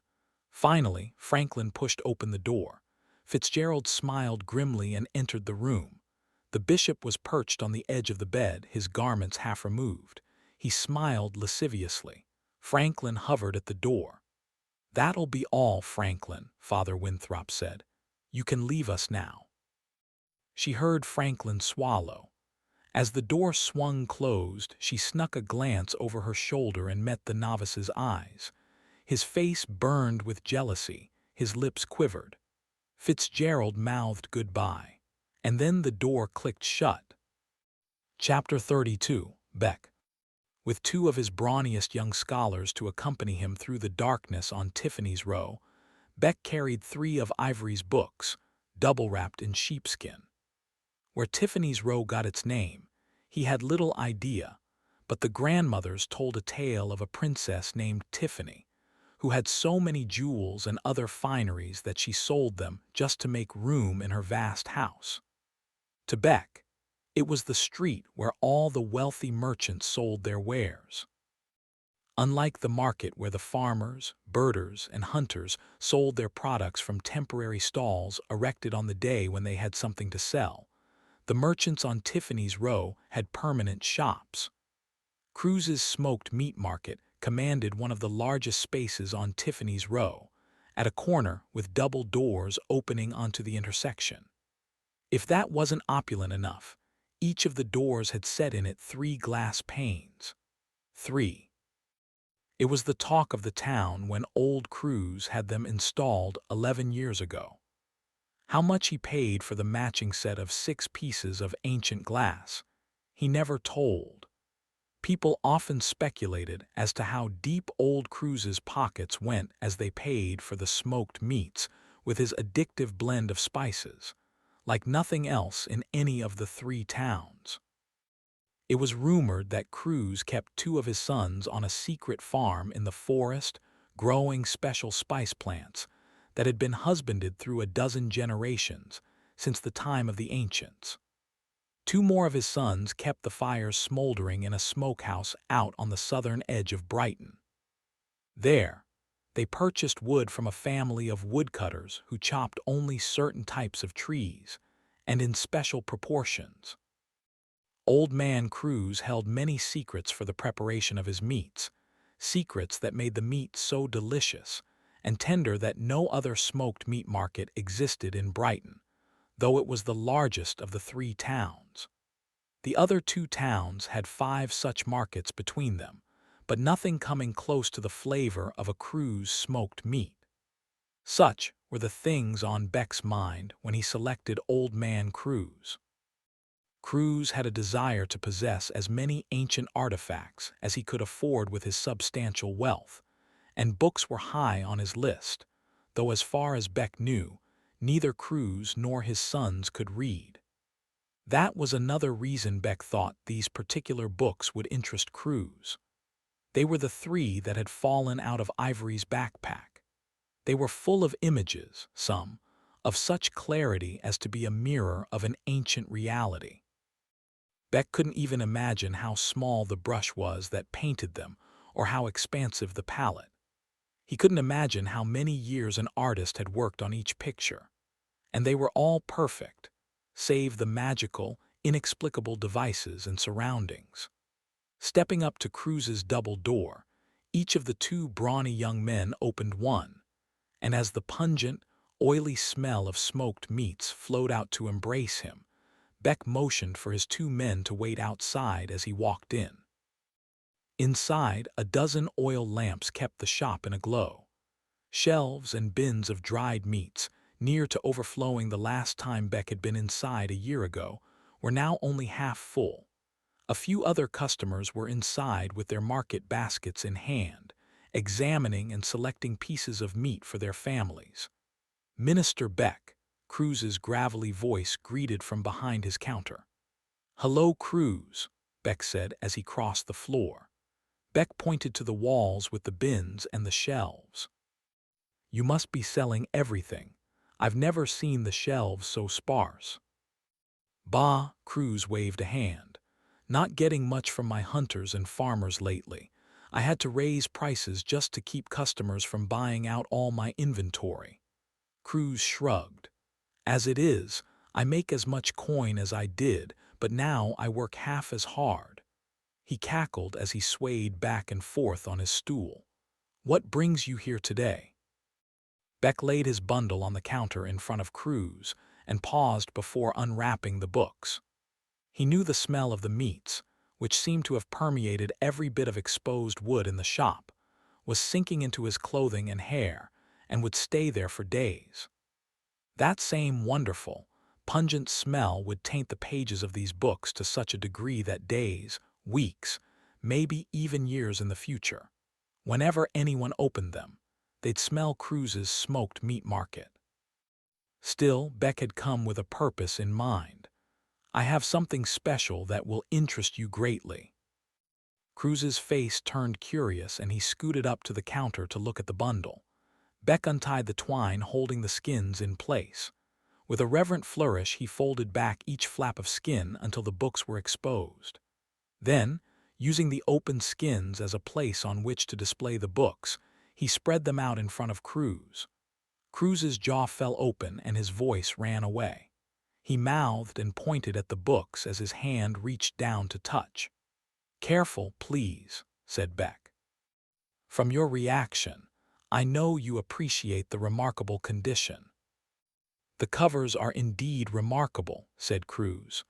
"Are they the same inside?" Grinning, Beck said, "Better." "May I?" Cruz asked. Beck nodded.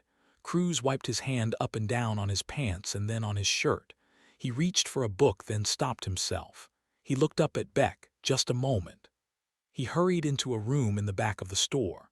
Beck heard a bit of a commotion, then the sound of a pail banging something. A minute later, Cruz came out of the back room carrying a bucket of water and a couple of cloths. Beck nodded approvingly.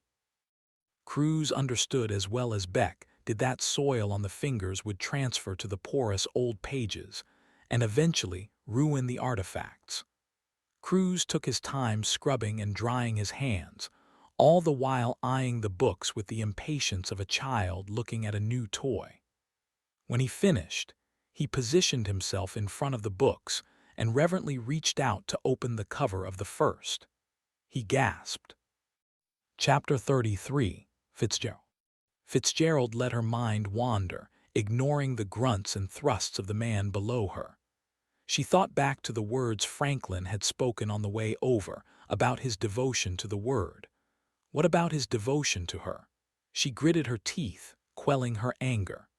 She fixed her eyes on the fireplace across the room, watching the flames flicker and dance. She occupied herself with a new plan. She needed to leave Brighton. The only hope for a used, barren woman was to become a servant to the elders, or worse, to be sold to one of the wealthy merchants. Most of the merchants who were interested in owning a barren woman were abusive and cruel. She'd seen several of the former housewomen around town. Their heads hung low as they carried their masters' dung pails. Often, they were charged with tending the children, who would rather throw stones at them than listen. Their lives were only as good as the moods of their owners. The future was bleak. If Franklin wouldn't leave Brighton with her, she'd go by herself. She'd continue collecting silver until she had enough to hire a guide, and then she'd bribe him to keep quiet. She needed to be especially careful. Women who fled the house faced the worst punishments of all. She'd seen women stoned, even dragged behind horses. Brighton was protective of those it considered property. According to one rumor, a woman had had her limbs removed before being tossed outside the wall for the demons. Winthrop paused below her to catch his breath. She looked down at him. His body glistened with sweat. His stomach overlapped his midsection. She cringed. That was another problem. With Winthrop consuming the past few of her nights, she was unable to collect additional coin. Her best gifts came in the evening when inebriated men turned generous and forgetful. In order to move forward with her plan, she'd need to be rid of Winthrop, and the only way for that to happen was for him to grow tired of her. "What's wrong?" Winthrop asked, frowning. It wasn't so much a question as an accusation of insufficient attention to his needs. "Nothing. I'm just hoping you're happy with me." The bishop's jowls flowed down onto the pillow and stretched a smile across his old, yellow teeth. Her carefully chosen words disgusted her, but they always did. The bishop furrowed his brow and nodded. For a brief second, it seemed like he might sympathize with her. Then he relaxed his face and went about his business. When they were through, Fitzgerald rolled off Winthrop and sat at the edge of the bed, waiting to be dismissed. "Stay a moment if you'd like," Winthrop said. She looked longingly at the door, wishing she had a choice. "Thank you, Father," she said. She cursed herself internally for addressing him formally rather than the way he liked, but he didn't seem to notice. She looked around for her dress and retrieved it from the edge of the bed. She began putting it on. "No need to rush," Winthrop said. "Lie down for a moment, keep me company." She reluctantly put down her garment and lay next to him. She held her breath. Neither the incense nor the fireplace smoke completely masked his odor. He smelled like the unwashed feet of a pig farmer, or a soldier who had marched for too many weeks without taking off his boots. After a few moments, Winthrop spoke. "There's nothing wrong with a moment's rest after a hard day's worship," he said aloud, as if convincing himself. "A man's mind is only as strong as the body that carries it." "Yes, Winthrop. So how are things at the house?" "They're well. Mary does a commendable job, given the hardships she has to endure." "Yes, Winthrop. Have you thought of another name for me?" "Not yet. I've been calling on you a lot lately, if you've noticed." "I have. Consider it a compliment. You perform your service very well." Winthrop reached over and caressed her face. Fitzgerald shuddered but didn't speak. The last thing she wanted was to provoke him. She stared at the ceiling, her mind drifting to Franklin. Was he lingering by the door? Was he waiting? She tried listening for him, but she'd lost track. Winthrop had been particularly loud. Normally Franklin escorted her home, and if time permitted, he snuck her back to some isolated part of the temple where they could be together. As angry as Fitzgerald was with him, she'd prefer his company to Winthrop's. She held her breath for a second, listening. The bedchamber, moments ago filled with sound, had gone quiet. The only noise was the crackle of the fire.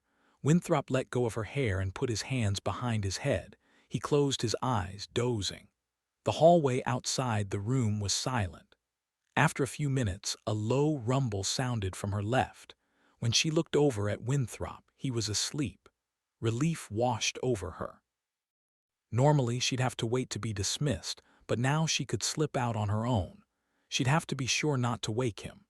She sat up, masking the creak of the bed, and reached for her dress. Clutching it against her chest, she rose and padded away from the bed. She kept an eye on Winthrop as she slipped on the garment, afraid he might awaken and bid her to stay, but he was fast asleep. Thankfully, he'd tired himself out, the old lard. Fitz's boots were by the door. She walked over to them and then stopped, admiring the paintings on the wall. She was suddenly hit with a thought. She'd been in the room several times, but always under Winthrop's scrutiny. She'd never been free to snoop. The night before, she'd seen him tucking a box underneath his bed as she arrived. Certainly the elders had riches beyond what the people could imagine, she thought. She'd heard whispers of precious metals being found in the wild, gifts given to the leaders and squirreled away. Jenny had once told her that Winthrop collected relics from an ancient religion. Could she get to the box without waking him? The thought was both thrilling and wrong. Leaving her boots at the door, Fitzgerald crept across the room on bare feet, her heart pounding furiously in her chest. Winthrop's mouth hung open, his tongue lolled over his lips, and sleepy drool was already running over his cheek. She deserved at least a peek into the box for keeping his company. Right. She kept going until she was at the end of the bed, then stooped and peered underneath. The flickering fire threw shadows across the room, making it difficult for her to see. Her pulse knocked violently. She considered turning away from her despair-induced scheme and stealing back into the hallway. But the box was there, beckoning. It was pushed halfway underneath, just far enough to be within reach. Fitz swallowed. She glanced back up at Winthrop, confirming that he was still asleep. The steady throb of his snoring was a signal that she was safe. She crouched lower, pressing her palms against the floor. Then she reached for the box, snagging it and pulling it toward her and into the light. The box was made of wood, about 6 inches wide and 3 inches long. Whatever was inside was probably valuable. She opened the lid. Her eyes widened. Inside the box was an array of small metal relics. Most of them looked the same, two pieces of metal laid across each other. Fitzgerald picked one up and twisted it in her fingers, admiring its smooth contour. She set it back, her attention grabbed by another, then a third. Each was beautiful, entrancing, unique. She was so enthralled that for a moment she forgot where she was. The crackle of the fire reminded her. She startled and looked up, holding one of the objects. Its silver sheen was magnificent, especially in the fire's glow. Winthrop hadn't budged. She couldn't chance looking any longer, she had to put it back. She twirled the relic one last time, committing it to memory. And then, without realizing what she was doing, she closed the box, the relic still clenched in her fist. She pushed the box back under the bed. Fitzgerald's mind screamed at her to put the beautiful object back, but she ignored her inner voice, getting to her feet and padding to the door. "What am I doing?" Her feet kept moving. "It's owed to me." She'd spent several nights with Winthrop, nights she could have spent with other, more generous men. She held the relic as she stole to the door, retrieved her boots, and slipped them on. The object felt foreign and unnatural in her hand, like an ember she'd stolen from the fire rather than a precious piece of metal. She gave one last look at Winthrop, terrified he'd be awake and staring at her, but he was still asleep. The man's mouth hung open like a cavern, his bare legs dangled off the bed. "It serves him right," she thought. Fitzgerald sucked in a breath as she crept out into the hallway.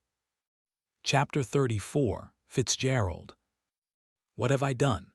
The hallway felt smaller and darker than it had before. Fitzgerald clung to the walls for support, staving off panic. Without the light of Franklin's torch, she was left to make her own way. She kept her ears perked, not only for Franklin, but also for anyone else who might be roaming the halls. She'd stolen from the bishop. What was she doing? A part of her wanted to run back into the room and sneak the possession back into the box, to pretend this hadn't happened. But if he caught her, she'd be instantly condemned. It was too late to turn back.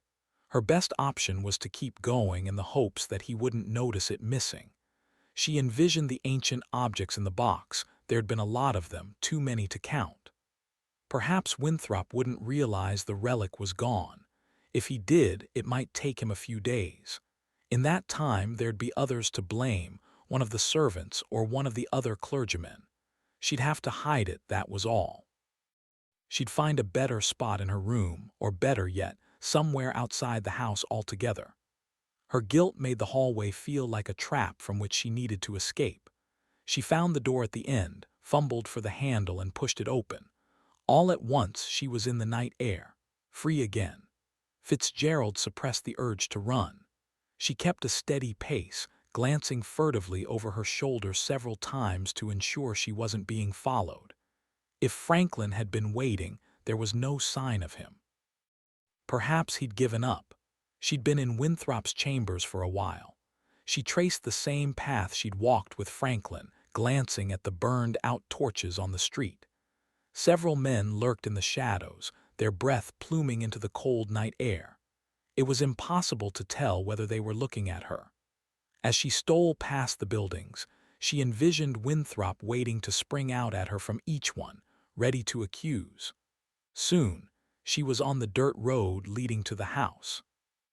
The familiar path, a path where she'd felt so free with Franklin, felt like a pit full of writhing snakes, a canyon she had to cross. She saw the house in the distance, but this time, instead of dread, she found herself filled with longing. Her bedroom suddenly felt much safer than being outside. As usual, Mary had left a torch burning at the entrance, a beacon for the girls and the men who escorted them home. Fitzgerald strove for it. She tucked the relic into her boot as she reached the entrance. She glanced behind her. The street was lifeless, empty. She opened the door and snuck inside, doing her best not to disturb anyone. Mary was a light sleeper, but Fitzgerald had learned to tread softly, avoiding unneeded interaction with the woman she secretly despised. She walked through the main room in the dark, using her memory to guide her. When she reached her bedroom door, she nudged it open and stepped inside. Her mouth fell open. Mary was waiting, a candle propped on the ground next to her. In her hands was Fitz's stash of silver. Chapter 35, Beck. Cruz slowly turned page after page, muttering "remarkable" over and over again. Beck said, "I've never seen 3 books in the same place before in this condition." And the colors, Cruz mused. The images, may the word be blessed, images on every page, and the clarity, I've never seen anything like this.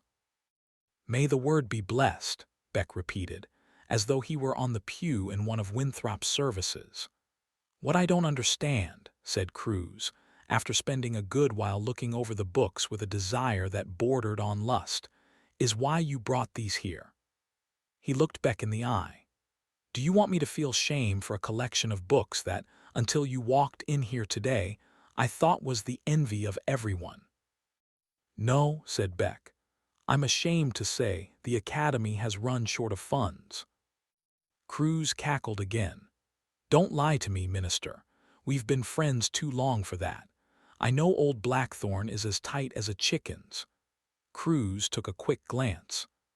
I know old Blackthorn keeps the budget like it's his own money, but why not just have him give the Academy a larger share of the tax? With the best look of disappointment Beck could put on his face, he slowly shook his head.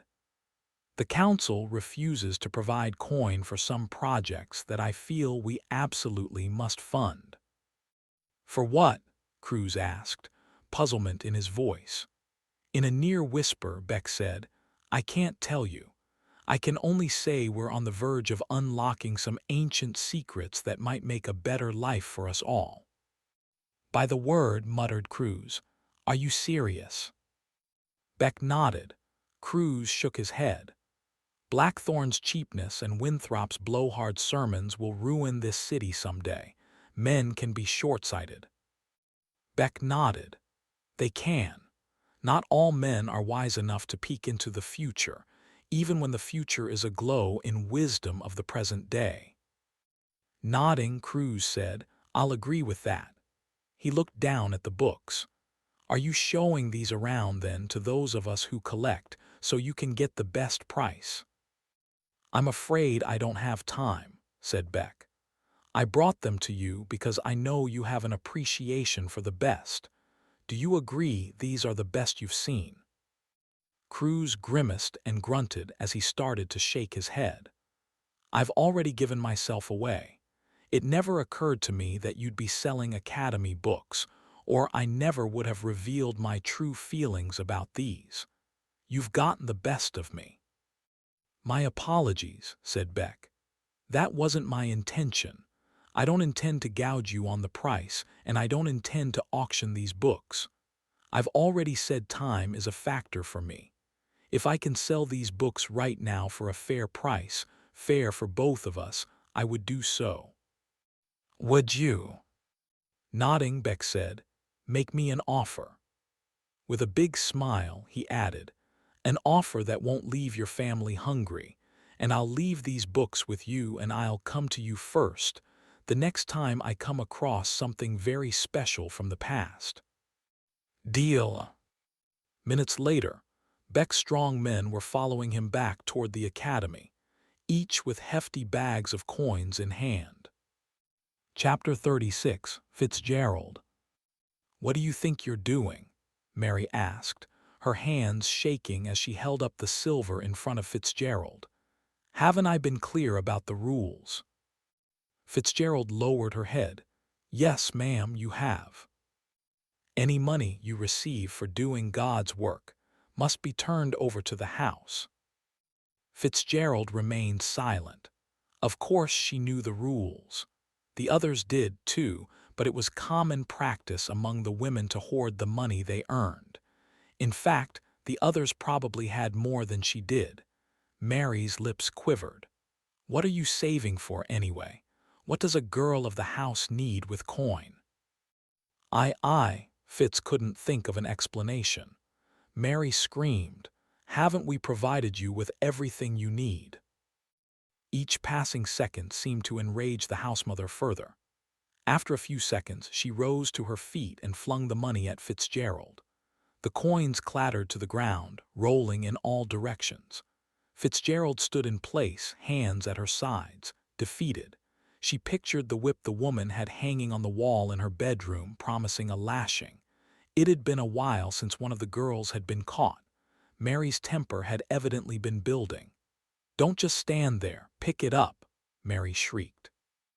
Shaking, Fitzgerald stooped and fumbled with the scattered coins. She crawled across the floor on hands and knees, trying to locate them in the semi-darkness. She repressed the thought of what might come after, trying to immerse herself in the task. Her hope was to look up and find Mary gone, but Mary wasn't leaving. She watched Fitzgerald with a paralyzing stare. When Fitzgerald was finished, she scrambled to her feet and stared at the housemother, awaiting her punishment. "Do you really think I was going to let you keep them?" "No, ma'am," Fitzgerald said, her eyes wet with tears. "Hand them over. They'll go toward feeding your sisters." Mary snatched the coins and stuffed them in the pocket of her dress. Fitz tried to quell the nauseous feeling in her stomach. Not only had she been stripped of her earnings, but she'd also been stripped of her plans. She'd never see the money again. And neither would the girls. Mary would keep it. She usually did. They stood in silence for several seconds, the house pin-drop quiet.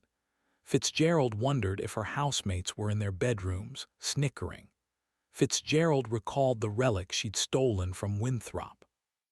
Thank God she'd had the foresight to hide it in her boot. As fearful as she was about her punishment for stashing the silver, the stolen object would send her to the pyre. She pictured herself hanging from the wooden pole, the flames turning her flesh into liquid. Her fright made her swallow. "Do you think you're better than this?" Mary snarled, pointing at the walls and the neat bedroll on the ground. "No, ma'am, I'm not. You're nothing but a barren woman, a childless whore." Fitzgerald recoiled as if she'd been struck. For a moment she considered lunging at the woman, defending her name. Instead, Fitzgerald remained quiet. She hated herself for it. Mary jangled the coins, taunting her. "For 2 years I've put up with your stubbornness. You refuse to sleep in the bed I've given you. You refuse to get along with the other girls. I should toss you out in the street to the drunkards. Better yet, I should have you put outside the wall to feed the demons." Fitzgerald swallowed. Perhaps she hadn't hidden her disdain for the house as well as she thought. Her anger morphed to fear. She pictured the stories she'd heard about the limbless woman squealing in fright as the soldiers cast her outside of Brighton's walls. She'd rather be put on the pyre than face that. She needed to fix this. She needed to quell the woman's anger. Fitzgerald kept painfully still. Her room no longer felt like her room. Mary's presence had tainted it. After a pause, Fitzgerald apologized. "I'm sorry to put you through the hardship, ma'am. You're lucky the other girls aren't listening. I'd be ashamed if they were." In truth, the other girls were probably half naked, bent by their doors and straining to hear every word. After staring at Fitzgerald for some length of time, Mary retrieved the candle and strode past Fitzgerald. The coins jangled in the woman's pocket, as if to remind her of what she'd lost. Fitzgerald closed her eyes, relieved that the encounter was over. She was back to her original, impoverished self, a place to live and meals to eat. At least she had Winthrop's relic. That was better than nothing. She turned to watch Mary exit. She was prepared to close the door and retire, but when she looked over her shoulder, Mary was still there. "Is there something else, ma'am?" Mary frowned and cocked her head. She studied Fitzgerald. "Who were you with tonight?" "Father Winthrop." "No one else?" "No, ma'am, just the bishop." "And you came straight home?" "I did." Mary pointed to Fitzgerald's dress, then to her boots. "I don't believe you. Get undressed. I need to make sure you haven't stashed anything else." Fitzgerald's pulse galloped. A few minutes ago, her biggest concern had been the stashed coins, a missed meal, avoiding a beating. But now her life was at stake. If Mary found the relic, if she turned her in. Fitzgerald held her breath and unbuttoned her dress, pulling it over her head. Her face grew flush. Modesty meant nothing in the house of barren women. The boots, too. Fitzgerald paused. For a second time she considered lunging at the woman, taking her chances. But thoughts of her father stopped her. What if he was killed? She recalled Ella Barrow's friends spiked for the woman's indiscretions. She couldn't see her father punished for what she'd done. Fighting back tears, Fitzgerald reached down. Then she slid off her boots. Chapter 37. Fitzgerald. They made the walk to Father Winthrop's in silence. Fitzgerald trailed behind the housemother, her shoulders slumped, her heart beating out of her chest. After finding the relic, Mary's entire demeanor had changed. She'd gone silent, reserved. She'd refused to speak or look at Fitzgerald. It was as if Fitzgerald were already dead. Fitzgerald had tried to cover for herself. She'd said the relic was a gift, but Mary hadn't believed her. She dragged Fitzgerald by the arm, pulled her from the house, and led her in the direction of the square. "I'll ask Father Winthrop myself," she'd said. The silence was almost worse than the yelling. Fitzgerald had stopped protesting. Once the truth was discovered, no explanation would alter her fate. The truth lingered menacingly in the air, whispering promises of a spiking, a hanging, a woman with her limbs chopped off. Each fate was worse than the last. Her only hope was that Winthrop was still sleeping, that he wouldn't answer. Prolonging her sentence was her last resort. The town lay dark. Only a few torches still burned. Fitzgerald heard the distant wail of a drunken man, the screech of a night animal. There'd be few witnesses to her capture, but there'd be a wider audience when she burned. The elders seldom passed up opportunities to strike fear into the hearts of the people. They were on the edge of town when Fitzgerald noticed two shadows coming toward them.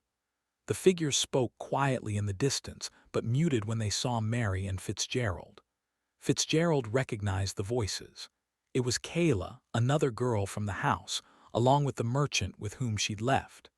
As they got closer, Fitzgerald noticed Kayla was swaying as she walked. Her head was propped up on the man's shoulder. She'd broken another of Mary's rules, excessive drink. Alcohol made the girls slovenly, less apt to do their jobs. Mary detested it. Kayla straightened, trying to cover her behavior. Normally her condition was subject to reprimand, but not tonight. Mary charged past her. "Where are you going?" Kayla called out as she passed, unable to control her inebriated tongue. Mary answered tersely, "To see Father Winthrop." "Is everything all right?" Mary didn't answer. Mary and Fitzgerald continued on, leaving the couple behind. Fitzgerald looked over her shoulder.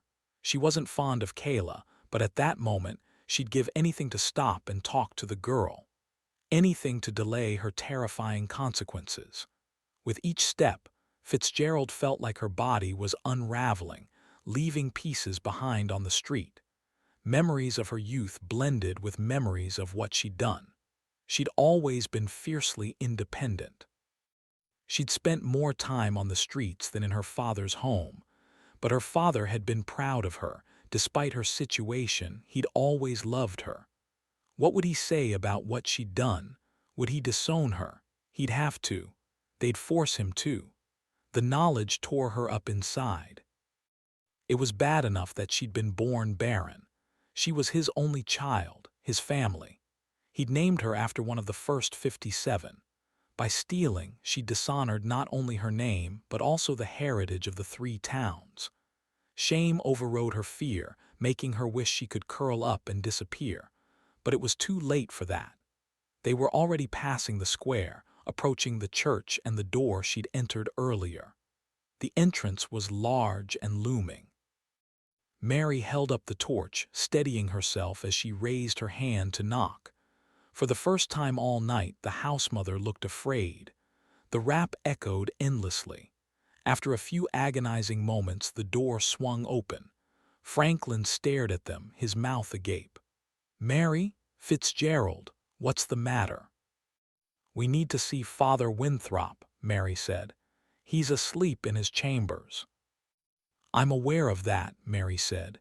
She cleared her throat, then held up the relic. "I think he'd want to hear about this." Chapter 38, Beck. Just as Blackthorne did at his house, Beck conducted business in his dining hall.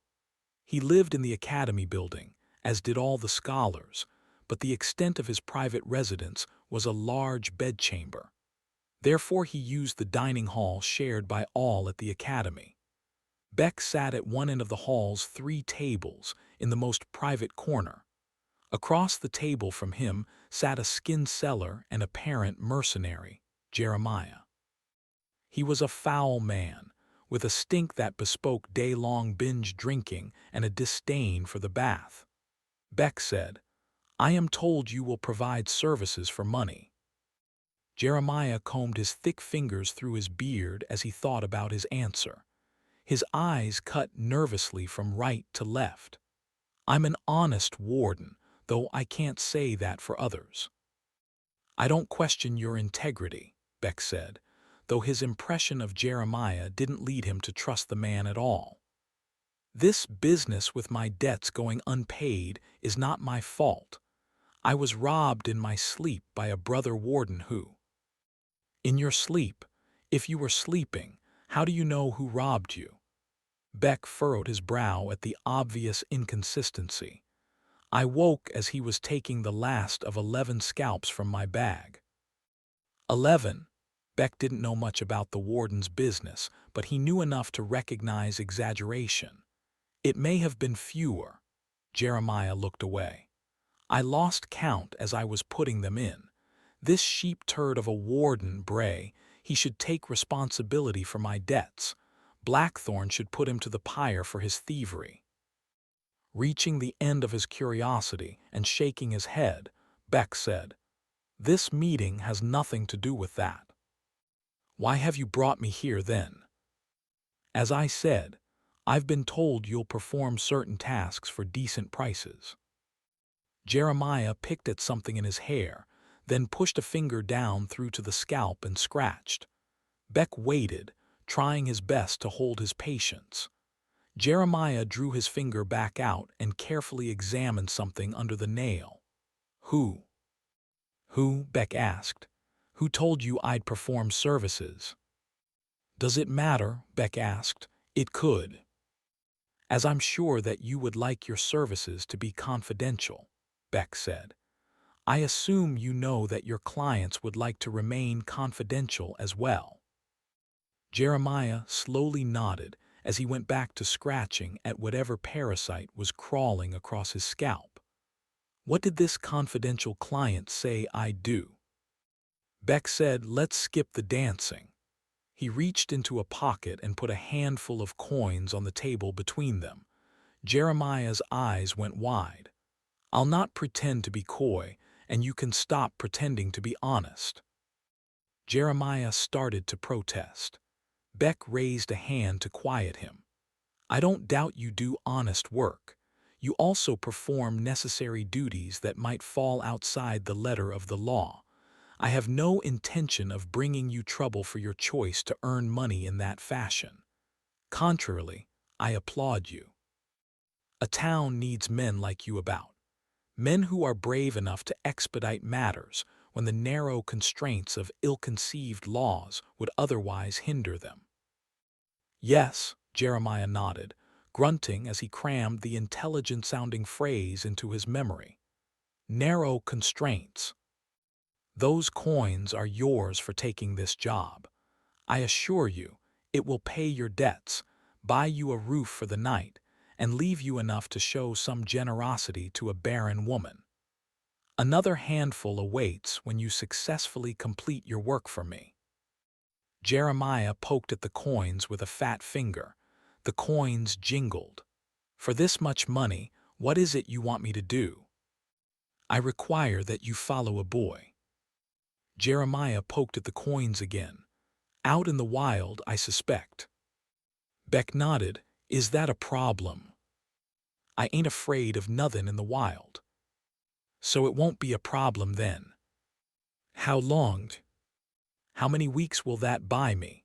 Beck asked, pointing at the coins. Jeremiah snorted some snot up into his nose. 3 weeks. Okay. Surprised that his offer had been accepted, he asked, when the 3 weeks are over. I'll continue to pay for as long as it takes. For what will I be waiting to happen? I require the utmost discretion in this matter. Understood. Give me your word, said Beck. Not a breath of this to any living soul. You have my word, such as it is. I'll accept that. Beck looked across the dining hall's empty tables, searching for any movement that might be lingering in the shadowy doorways. The boy's name is Ivory, the rabbit hunter, son of Muldoon, the rabbit hunter. I know of Muldoon. He knows of me, though we're not friends. Nor shall you be, said Beck. He went to the pyre at the last cleansing. So it goes. Beck said the boy may have stumbled onto a cache of ancient books out in the wild. I wish to know for certain whether he has. And if he has, I wish to know exactly where this cache is. Cache? Jeremiah asked. A lot of books, that's what it means. A lot. Jeremiah leaned back in his chair. A lot of books could be worth a fortune. Beck pointed at the coins. Yes, that's why I'm paying you handsomely. Jeremiah combed his fingers through his thick beard again. Them coins ain't nothin' next to the value of an ancient book. If you find the cache, you'll be rewarded sufficiently. How much is sufficiently? Exasperated, Beck asked, how many coins do you require? Enough that I don't feel like I'm being robbed, begging your pardon. I'm not saying you're robbing me. I just don't want to feel like it. Beck nodded. Would 1,000 coins on top of that be enough to make the deal fair, assuming you find the source of the boy's books? Jeremiah grinned widely. You have that kind of money. Is it enough? Jeremiah nodded. But you must find the books and tell me how many there are. Jeremiah's face went slack.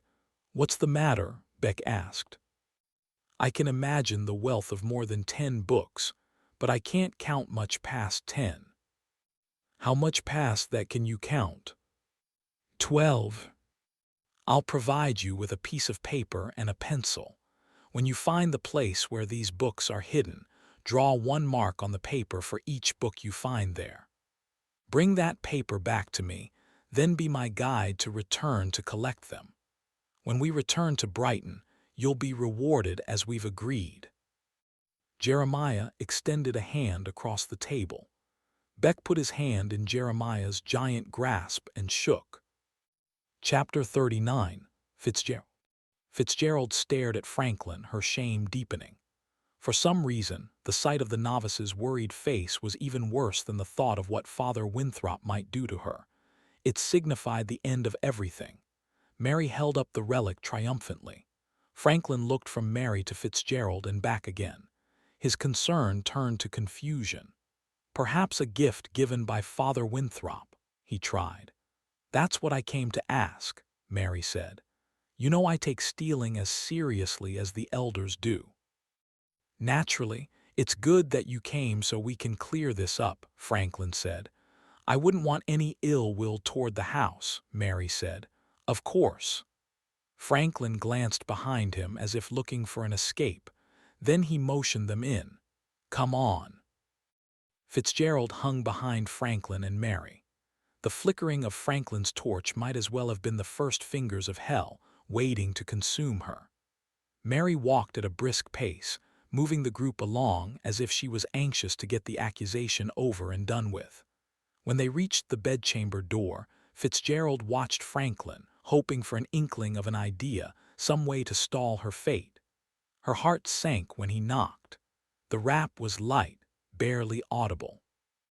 They paused in silence, listening for a stir in the chamber. From underneath the door, Fitzgerald saw the flicker of firelight. The fireplace was burning low at this hour. Winthrop's chamber remained silent. Franklin waited a full minute before turning away. "I don't think he's in there," he said. "Did he hear you?" Mary whispered. "We should try again." Franklin swallowed and rapped louder. The knock reverberated off the walls and died. They hung in silence, waiting. Fitzgerald clasped her hands in front of her, saying a silent prayer that the man was either deep in slumber or had woken up and wandered off. Each second Winthrop didn't answer compounded her hope. The room was quiet. And then it wasn't. A faint groan escaped from the other side of the door. The bed sheets rustled. Fitzgerald heard the sound of feet finding the floor, then the creak of the bed as someone got up. Her heart beat faster. She heard the person on the other side getting dressed, and then, after another pause, a voice arose from the other side of the door. "Franklin, is that you? Why are you disturbing me at this hour?" "Someone's here to see you, Father. Tell them to come back in the morning." "I don't think it can wait." "Who is it?" "Mary from the house, Father. She has an urgent question." Winthrop groaned as he took the remaining steps to the door. He cleared phlegm from his throat, rattled the doorknob, and swung open the door. All at once Fitzgerald was face to face with the man with whom she'd spent the night. The man she'd robbed. Fitzgerald glanced quickly at him, taking in his bloodshot eyes and his withered, yellow skin. She cast her eyes to the floor. They stood in silence for several seconds, no one wanting to speak first. And then Mary piped up. "Sorry to bother you, Father, but the matter is urgent." "Out with it," Winthrop grunted. "I'm trying to sleep." Mary dangled the relic in the air, allowing everyone to see. "Fitzgerald came home with this tucked in her boot. Did you give it to her?" Fitzgerald's eyes roamed to the piece she'd stolen. The relic was as enticing now as when she'd taken it. She kept her gaze locked on the object, deathly afraid to meet Winthrop's eyes. Winthrop harumphed in confusion. After a few seconds, anger overtook him. "Where'd you get this?" he demanded, turning toward her. Fitzgerald felt his burning stare, but she refused to look over. To meet his eyes was to acknowledge what she'd done. He asked again with no response. Frustrated, he turned his fury on Franklin. "What do you know about this, Franklin?" he asked. I know nothing, Father. I let her in, and then I left to work on my studies." "She must have taken it after I fell asleep," Winthrop said, piecing the story together. "And then she must have slipped off in the night." Without looking at him, she felt his gaze, boring into her like a demon seed. Like a common pig chaser, a godless peasant. Winthrop slapped Fitzgerald. Fitzgerald was so shocked she barely cried out. Her cheek stung in pain. She crouched to the ground, shielding her face. "You have the gall to steal from a minister," he roared, his voice trembling. "After everything I've provided for you. After everything I've provided to Brighton." Fitzgerald was unable to stop the tears. She peered through splayed fingers, staring at the boots of Mary, Franklin, and Winthrop. Mary's rage had been frightening enough, but Winthrop had the power to have her killed. Mary grunted in satisfaction. "I just wanted to make sure you knew about this because," Mary began. "Shut up, wench," Winthrop hollered. "You're as much to blame as she is. Your teachings of these women have failed. Give me back my relic." "But what is to be done, Father?" Mary asked, handing it over. Her demeanor, righteous just moments before, had cracked. "We'll have words later, trust me on that. Franklin, please lead Mary out." "What of Fitzgerald?" "I'll handle her." 2 pairs of boots disappeared, leaving Fitzgerald alone with the bishop. She kept her head bowed, praying for a miracle. Heavy breathing filled the air above her. She remained on the ground for several seconds, studying the floor, as if hell might open up and swallow her whole. Suddenly, hands grabbed her dress, tugging her to her feet and pulling her into the man's bedchambers. Fitzgerald stood silent, her hair draped over her face. She sucked in her tears, certain that sound was her enemy. Her voice would worsen Winthrop's rage. She sensed it. She waited for another blow to land, but instead Winthrop padded across the room. He bent down and removed the box from underneath the bed. He opened it. She heard him lining the relics up on his bed, sorting through them. Then she heard the clink of the relics as they found their way home. "I could have killed you," he said, "and I would have been within my rights, but then I wouldn't have been able to set an example for the others." Fitzgerald shifted her eyes toward the doorway. The door was open, noises rang from the far end of the hallway. Franklin was seeing Mary out. For a split second, Fitz contemplated running and taking her chances, but she knew she wouldn't get far. The bishop, old as he was, would light after her, and his screams would rouse anyone nearby. Besides, fleeing would only make the bishop angrier. That would make her punishment more severe. Death came in many forms. She'd seen enough suffering to know that. Maybe her compliance would lessen the brutality of her sentence. "What do you think should happen now?" Winthrop asked from across the room. I'm not sure, Father." "A hanging, the pyre. Perhaps I should turn you over to Blackthorn and let him decide. I'm sure he has lots of creative ways to punish house women who have stolen." "Please, Father. Begging is against the will of the word. You should know this." "I do, Father." "You said your father is a woodcutter, isn't he? Surely he is a faithful man. What's his name?" At the mention of her father, Fitzgerald broke down. Winthrop didn't have to speak the threat. It was understood. "I asked for your father's name," Winthrop said again. "Emil," she managed between sobs. "Maybe we should bring Emil here so we can question him about your upbringing." Footsteps distracted them. Fitzgerald looked behind her, relieved to see Franklin walking into the room. "Father, may I have a moment?" he asked. "Not now. I need you to fetch someone for me." "Who?" "The girl's father, Emil, and 2 soldiers. We're going to see this girl punished." "But, Father—" "Fetch them for me, Franklin. Do as I say." To Fitzgerald's surprise, Franklin refused the order. He stepped inside and closed the door. Then he advanced several paces into the room and stood next to Fitzgerald. Winthrop stared at him, confused. "Father, I must insist. Surely there are better uses for this girl than a mere example. Brighton has lost too many between the cleansing and the spikings. The people's spirits are beginning to wilt. The people must be happy if they are to work." He paused for breath.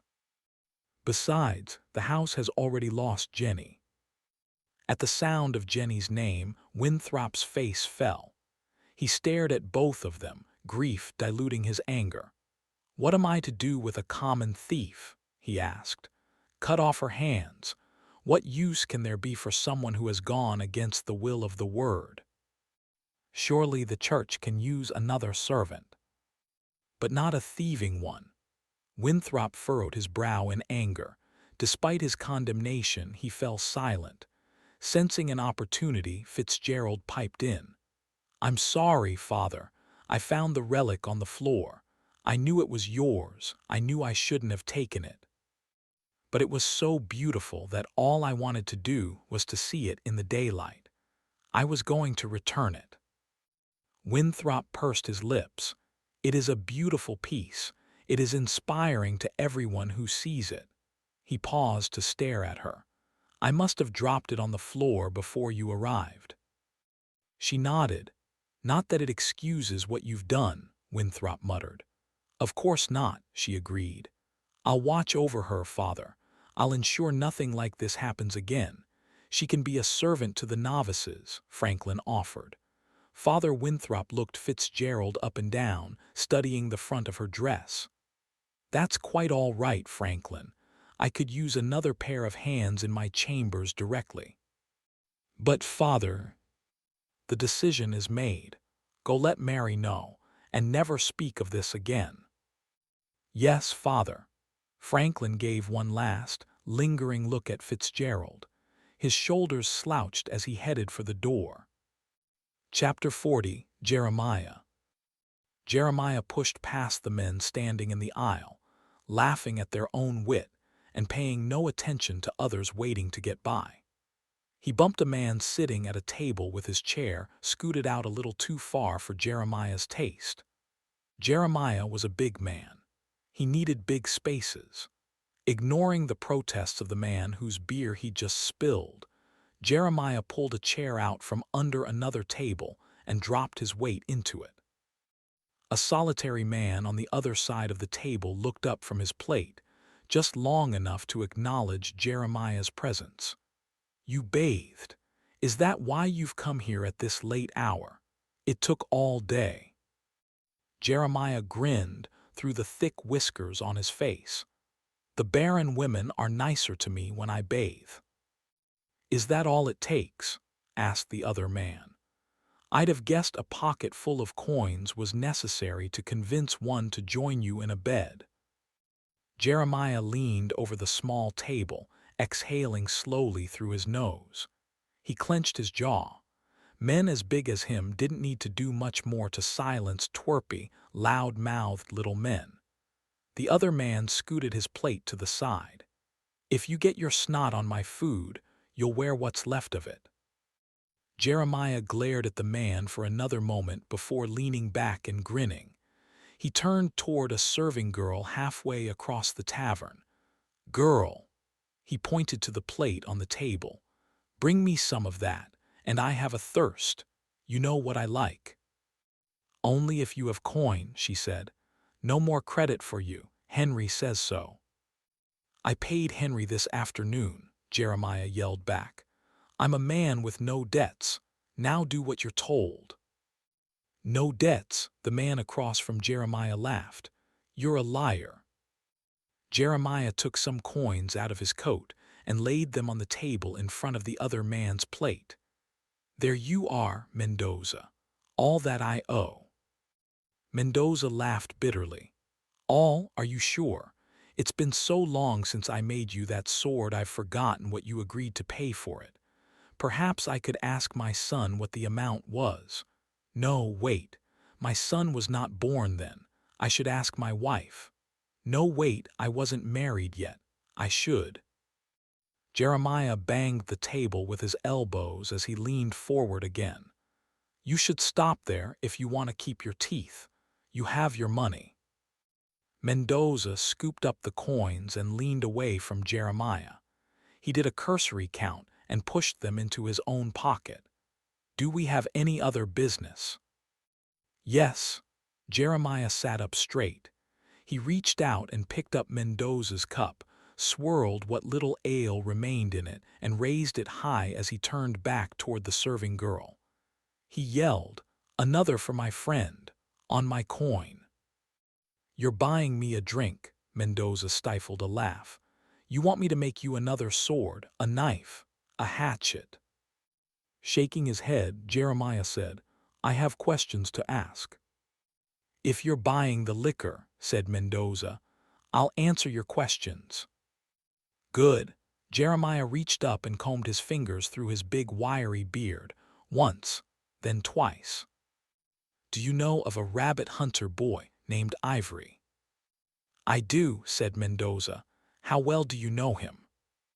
"Does it matter?" asked Mendoza. "Perhaps so, perhaps not." "What do you want to know?" Mendoza asked. "I've been told he smuggles metals." Mendoza put his fork down and looked around the room, wary. "Your questions already make me uncomfortable. They say the smugglers who bring metals from the ancient city also bring the disease. That is why General Blackthorn puts them on the pyre." Jeremiah's laugh rumbled. "The disease floats on the wind. Only the superstitious believe otherwise. Ignoring the laugh, Mendoza said, "You know that anyone who buys smuggled metals will accompany the smuggler to the pyre." Turning serious, Jeremiah said, "Everyone knows the law. Yet you ply me with the promise of a cup of ale to answer questions that might put a man into the fire. What business is this of yours?" "No man will burn on my word." Jeremiah reached into his coat and took out more coins. He sat them carefully on the table. "Do I look like one of Blackthorn's blue shirt cornholers?" Mendoza looked at Jeremiah for a moment, then looked back down at the coins. Jeremiah said, "If you answer to my satisfaction, the coins are yours." "I'll say nothing," said Mendoza. "You'll pay for your answers before I give them. If you don't like the answers I provide, then don't buy more of them." With a nod, Jeremiah said, "Take the coins." Mendoza added the coins to those in his pocket. The serving girl arrived and put a plate of steaming food in front of Jeremiah. She sat a full flagon in front of each man. Jeremiah paid her and fished his fork out of a pocket in his coat. He held it up and looked at it. He noticed some flecks of dried food from his last meal and picked at them until most of them flaked off. He wiped both sides in 2 quick swipes across his trousers and forked a piece of meat on his plate. Before he put it in his mouth, he said, "This Ivory boy, then?" "Yes," said Mendoza, "I know him. Yes, he smuggles metals." "Do you buy his metals?" Snorting, Mendoza said, "You know as well as I that every smith in town buys metals from smugglers. Where do you think your swords and your forks come from?" Nodding, Jeremiah said, "Do you know where in the ancient city he finds his metals? Each of those smugglers has a special place, don't they?" Mendoza shrugged. "Some do. I've heard tell that often a great deal of metal can be found at one location. Once a smuggler finds such a place, he needn't wander through the ancient city any more to search. He goes back and forth to that one location. He finds a safe way to get in and out. He has little risk of discovery by demons when he arrives, and little risk he'll be followed by a demon when he leaves. And this Ivory, he has such a place." "He doesn't say." "No idea at all?" Jeremiah asked as he put a big forkful into his mouth. "You understand why they wouldn't want to share their secrets, don't you?" asked Mendoza. "They don't want other smugglers going to their favorite spots and taking all the metals they've found." But Ivory had an uncle who also smuggled metals. He taught Ivory how to do it. He introduced him to the smiths in town." "What do you know of the uncle?" "He was a good man," said Mendoza. "He and I did business for many years. He frequently came to my home to eat with my family." "So he told you things?" Jeremiah asked. Mendoza drew a circle in the air around his ear. "He told crazy stories from time to time, but he was a good man. He did mention a particularly tall tower in the ancient city that collapsed. It was the only place he went to scavenge, and he scavenged well. Whatever type of metal I asked for, he provided in whatever quantities I requested. Within reason, of course. A man can only carry so much in a bag on his back." "Do you think Ivory goes to this same place?" "I don't know. If the place still has metal, then I suspect yes. Just like his uncle, he provides whatever metals are requested." "So he must have a source," Jeremiah mused. "Has he ever made mention of books?" "Books," Mendoza laughed. "He's a rabbit hunter and a smuggler. I doubt he even knows what a book is." Nodding, Jeremiah smiled and ate some more. "Do you know where this collapsed tower is?" "I've only been outside the walls when Blackthorn calls up the militia and takes my cohort out on one of his demon hunts. I've never seen the ancient city." "Did he give you any idea at all?" "He said a few things." Mendoza rubbed his chin. "I can give you the details. Perhaps if you go to the ancient city, they'll make sense to you." Jeremiah swallowed a mouthful of food. "Tell me what you know." Chapter 41. Bray. Bray awoke early. He sat up but didn't wake the others. Ella and William were exhausted. In order to make decent headway today, they'd need their strength. Resolving to let them sleep for a few minutes, he quietly slid his pack onto his lap and opened it, sifting through the skins and silver inside. In the midst of the chaos in Davenport, he'd managed to slip several coins into his bag, money he'd found scattered in the doorways of ransacked houses. Ella and William hadn't noticed. He counted coins, adding them to his mental tally. He'd leave them with the rest of his stash at the ancient city once they got there. Hopefully, Ella had forgotten about the skins and money he'd promised her. He'd keep that loot as well. Bray was about to close his bag when he spotted the special pouch sewn in the side. He glanced at Ella and William, verifying that they were still asleep, and then unfastened the string that held the pouch tight against the side of the bag. He opened it and pulled out a flat, yellowed piece of paper. He stared at the map in his hand. Bray glanced over the words and drawings that were almost 30 years old. He knew the map as well as he knew his own name. Over the years, he'd pieced together words he didn't know with the locations they represented, memorizing the way the letters looked for each of the townships. Fuller, his father, had promised to teach him to read and write. Instead, Fuller had died in one of General Blackthorn's wars. Bray felt a sting of anger. The money owed to Bray's father, money for fighting in the war, had never been given to his grieving widow after his death. According to Bray's mother, now long dead, she'd asked for the payment, but had been unsuccessful. One day Bray would collect that debt from Blackthorn. Before putting away the map, Bray perused the familiar layout of the townships and settlements.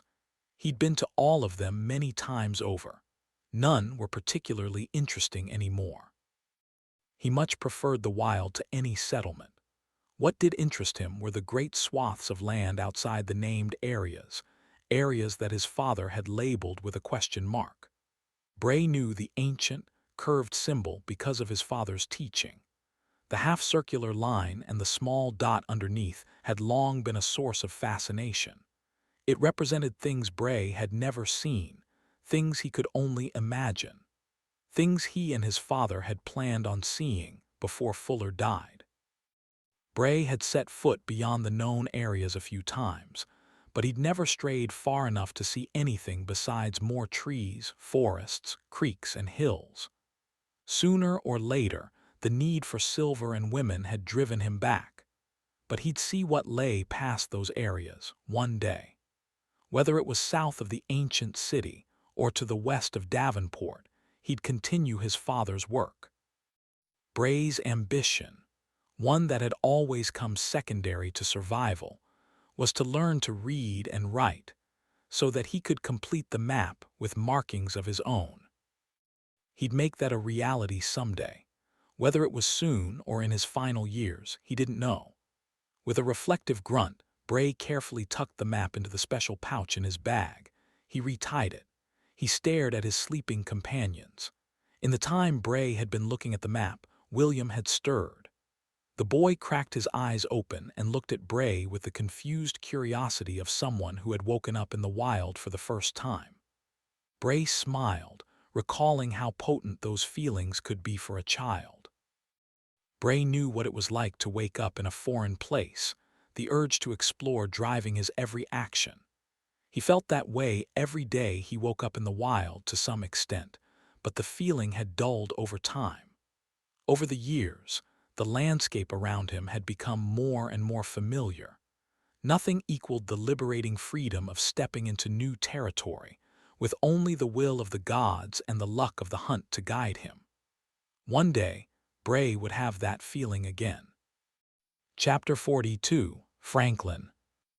Without any breakfast in his stomach, Winthrop's anger had many manifestations.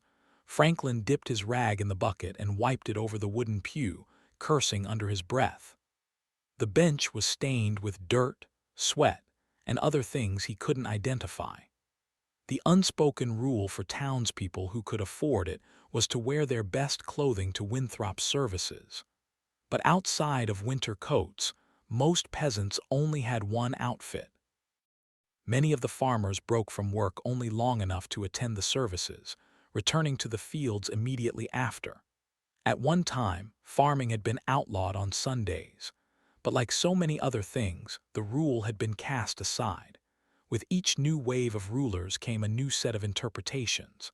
At least, that's how Franklin understood it. The word wasn't as clear as the elders made it seem. Oliver whistled in the pew across from him, making a game of cleaning the bench. Franklin rolled his eyes. Sensing he was being watched, Oliver turned to his older accomplice and hissed across the aisle. "I'm not sure why we have to clean these." Oliver's stomach growled audibly. He tossed the rag in the air and caught it. "You know why," Franklin said, unable to hide his irritation. "The servants are busy preparing the holy meal. We've never had to do this before." Normally, the cleaning of the church was reserved for the help. Not today. Franklin looked away. He continued scrubbing the bench, trying to eliminate a particularly stubborn stain. Oliver whistled another few bars of whatever tune he was working at. Normally, Franklin was amused by his companion, but not today. Ever since the incident with Fitzgerald the night before, Father Winthrop had been particularly stern with Franklin, and though Franklin hadn't been punished outright, he sensed the father was teaching him a lesson. In hindsight, he was surprised he hadn't been flailed for insubordination. "Maybe we should skip the benches in the middle. That would save us some time." Oliver looked at his pruned fingertips. "And some skin." "You know we can't do that. Winthrop the bishop will check." Oliver stood up and protested. "He never checks when the girls do it."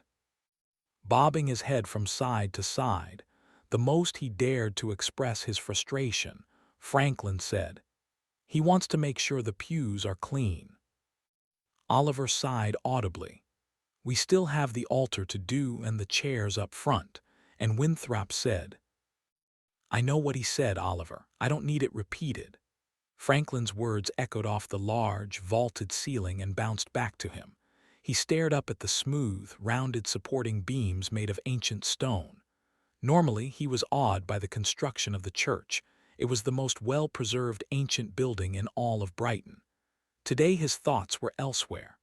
Oliver went quiet for a few minutes, finished the pew he was on, and then walked over to join Franklin. "Is something wrong?" he asked. "You don't seem yourself." Franklin laid down his rag. "I didn't sleep much last night," he admitted. "Problems with Winthrop." Oliver looked around the church as he said it. "Yes."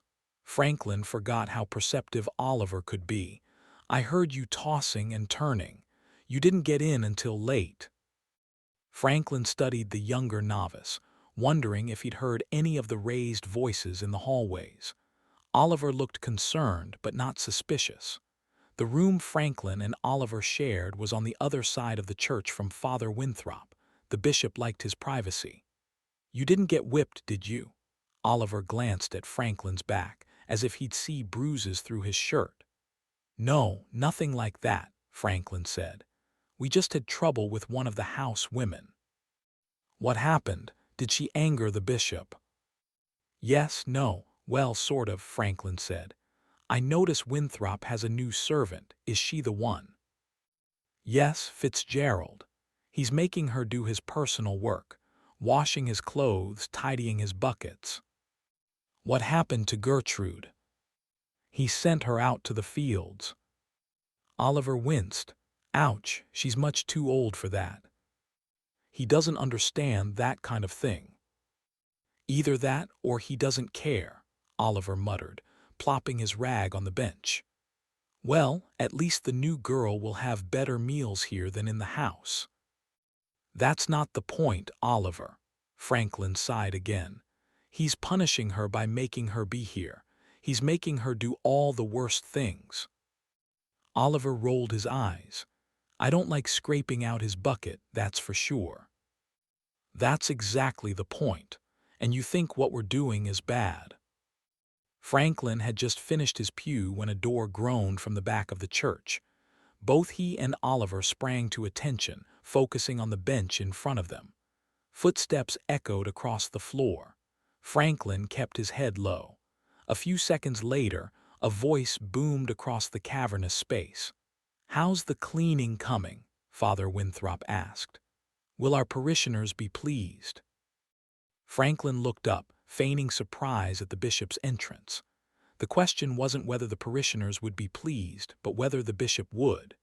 Franklin stared at the pew, then the water bucket, wishing he had the courage to fling it at the man. "It's coming along fine, Father," he said. He gave Oliver a sideways glance. "I'll inspect your work after you're done," Winthrop called across the room. "Or I'll have one of the servants come in and do it when they're finished serving lunch." Franklin bit his lip and nodded.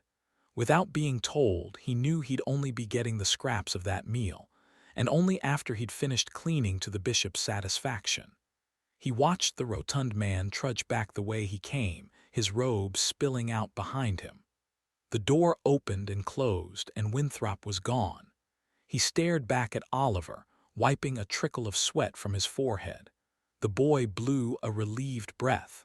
"Thank God he's gone." "Remember what you told me in the market the other day?" Franklin asked. "About Father Winthrop?" Oliver nodded. "I think so. You told me never to say that again." "Well, I've been thinking about that a lot," Franklin said, anger furrowing his brow. "What do you mean?" "I think I agree with you, Oliver. I hate him. I hate Father Winthrop." Chapter 43. Oliver. An hour later, sitting in the pews he just helped Franklin clean in Father Winthrop's big, empty temple, Oliver listened as Scholar Evan gave Franklin his report. The short version of all the words and hand-waving was that 9 out of 10 men were true to the word. Franklin scolded Oliver twice during the conversation for expressing his incredulity, and for making no effort to mask it with a little tact. Oliver had sat through too many of Father Winthrop's sermons, had seen the men sleeping and scratching, or trying to catch the eye of pretty young girls approaching the age to marry. Those men, most men, weren't true believers in the word. They barely listened when Father Winthrop droned on about the miraculous and blessed nature of the word's lessons. They showed up at the sermons because everybody showed up at the sermons. Oliver was young, he knew that, but he was also old enough to understand the realities of social pressure. 9 out of 10. Rubbish. As Evan was standing up to leave, he surprised Oliver by saying, "Franklin, may I ask a favor of you?" "Of course," Franklin answered. Scholar Evan had just done a favor for him. "I need to go to visit a merchant and pick up a parcel for Minister Beck, but I'm afraid I injured my back when I slipped on a patch of ice on the way over here." Scholar Evan pointed at Oliver without looking at him. "Would you be kind enough to let me borrow him for a short while, to carry the parcel back to the academy for me?" "Of course," Franklin said, casting a stern glance at Oliver just as Oliver was opening his mouth to protest. Franklin and Evan said their goodbyes. Franklin quietly admonished Oliver to prevent him from doing something stupid while he was out. Oliver accepted the curt words as part of his daily routine. He knew Franklin was only trying to keep him out of trouble. Once outside, bundled up in their cloaks, Oliver found himself almost immediately falling behind Scholar Evan's quick pace. Oliver protested by saying, "You don't walk like you hurt your back." "I must apologize," said Evan. Oliver laughed. "Apologize to me?" He laughed some more. "I'm nobody. You're in line to be the minister should something happen to Minister Beck." Nodding, Evans said, "Most boys your age barely know enough to wipe their fingers on their pants after picking their noses. You seem to have a good understanding of the abstractions that underpin our culture. Oliver nodded, pretending to understand another word he hadn't heard before. Things aren't complicated if you pay attention. What about this apology then? In the academy, we don't treat our students like chattel. Do you know this word? I know it rhymes with cattle, but I've never heard it before. You use lots of words I'm not familiar with. Scholar Evan chuckled in his odd, high-pitched way. Maybe cattle and chattel rhyme for a reason. Chattel is property. It's something you own, but not land or a house. It mostly means people. Own? Oliver asked. People don't own people. No, Evan agreed. But sometimes people treat others as though they do. That's for certain, Oliver agreed. Father Winthrop, he looked away. He gulped. He wasn't 100 steps out of the temple doors, and already he'd forgotten Franklin's warning. Already he was letting his mouth say things that would lead to trouble. It's okay, said Evan. No need to hide your thoughts from me, at least not while we're alone.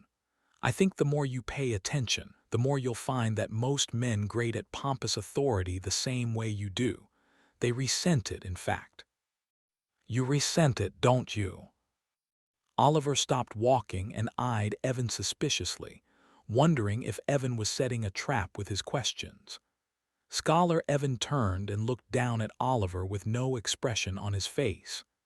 Franklin was very specific with me when he told me not to speak of certain things, said Oliver. Oliver, I assure you, I am not going to share what we speak of with anyone else. May I have the same assurance from you? Oliver was confused. You're asking me to keep a secret. I'm asking you to keep everything about you and me secret. I don't understand. That's okay, said Evan. Let's start here. We've each seen one another many times. We move in the same circles. Like you, I watch other people to understand them. You can learn a lot by watching people behave as themselves when they don't think you're paying attention. Oliver nodded. Evan said, I'll promise you that from this day forward, every word that passes privately between us will remain private. Every time we see one another privately, that also will remain in just between us. Oliver took a wary step back as he looked Evan up and down. Men like you should leave boys alone. He took another step. Evan straightened up and laughed out loud. No, no, Oliver. That's not what this is about, I assure you. Oliver wasn't convinced. You decide, said Evan. I have favors to ask of you. In turn, I can grant you favors. I assure you, I indulge my carnal pleasures at the house of barren women, as do most single men. Boys don't interest me that way. Evan leaned in close and lowered his voice. Novice Franklin has seen me there many times when he fetches barren women for Father Winthrop. You may ask him if you wish. Run along and perhaps we'll speak another day. Evan turned and started to walk away. Without looking back, he repeated, perhaps. Oliver was intrigued, cautious, and even flattered. Scholar Evan had talked to him, had in fact sought him out, and was now intimating that the two could share conspiratorial secrets. Evan was a few house widths up the street when Oliver came to his decision and ran after, telling himself he could check with Franklin later about Scholar Evan's story about regular visits to the house of barren women. I promise, said Oliver as he came up beside Evan. You have my word. All that passes between us shall remain secret. Smiling, Evan said, You have my word as well. Will we also be truthful with one another? Oliver asked. Evan laughed again. I think you are much brighter than I suspected. You have a keen instinct for the nuances of social interaction. Yes, I will be truthful with you. Can I expect the same from you? Yes, said Oliver. You told Franklin that you hurt your back. Novice Franklin and I have no promise between us to speak truthfully, said Evan. Nevertheless, he and I are peers of a sort. We like one another. We interact well. We might even be friends. I am honest with him in a general sense. I lied to him about my back so that I could get some time alone with you. It was a harmless lie, so I don't have any remorse over it. And what you told him about the number of men devoted to the word. Evan stopped and took a moment to scrutinize Oliver. He pursed his lips and furrowed his brow, making an effort to keep his face free of anything that might give his thoughts away. Already, we are at a place where we must test my promise. Oliver, may I say again, as a substantial compliment, this time, you do surprise me. You may be one of the brightest boys I've come across. I don't know that I can make this happen, but I'll ask you. If I could arrange for you to enter the academy with the possibility of one day becoming a scholar like myself, would that interest you? Oliver looked back toward Father Winthrop's temple. To use your word, I am chattel to Father Winthrop. He beats me. He talks down to me. He doesn't feed me enough, and I have to empty his chamber pot and wash his clothes as punishment. To him, I am nothing but a servant. Is that what I'd be in the academy? No, no, Evan laughed. If we can make it happen, you'd find life there much more to your liking. We have girls that handle such duties as you describe. In the academy, your primary responsibility would be to learn. Oliver nodded and smiled. That sounded attractive indeed. I do like the idea of becoming a student, but you've avoided the question. Only in the sense that something more important occurred to me, as I considered sharing the answer. You were going to lie? Oliver asked.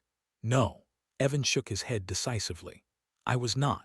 If I had chosen not to give you that answer, I would have simply said that. We made a promise to one another. I won't lie, but there will come times when I am unable to share with you something you ask. I will tell you that when the time comes. On this question of the proportion of men who are wholly devoted to the word, I had to choose whether to answer your question or to tell you that I have to withhold that answer.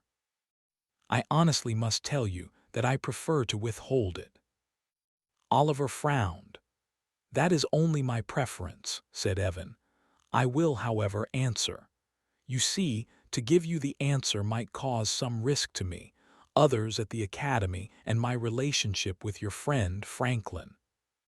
All of those things are valuable to me. Any damage caused, should you choose to break your promise of discretion, would take a very long time to repair. So, you see, I am risking a great deal by choosing to believe in our new relationship. Please respect that. Evan took a deep breath before proceeding. The numbers I provided to Franklin are incorrect. With the help of another, I made them up. Why? Asked Oliver. To start with, the numbers Franklin requested are nearly unknowable without spending a great deal of time, perhaps years, studying the problem. Secondly, it is not Franklin who wishes to know these numbers. It is Father Winthrop. Let's just say that Father Winthrop doesn't deserve accurate numbers. The ones we provided will help his simple mind sleep better at night. And I'm sure you'd agree he's an easier man to deal with when he's had his sleep. Oliver laughed and rubbed some welts on his backside. Yes, he is. Chapter 44, Melora. The snarl of demons laced the air. Melora broke through the weeds and thicket, pulling her friend along with her. Her heart slammed against her ribcage, each thud a reminder of the danger that followed. Rowan, stay with me, she hissed. Her best friend groaned but didn't reply. She couldn't stop to check on him. She didn't have time. She knew he was in bad shape. Rowan's foot had been mangled, his clothes shredded. She'd barely been able to pull him to his feet before the demons tried to drag him away. They'd already taken Cooley. That was heartache enough. But she had no time to process her friend's death, just as she'd had no time to process the slaughter of Davenport. Run, run. The three beasts broke from a copse of trees a few hundred feet behind them. Melora glanced over her shoulder, just long enough to see where they were. Branches clawed at her face and arms, trying to restrain her. She pushed them away and clung to her friend. Rowan was the closest thing she had to a brother. He was as much a part of her household as her parents had been. A slew of emotions and memories ran through her mind, colored by the frightful red of the massacre. She couldn't lose him, too. The demons grunted and screeched, closing the gap. Their stench was as terrifying as their appearance. The horrific tales of the townsfolk, stories that given her nightmares as a child, were true. The odor of the monsters was always in her nostrils now, refusing to fade, growing stronger when the demons were near. "It'll be all right, Rowan," she said, trying to convince herself as much as her friend. "How will we get away?" he asked, his voice filled with quiet terror. "I don't know." Melora had never been this far from home. Frederick and Jean had only begun letting her hunt a few months ago, and only under the strict orders that Rowan and Cooley would watch over her. She'd never imagined watching over them. Rowan stumbled, and she lost her hold. He screamed in pain as his full weight went onto his foot. Frantic, she threw his arm over her shoulder, catching a glimpse of his tear-stricken face as she took hold of him. Rowan had always been the leader, the one kids turned to for courage and advice. That strong boy was gone. The new boy looked at her with panic-soaked eyes. "Don't leave me," he said. She wouldn't. The demons were getting closer. To let Rowan go would be the same as killing him herself. And so Melora muscled him along, her shoulders and back aching from the weight of supporting someone twice her size. Her hair was caught in the crook of his arm. The pain tore at her scalp. There was no time to readjust. She scanned the area ahead for somewhere, anywhere they could go. The forest looked the same as the one behind, dense and tangled, devoid of refuge. The cries behind them grew louder. She glanced over her shoulder to find a screaming, bulbous-headed monster careening toward them. It had broken from the pack. Perhaps it sensed an opportunity. Its knobby, wart-covered arms swung at its side as it narrowed the gap. Melora couldn't even tell if it was male or female. Tattered long hair hung over its face, obscuring its features, making it even more frightening. "Come on, Rowan," Melora cried in desperation. But the boy was running as fast as he was able. Their pace wouldn't save them from the sprinting monster. Rowan slipped from her arms. Terrified, she let him go.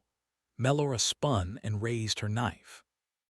The creature kept charging, unfazed by the weapon, and suddenly it was on top of her, bowling her over in a tangle of limbs. Melora stabbed as she fell, wet fluid spraying her eyes and clothing. She didn't even know what she was cutting. She couldn't see. She choked and gagged but kept jabbing. The creature reeked of blood and dirt, years of unwashed sweat. It fell on top of her, writhing. And then, miraculously, it went limp. She cried out and pushed it off of her. She stared at it for a second, but it remained still. She'd killed it. I killed it. All at once she was on her feet and staring at Rowan. She blinked the blood from her eyes, her body shaking, barely keeping hold of the knife. "Are you all right?" Rowan asked. "Yes, but more are coming. We have to go." Two remaining creatures burst through the trees. Rowan struggled to stand but collapsed on his injured foot, wincing. He'd lost his bow and bags, so had she. The only weapon they had was her knife. She'd have to fend the things off by herself. She smeared the blood from her face and tried to harden her heart. This is it. This is what the soldiers must feel as they face the hordes. She'd heard stories, but until this journey, she'd never witnessed an attack, much less fought in one. She screamed and raised her knife, her voice high-pitched and hardly her own. In her peripheral vision, she saw Rowan waving his arms. "This is it, Melora. It's over." It took her a second to realize Rowan was shouting, "Over there." She followed his finger. 100 feet away, tucked between two oaks, was a house covered in a layer of weeds. Melora hadn't even noticed it. The demons shrieked, closing in. Maybe there was a way out, Maybe there was hope. "Get up, Rowan," she cried. They clung to each other and made for the house, their heavy breath spurring them on. Rowan hopped on his good foot. The house wouldn't provide permanent refuge, but it'd give them time to regroup. She couldn't fathom facing two of the creatures at once. Not with her small hunting knife. She couldn't believe she'd been able to fend off one as it was. She kept her eyes on the house, afraid to look away. Her body felt like it was moving through mud. They'd made it halfway to the structure when underbrush crackled to their right. Melora spun, sighting movement through the trees. More demons, but it wasn't demons. It was people. A gaunt, bearded man sprang from the trees, carrying a sword. His clothes were so dirty they were almost black. Behind him were two children carrying sharp sticks. Instead of charging at Melora and Rowan, they blew right past them, darting for the demons. She spun and watched them in awe. The man sliced the beasts' heads from their bodies with a practiced hand, and the children, a boy and a girl, stabbed at their carcasses, weaving the sticks in and out of their bodies long after they were dead. When they were finished, the ragged people scanned the forest for several seconds, holding their weapons, watching for signs of danger. Then they cleaned their swords and sticks on the grass, watching Melora and Rowan.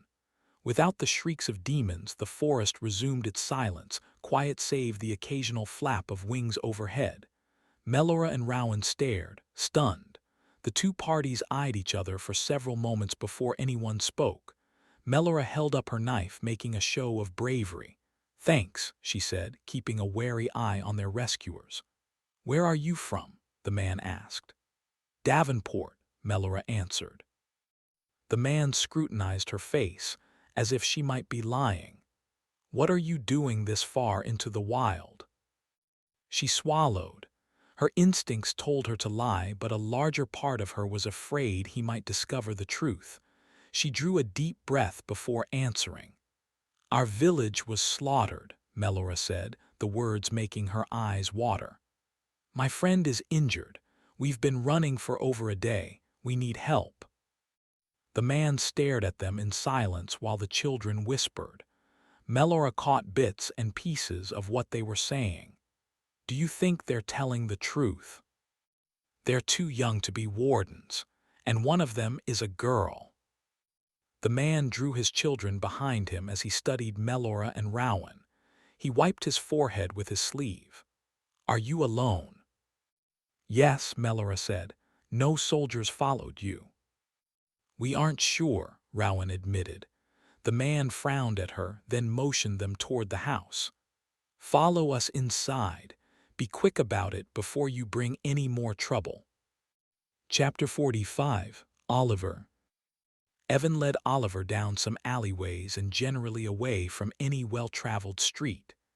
They came to a row of small buildings, all ancient, all on the verge of collapsing. They went through a doorway of a squat building that had 3 walls and nothing else.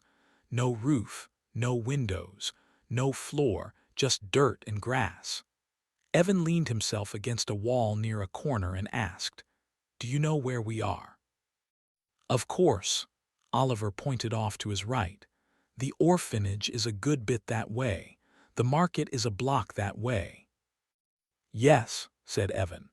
"And the communal latrines that serve the market are just past this row of ancient houses." Oliver nodded. He knew that. "It is important that no one see us together. We will need to meet many times."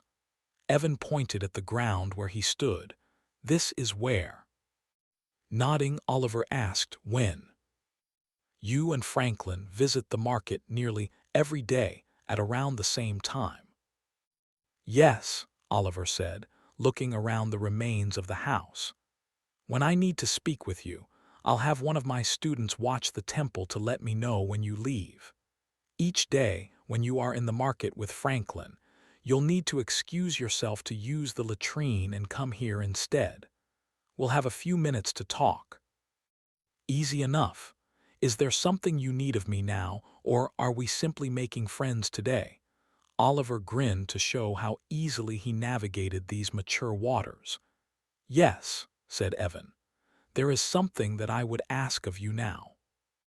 Oliver put on a serious face and listened. "Do you know who the Dunlow twins are?" "The rich furrier's sons." "Yes." "I don't know them," said Oliver. "To people like them, people like me are invisible, but I do know who they are." "You underestimate yourself, Oliver. Everyone in town knows who you are. At the very least, they know your face. They've all seen you on the dais on cleansing day. They've seen you sitting in your seat at the edge of the temple stage when Father Winthrop preaches. All people know you. Many of them even fear you." Oliver giggled at that thought, not at the power he could wield with such fear, but at the idea that anyone would fear his short, scrawny self. Evan reached into a pocket and withdrew a folded piece of paper and a small bag of fine leather that a wealthy man might use for his purse. The bag looked to contain exactly what one would expect: coins. Evan extended both items to Oliver and said, "I would like you to find a discreet way to give this note to the Dunlow twins." Oliver looked at the folded paper in his hand as though it were some kind of ancient treasure. Evan said, "They will ask very insistently where the note came from. It is very important you make them understand that the source of the note must remain secret. They must accept that. You must convince them." Oliver frowned at the note. "Should I worry about the contents of this note?" "Only if it falls into the hands of someone besides the Dunlow twins. It might cause you harm in that case." "And the silver?" Oliver asked. "Is that for me?" Evan's face saddened a bit. "Do you require payment?" Oliver thought about that for a moment. "No, I don't. You and I are friends. I'll do you this favor, but why should I give them the silver? They're rich. Surely they don't need it." "You'll tell them the coins are an assurance of sincerity from the note's author," said Evan. "The coins will give the words much more import than they carry alone. Do you understand?" "Yes," said Oliver. "How soon would you like me to take care of this?" "As soon as possible," said Evan. "But your first priority is to protect yourself and to protect our secret. Do you understand?" "Yes." Chapter 46, Melora. When Melora and Rowan were through the threshold of the house, the man instructed Rowan to lie on a small bed. Then he retrieved a bucket of water. Melora studied the interlocking branches holding the walls together. The house was small and compact, lending to its camouflage. The walls were pieced together by scrap metal, dirty sheets ferreted from the forest or someplace else. Melora eyed the ancient material in awe, wondering what price it would fetch in the townships. No two pieces matched, and no two pieces were the same material. The walls were imperfect and porous, allowing natural light to seep into the dwelling. Melora saw a small pile of supplies in the corner: sharp sticks, kindling, and blankets. A pile of animal skins was stacked next to them. The children clutched their sticks, their eyes straying from their father to their new guests. Melora studied them, but tried not to stare. Their faces were round and dirt-stained. Their dark hair was matted in clumps. Melora had never seen children in the wild before. Davenport had plenty of young ones, strolling with parents through the streets, playing with the animals, but these were different. Their expressions were hard, calloused. She pictured the way they'd stabbed the demons outside the dwelling, as if they were preparing a meal, rather than exterminating monsters. Rowan let out a stifled scream, and their gazes shot to his mangled foot. The bearded man was tending it with a cloth, wiping away the dirt and grass. It looked like he was trying to stop the bleeding. Rowan bit his lip in agony. His boot lay on the floor next to him. His toes were chewed and exposed. It looked like the creature had gotten a few mouthfuls. Melora gagged at the sight. The memory was almost as bad as the injury. She couldn't imagine what Rowan was feeling. Thank God he was alive. They'd outlived the others. Their hunting trip outside the Davenport walls had been cut short by screams. their efforts to return thwarted by the massacring soldiers they'd seen through the village gates. They'd had no choice but to flee, no choice but to leave behind friends and family. They'd been running ever since. They'd spent the previous 2 nights at the tops of trees, clinging to the branches for comfort. Before they'd fled, Melora had wondered if the demons were real. She knew better now, and Rowan's gnawed foot was proof of their viciousness. Seeing him in pain, she turned to the bearded man. "Do you have any medicines?" The man gave her a look as if to quiet her and nodded to his daughter. The little girl walked quietly to the corner and rummaged through one of the piles. She pulled out a pouch hidden beneath the blankets and walked it over to her father. He opened it, grabbed a small flask, and shook it. He offered it to the pained boy. Rowan took a long gulp. When he was finished, the man held the container upside down, dumping it on Rowan's exposed foot. "What the?" Rowan screamed in anguish, unprepared for the sting of alcohol. He reached for his injury as if to somehow stop the pain, but the man knocked his hand away. "What are you doing?" Melora asked frantically. "Cleaning the wound. It will help with the healing." "How could you know that?" "It's what we've always done," the bearded man said, barely paying attention. "Bernadette, get me the needle." The little girl scooted back over to the corner, swapping the empty flask for a small bag, as if she'd been drilled on the procedure. She brought it to her father. Then he went to work, sewing together the loose flesh on Rowan's toes. Rowan kicked and bucked. "Hold him down," the bearded man barked. Melora hurried over and complied.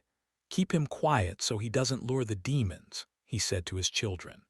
The kids jumped in and covered the injured boy's mouth. The bearded man explained while he worked. "Surely you must have seen the healers work on wounds in your village," he asked Melora. "You have to sew the skin back together, and after that, you need to keep it dry and clean." "I've never heard that last part." "It's what we do in the wild. The settlers taught each other." The man's methods were unconventional, but he seemed to know what he was doing. She watched him work without interrupting again. "I'm sorry," Melora whispered to Rowan. Rowan nodded, his eyes ringed and tear-stricken. He looked like he'd been in the wild for weeks instead of days. She imagined she looked much the same, bruised and bloodied, her clothing scarred with the remains of the demon she'd killed. The procedure was unbearably long. Each stitch produced howls of pain from the wounded boy. Several times, Melora cast wary glances at the door, fearful they'd draw demons, but nothing came. After a while, Rowan's screams changed to whimpers. He fell into a stupor, delirious from pain. The bearded man finished his work and set down his tools. He panted for breath as if the ordeal had drained him. Melora wiped a trickle of perspiration from her forehead. The house felt stiflingly hot. She gazed at the door, desperate for air, but she wouldn't leave Rowan. The bearded man wrapped Rowan's foot with a piece of cloth and propped him on the bed. Rowan's eyelids fluttered. Melora kept a vigil next to him. She watched him carefully, verifying that he was still breathing. She was terrified she'd lose another friend. She pictured Cooley collapsing in the forest, too exhausted to run any further. The demons had swallowed him in a scrum of limbs, biting and clawing. Eating. Rowan had made a grab for him, and that's when he'd fallen, exposing himself to attack. Melora had barely dragged Rowan away in time. That had been yesterday. She shook away the memory as she watched the bearded man tuck away his instruments. He crouched to the floor, cleaning his hands in the bucket. "What are you doing?" she asked. "Cleaning my hands of the sickness." "What do you mean?" "Sometimes wounds can pass sickness from one person to the next if you don't wash thoroughly. We'll need more water now," he grumbled. He stared at the soiled basin as if the container might refill itself. "Thanks for helping us," Melora began. "If you hadn't, we'd have been dead." She patted her pockets, feeling guilty. "If I had any silver, I'd repay you." The bearded man laughed. Silver, what good would that do me? Melora frowned. She'd never heard of anyone speak of silver that way. The entire world she'd known revolved around coin. Her village was run on it. But it made sense, maybe. It didn't take a scholar to determine these people lived in the wild. If I went back where I could spend it, I'd be killed, the bearded man added. Someone might recognize me. Either that, or a suspicious local might alert one of the soldiers. I have children to look after. She stared at the dirty, unkempt man. The children were guarding the door. The family's existence gave credence to the stories she'd heard whispered in the streets, tales of people fleeing towns, living outside Blackthorn's rule. The villagers wouldn't believe her tale even if she told it. Of course, there was no one left to tell. Melora held back tears. She looked at the children, trying to find comfort, but they stared at her with hard, unsympathetic faces. They'd probably seen worse. "When was the last time you saw soldiers?" the man asked again, his eyes filled with suspicion. "Not since we left the village." "You said you're from Davenport." Hearing the name of her dead, ruined village spoken aloud, Melora's emotions won out. She leaned forward and tucked her face to her knees, sobbing into her tattered pants. The family across from her went silent. Rowan reached for her arm, his eyes half closed. She wept for several minutes, crying for the villagers, for Cooley and Rowan. The only thing worse than being massacred was surviving one. Melora knew everyone was dead. The screams of Davenport's residents were dying nightmares she couldn't erase. Even if someone had survived, they'd be discovered and finished off. Blackthorn's blue shirts had been ruthless. She'd seen them through the open gates, stabbing, spearing, shedding blood. If Frederick and Jean hadn't allowed her to hunt, a practice usually forbidden to women, Melora would have been as dead as the rest of them. And now Frederick and Jean were gone. Melora cried until there was nothing left. She covered her head in embarrassment.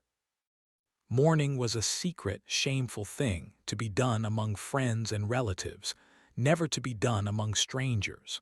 Melora dried her eyes and looked up, surveying the small, dirt-covered room.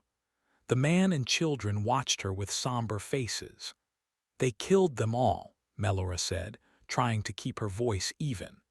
"They killed the whole village." The man nodded with as much sympathy as his hard face could project. "Was it Blackthorn's soldiers?" She nodded and chewed her lip, afraid that the tears would continue. "We saw them in the woods a day ago," the little girl said, her blue eyes peering out through a mask of dirt. "We knew they were up to something."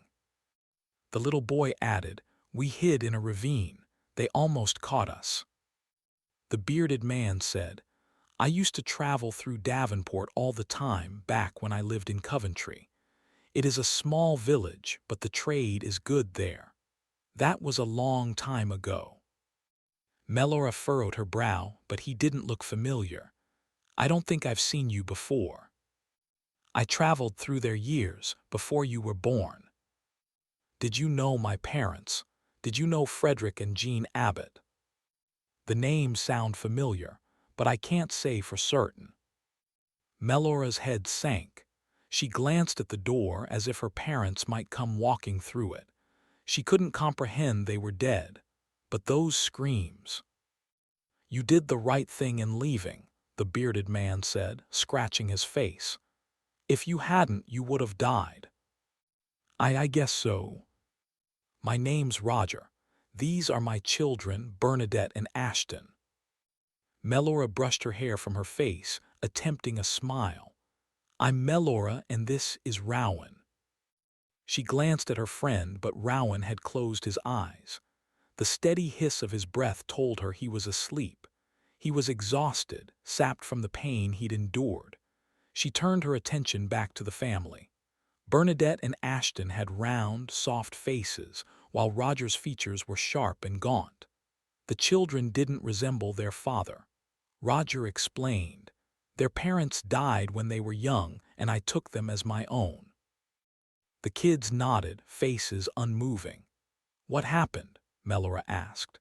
We were living with a large group of settlers. Our camp was attacked by demons and only half of us made it out. Their parents were some of the unlucky ones.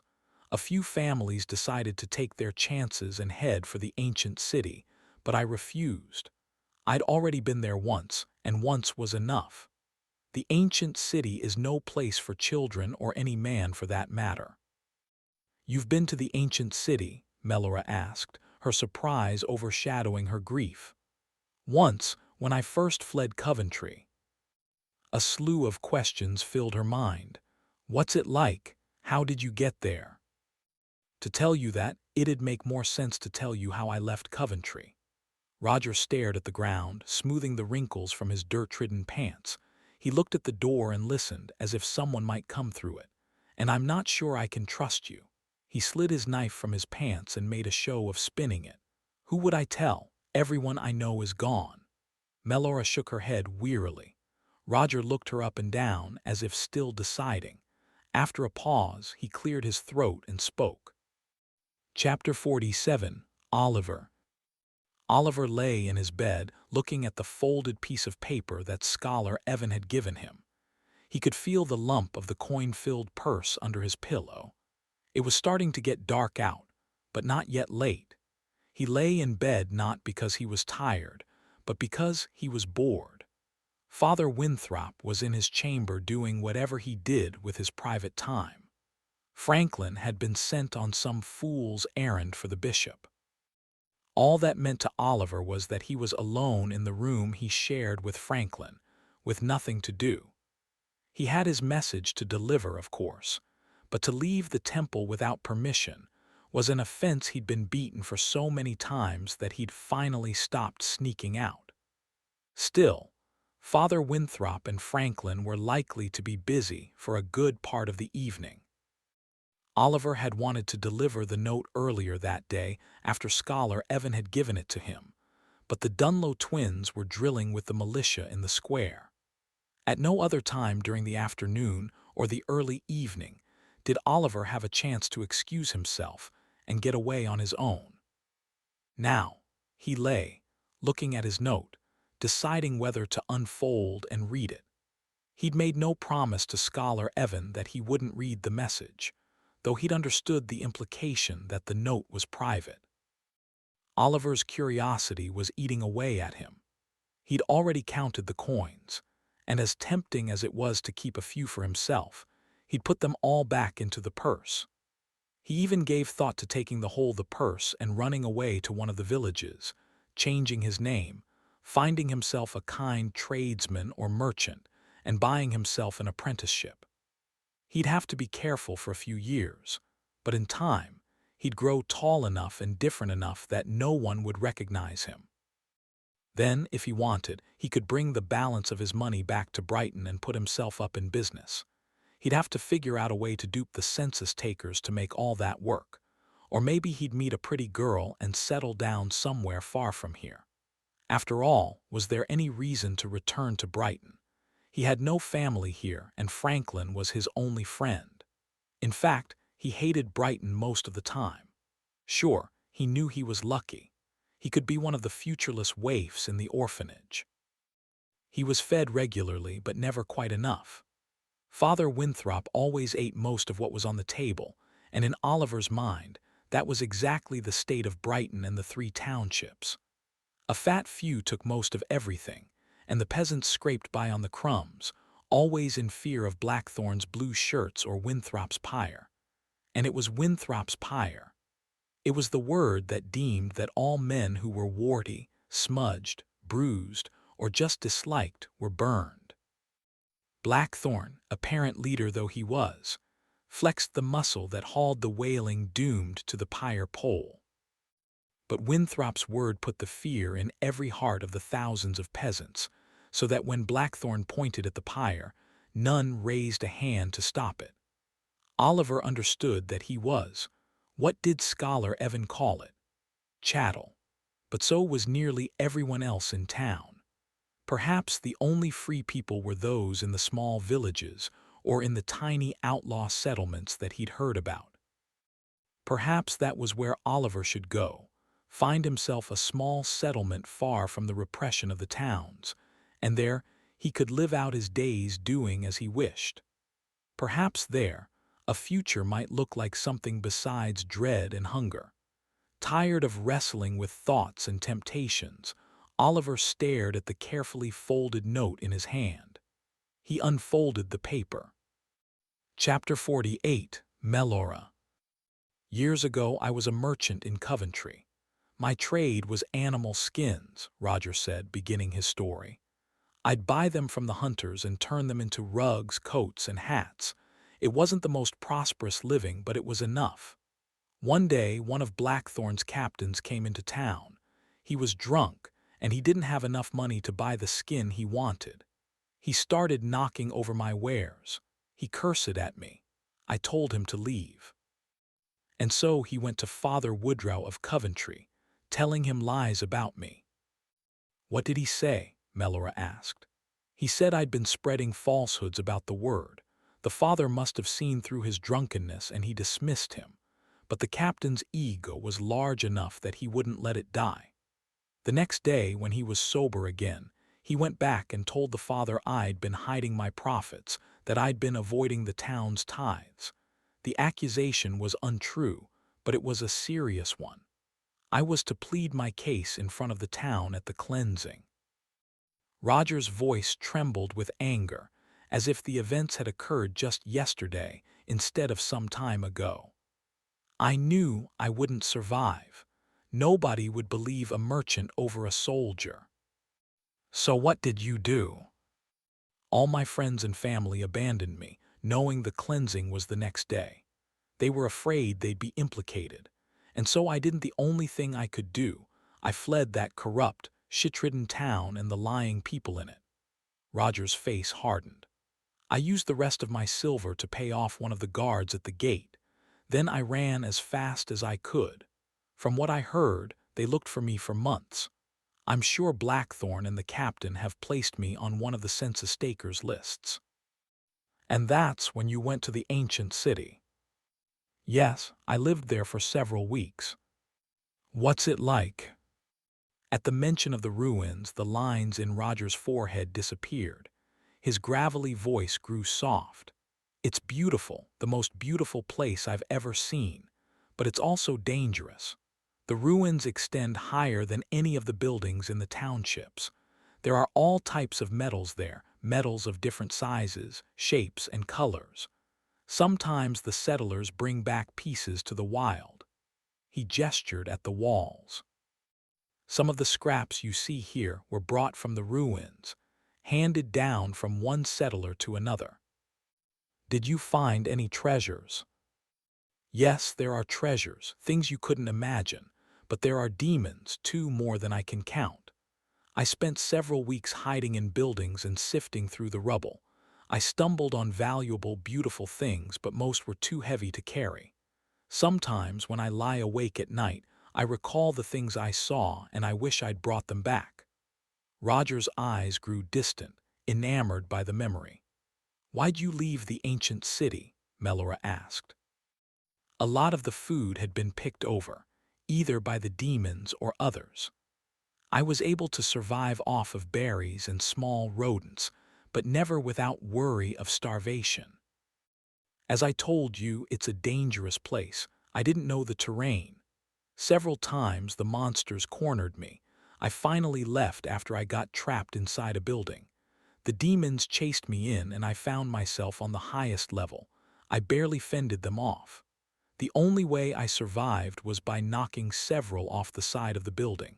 I remember their shrieks as they fell. Roger winced. Did you have a sword? No, but I had a long piece of metal I'd found in the wild. It wasn't enough to keep me safe. He hiked up his sleeve, exposing a 4-inch scar on his sinewy bicep. One of them threw me into a sharp stone during the battle, and I dropped my bag over the edge of the building.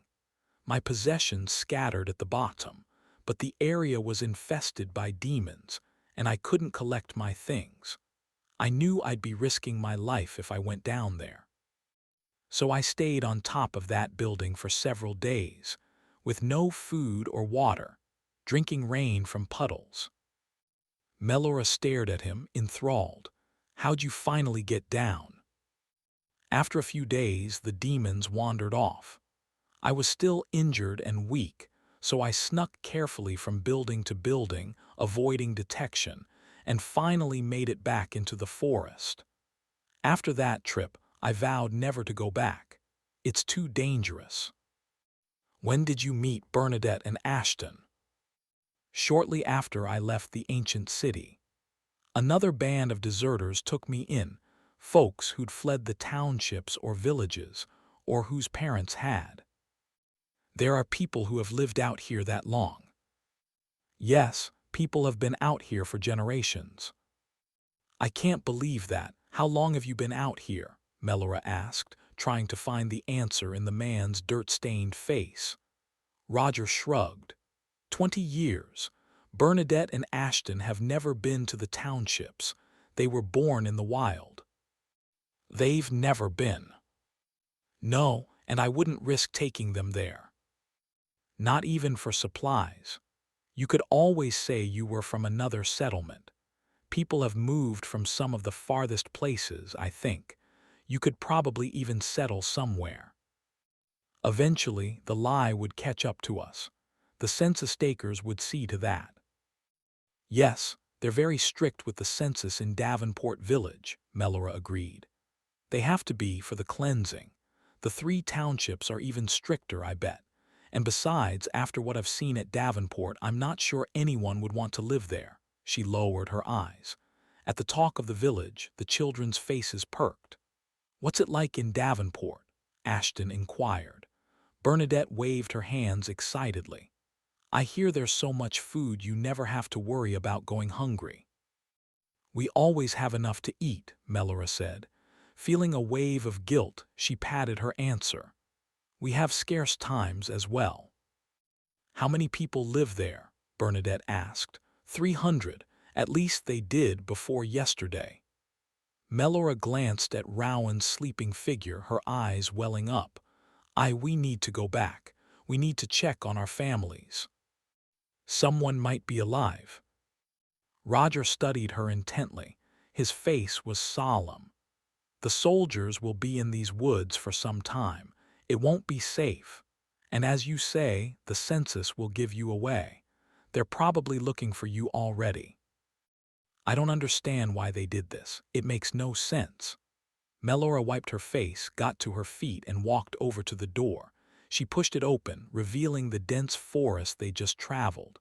Talk of the ancient city and the settlers only served to distract her from her grief. Roger walked over and joined her. He stared out into the wild. How have you survived out here so long? Melora asked. To think you've never been back. The townships and the people who live under them are driven by 3 things, Melora: fear, power, and silver. That's why I prefer to live in the wild. As dangerous as the demons are, they're predictable. Roger sighed. They'll never take your dignity without allowing you to fight for it. Out here, we have a chance. They stood next to each other for a moment, drawing breaths of fresh air. After a pause, Roger pointed to the grotesque, fallen bodies of the demons. We need to clear them from the area so others don't come. Can you help? Melora hesitated. She glanced back at her friend. I don't want to leave him.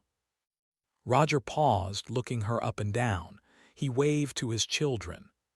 Ashton, Bernadette, will you assist me? The children sprang to his attention. Wait here, Melora. We'll be back in a few minutes.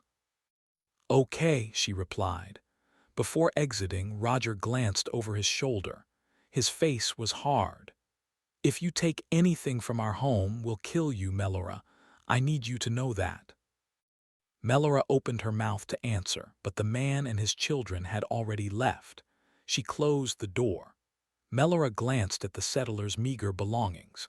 She couldn't imagine living in the wild, rationing every scrap of food and clothing, no village wall for protection. Demons could run right in the front door. Times had been difficult in town, but they were probably tame compared to what the settlers had to endure. She swallowed. She'd experience the same scarcity soon enough. Despite her situation, she found herself eyeing the metal on the walls, imagining its value. She shook her head, dismissing thoughts of taking it. She had no intention of robbing these people. She walked back over to Rowan, kneeling at his side. The fresh rags on his foot were already bloodied. His mouth hung open, his eyes rolled back and forth behind closed lids. Was he reliving the nightmares they'd witnessed in Davenport? Was he still in pain?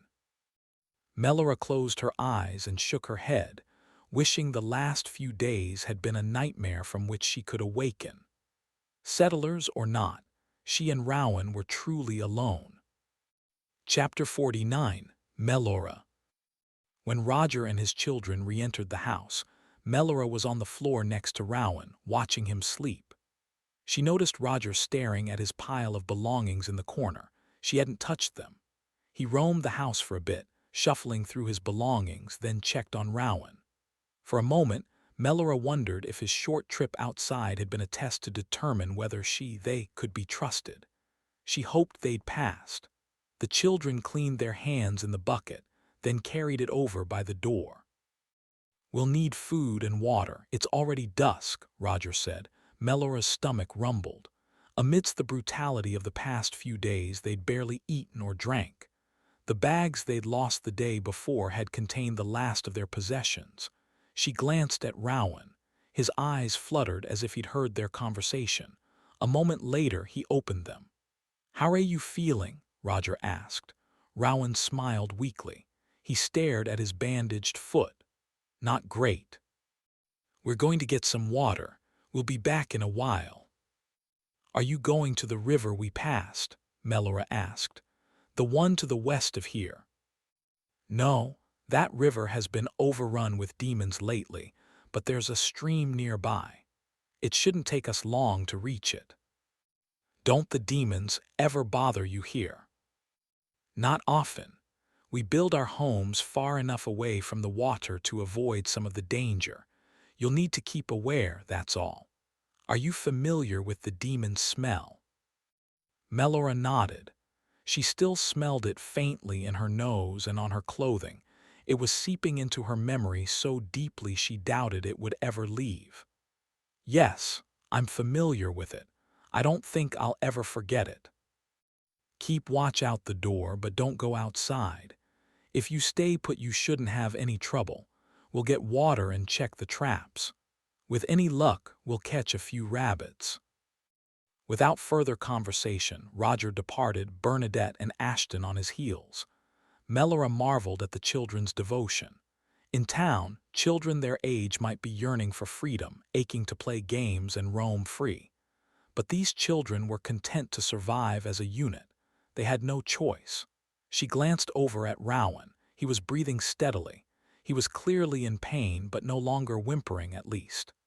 "I appreciate what you did for me," he said. "What do you mean?" "You could have run. Instead, you waited with me. You fought the demons." "Do you really think I would have left you?" Melora furrowed her brow, confused. "Others might have." Rowan lowered his eyes in shame. "I should have been the one to save you." Melora felt a wrinkle of anger. She often forgot what was expected of her gender. The three of them, Rowan, Cooley, and she, had grown up on neighboring farms. Their families had tended the fields together, harvested and sown crops at the same times, and shared meals. When it came time for the teenaged boys to hunt, there'd been no question as to whether Melora would accompany them, at least between her and the boys. Even Frederick and Jean hadn't put up much of a fight. Their only warning was to avoid the gossiping eyes of the other villagers. Sensing her anger, Rowan said, "I'm sorry, Melora. I just wish we could have saved Cooley. I feel awful for what happened to him." "Me too." Melora bit her lip, trying to quell the tears. "Do you think we're safe here?" Rowan asked. "I think so for now, but we can't stay forever. These people can barely provide for themselves. It wouldn't be right to burden them." "How will we manage on our own?" "We'll figure it out like we did before. We know how to hunt. We can catch rabbits. Maybe we can go to the ancient city. How would we find our way? The man we're staying with went there. His name is Roger.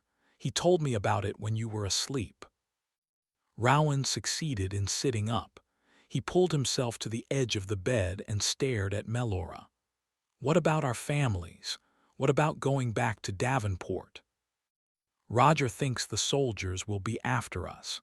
If they really wanted to kill the whole village, they'll check the bodies against the census. They might already know we're missing. None of this makes any sense, Rowan shook his head. You're right, Rowan, it doesn't. But if we're going to survive this thing, we'll need to hide for a while. Once you get better, we'll head out on our own. They studied the walls, watching the sunlight retreat through the cracks. Outside, the animals chittered and darted through the woods. Melora fought the pit in her stomach. At least we have the walls to protect us, she thought. It was much better than spending another night in the trees. Melora impatiently fiddled with her knife while she awaited the settlers' return.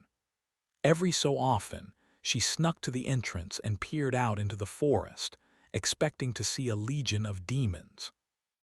But each time she found only the treed setting she'd walked through on the way in. Chapter 50, Oliver.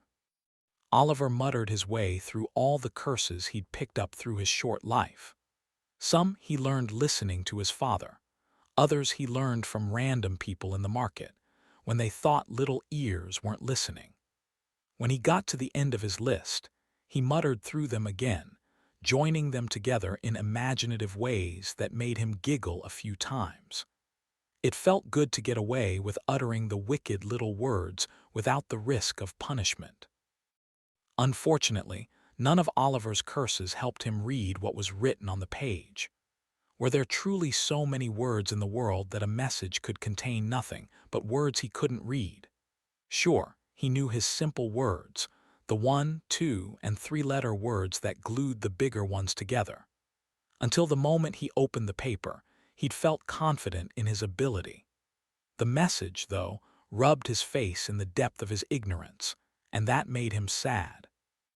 Would Scholar Evan truly accept him into the academy if he couldn't read a simple message? What if the message wasn't even for the Dunlow twins? What if it was a test? What if it said something like, "Come to the academy after you read this, Oliver. You've passed the test." But Oliver knew what his name looked like in print, and it wasn't on the page. He refolded the message and stuffed it into his pocket. He sat up on the edge of his bed. He decided what he had to do.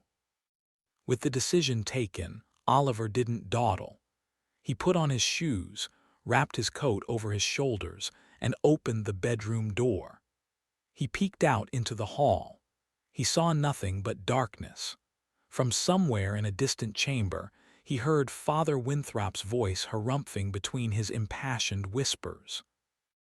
Oliver hurried down the hall, through a door that led out of the private temple residences, and then out to the front entrance. There, standing on the steps with a brisk wind cutting through his threadbare coat, he grinned. He was free from Father Winthrop's service, at least for a little while. Chapter 51, Melora. When Roger returned, he was carrying a bucket of water. Bernadette and Ashton carried rabbits. Melora sighed with relief, greeting them with a wave. She glanced over her shoulder at Rowan, who gave her a half-hearted smile. She assisted the settlers in getting the food and water into the house. "We found 2 rabbits in one of the closest traps," Bernadette said, beaming. It was the happiest Melora had seen the little girl. The settlers set down their belongings. "I'm going to start a fire outside, so we can cook before it gets too late," Roger said. "We'll need to make sure it's doused before we sleep." "I can skin the rabbits if you want," Melora offered. "That'd be great," Roger agreed. Melora followed the settlers outside and assisted them in finding kindling. Once they'd gathered enough brush, they started a small fire and waited for it to burn down. The setting sun had already turned the furthest trees into shadows. The upper boughs provided a dark, looming canopy over the campsite. Melora was reminded of the dread she'd felt the past few nights, staying in the trees. The lack of a surrounding wall filled her with uneasiness, but the snow was gone at least. Bernadette handed her one of the rabbits, taking the other for herself. Without hesitation, the little girl peeled the skin from the dead animal, bearing the meat on its hind legs and working toward its torso. Melora watched her for several seconds, enraptured by the girl's skill. She'd seen plenty of young ones doing the same thing, but rarely as proficiently. When the little girl had finished, Melora started on her own rabbit, filleting it with a practiced hand. After they'd prepared the rabbits, they skewered them on sticks and dangled them over the fire, watching the meat sizzle. The settlers were surprisingly calm, despite the danger of the forest. Every so often, Roger tensed and studied the trees, but for the most part, he focused on his meal. Melora recalled how the settlers had sprung from the trees to dispose of the demons.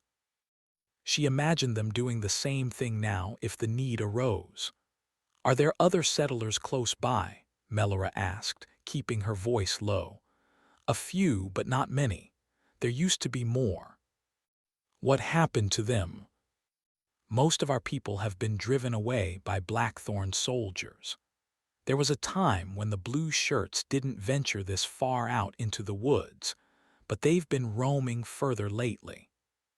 "Have you ever fought them?"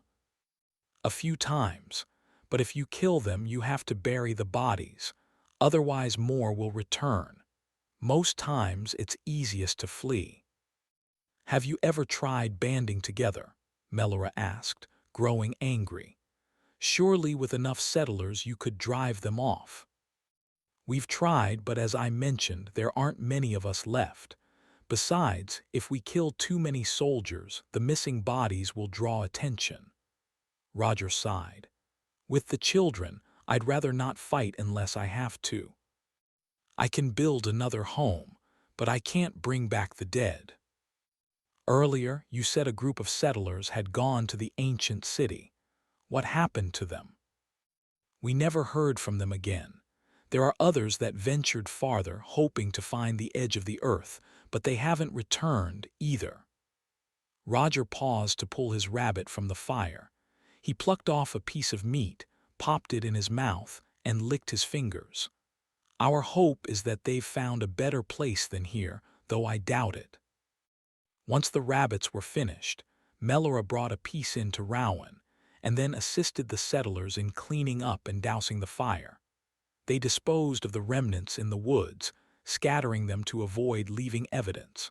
Then they returned to the house. Melora's stomach was full, but she was empty inside. The death of the townspeople was like a sickness that had taken root. Roger gathered up several animal skins from the corner and laid them on the ground for Melora to sleep on. She thanked him and settled on the floor. She watched the settlers finish cleaning. Her eyelids were heavy. She couldn't fathom sleeping, but her body ached with exhaustion. The light had dimmed into darkness, making the settlers look like outlines in the room. Roger propped his doused torch against the wall, then laid his sword next to his bedding. She watched him descend to the floor, laying his head on a pile of skins. The children nestled against the wall, sleeping so that they faced the door. She could tell they always slept that way. They lay awake in silence, listening to the keen of the wind through the trees. Rowan shifted beside her. In her old home, Melora might have said a silent prayer, drifting off to thoughts of the coming day, making plans to meet friends in the farming fields. Tonight, she did neither. Her mind was preoccupied with thoughts of food, survival, and the haunting faces of her slain friends and relatives. Before she knew it, she'd fallen asleep. She didn't awaken, not even when the first fingers of fire licked the branches on the outside of the house. Chapter 52. Oliver. Walking among the merchants' houses, all nestled in their own section of town, Oliver envied the merchants, their wives, and their children. The smell of cooked meats and fruit pies floated up out of their chimneys. Yellow, warm light flowed out through glass windows and into the darkness. Rarely did Oliver see glass windows when he was away from the temple. From inside the houses he heard laughter. He even heard singing in a few. Wealthy, happy people, all fat, all warm. The closest thing to singing Oliver ever heard from his parents were the sounds they wailed when they each went to the pyre. It was the same song sung by every peasant on his way to the fire. And though the verse each sang was a little different, they all became the same when the song reached its crescendo, just as the flame first caressed the skin.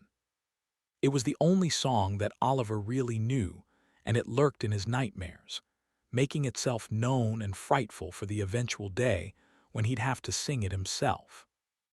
Oliver no longer wanted his life.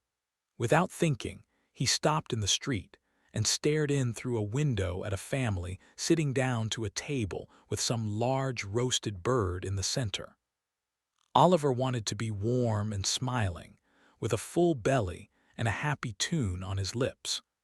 Would an appointment to the academy lead to a life like the one he saw through the frosted glass? Or would he forever live in the academy dorms, hunched over a desk, unearthing ancient secrets from old books recently found, for the benefit of whom? The merchants. Would they be the beneficiaries of any uncovered secrets? Or would all the people of Brighton share in the new knowledge? Oliver spat a word that was turning into his favorite frustrated curse. Grown-up thoughts were sometimes too big, too vexing for a young boy's mind. Even he knew that boys his age should be starting to take an interest in the pretty girls, which he was.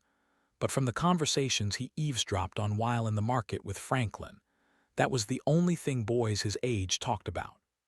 Well, that and the unrealistic dream that they'd one day ride a big black stallion in Blackthorn's cavalry, with chests puffed out and blue shirts crisp and clean. Those boys were all fools. Oliver often indulged the same fantasy, but he accepted his foolishness for what it was. A game to take a child's mind off the inevitable drudgery of long, hungry years of toil in the field, never having enough to feed himself or his family, never having the power to do anything about it. Oliver wondered in that moment if that was the reason people allowed themselves to be so sheepishly led to the pyre, seldom raising their fists to fight off the blue shirts, seldom running away with fear in their feet. Maybe they simply wanted the hopelessness to end. You, there. Oliver's head snapped around as he involuntarily stepped away from the voice. Oh, no. 2 men of the city guard were just a handful of paces up the road. What are you doing? One said. Another orphan needs a beating, said the other. Oliver took another frightened step backward. Be still there, boy, said the first one. If I have to chase you, I swear by the word you'll regret it. What's that in your hand there, you little thief? The second guard asked, pointing at the purse of coins in Oliver's fingers. Worse yet, Oliver had the incriminating, neatly folded note from Evan in the other hand. Before Oliver could think what to do with his fear, before he could make the choice to run away from these 2 sods in the city guard uniform, a big, calloused hand locked onto his wrist and jerked his arm so hard that the coin purse fell away and hit the stones on the street. The sound of coins was unmistakable. For a moment, all froze and all eyes locked on the fine leather purse. One of the guards spoke first. A thief. Before the second guard could confirm the first guard's suspicions, Oliver found his strength, or more exactly, he found his defiance. He used a word he'd overheard spoken by Minister Beck when he was speaking quiet words to Evan once a few months ago. Unhand me, dunce. The first guard's eyes went wide. The second guard asked, What's a dunce? You are, Oliver told him. Let go of me. I'm on official business for Father Winthrop. The guard with the grip spat back, You're a thief. He pointed at the purse. Where did you steal that? Oliver took a risk. He raised his note and waved it in the guard's face. You see this, you ignorant imbecile. Do you know what this is? The guard's grip slackened, but didn't let go as he looked at the note. The other guard snatched the note from Oliver's hand, and Oliver gulped, fearing that his gambit might have just cost him more than he could afford to pay. The guard looked at the paper. What is it? Father Winthrop's private business, Oliver told them. If you don't wish to find yourself standing on the pyre by midnight, you'll let go of my hand and return that note to me. The hand on Oliver's arm let go, and the guard bent down to pick up the purse. That's not yours, Oliver protested, lunging for the bag only to be pushed away. He fell onto his butt. The guard picked up the purse and his eyes lit up as he looked inside. You'll regret this, Oliver sneered.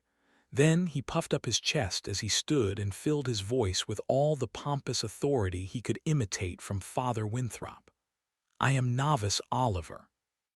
Are you two such slow-witted men that you've not seen me standing at Father Winthrop's side in the temple, at the cleansing?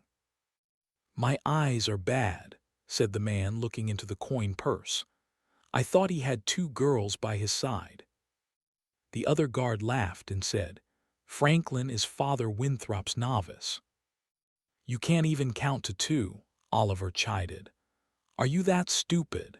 He stepped back, more than half expecting that those bitter words would earn him a slap across the face. Instead, the guard with the note furrowed his brow, trying to figure out whether he had to listen to a mouthy little boy. He said to the other guard, Bring the purse and the boy over into the light. He pointed at a lantern hanging from a pole at an intersection of 2 streets. The unbreakable grip locked around Oliver's wrist again, and the guard half dragged, half carried him in the direction of the lantern. Halfway along, Oliver stopped struggling and took on his best haughty, offended air. When they reached the light, Oliver said, Look at me now, dunce guard. Look at me as thoroughly as you need. Do you recognize me now? The guard's face started to change as recognition set in. He told the other guard, Let go of him. Let go? The other guard asked, looking greedily at the coins as he cut a fearful glance at Oliver. You recognize him. Is he Father Winthrop's novice? It would seem, said the first guard. The hand fell away from Oliver's wrist, and the guard's voice quaked when he said, My apologies. I have bad eyes, as I said.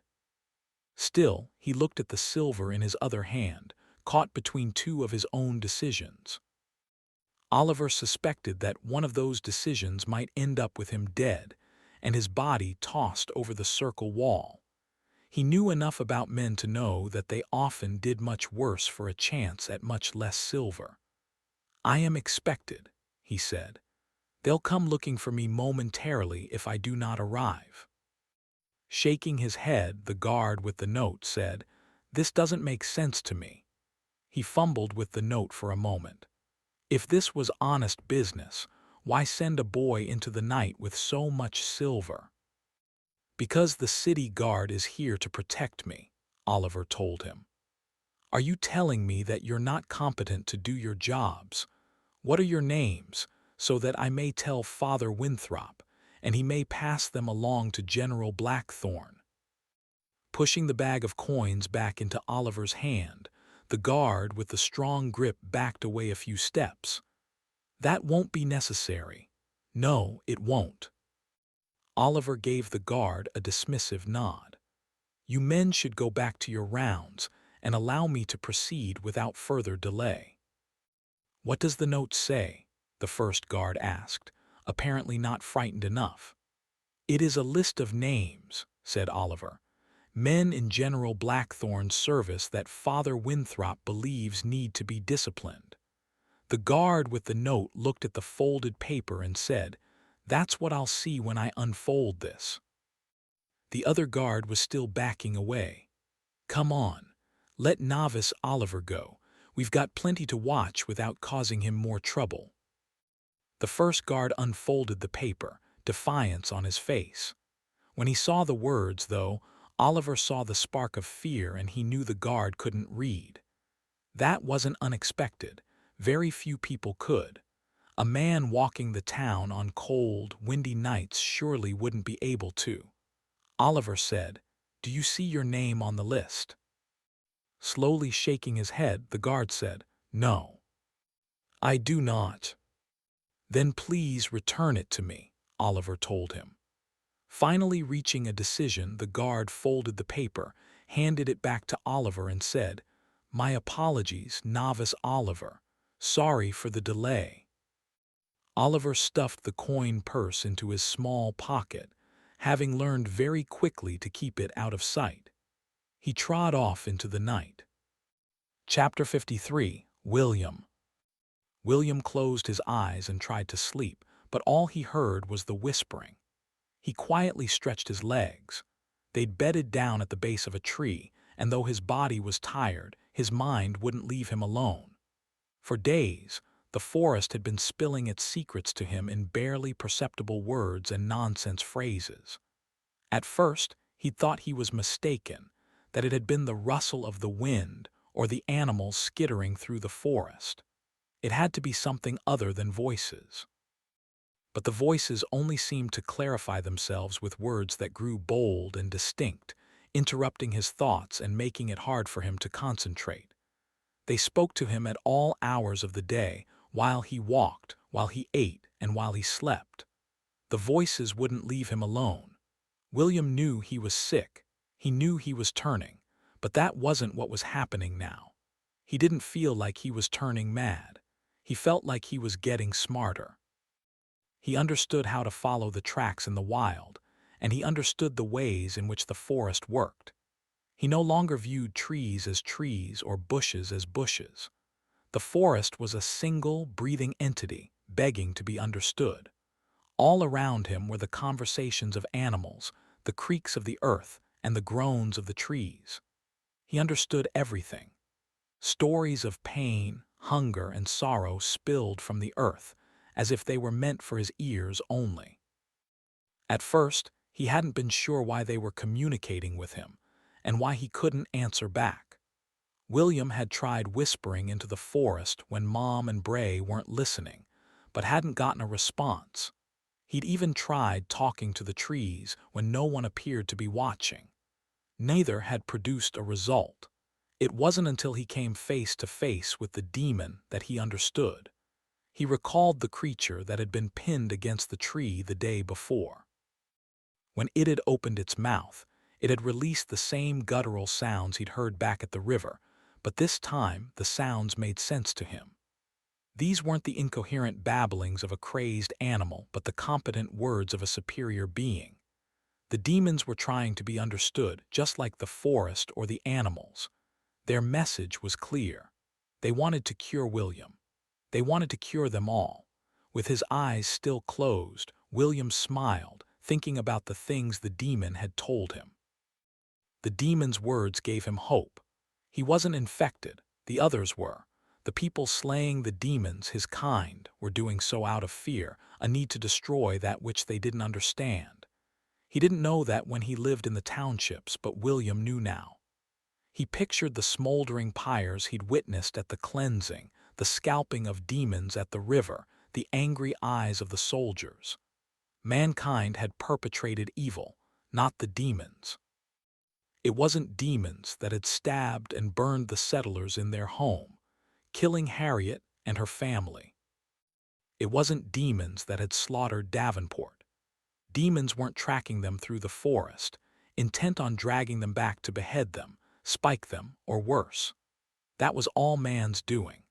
All these things were obvious to William now, but he couldn't dare voice this knowledge to his mother or to Bray. They'd fear him if they knew what he knew, just like men always feared the demons.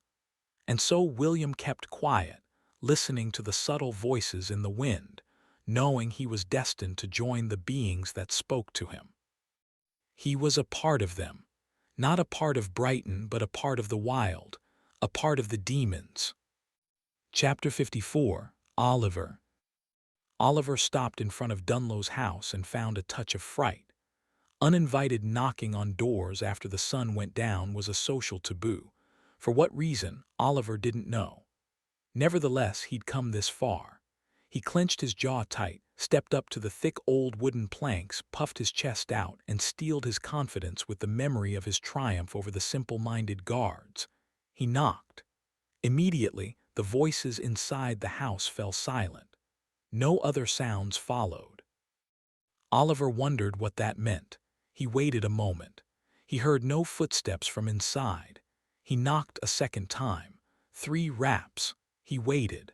Soft footsteps grew a little louder as they came up to the other side of the door.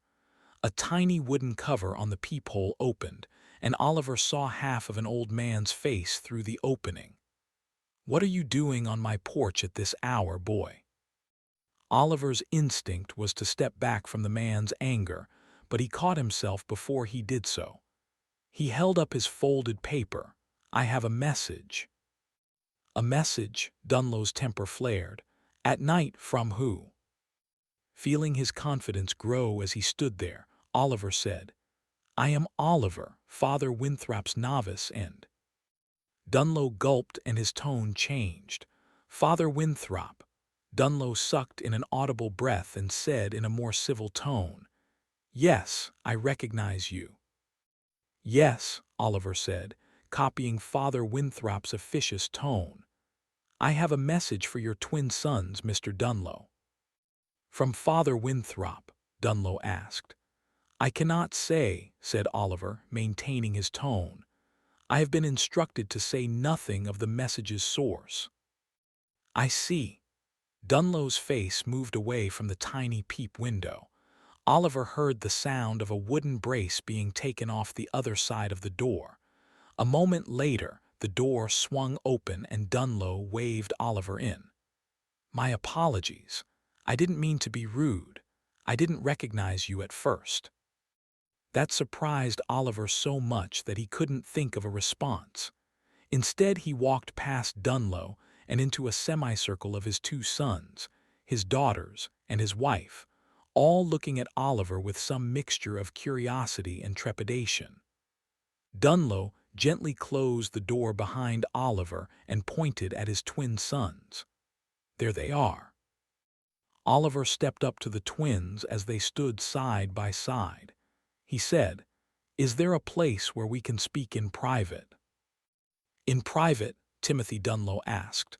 Tommy Dunlow pointed at a room to their right. "In there." "What is this?" their mother asked. Oliver looked at her, coming to the understanding that, for the moment, all of these adults were deferring to him as if Father Winthrop himself were standing there. "I apologize, Mrs. Dunlow. I am permitted to discuss this message in private with your 2 sons. That is all I can say on the matter."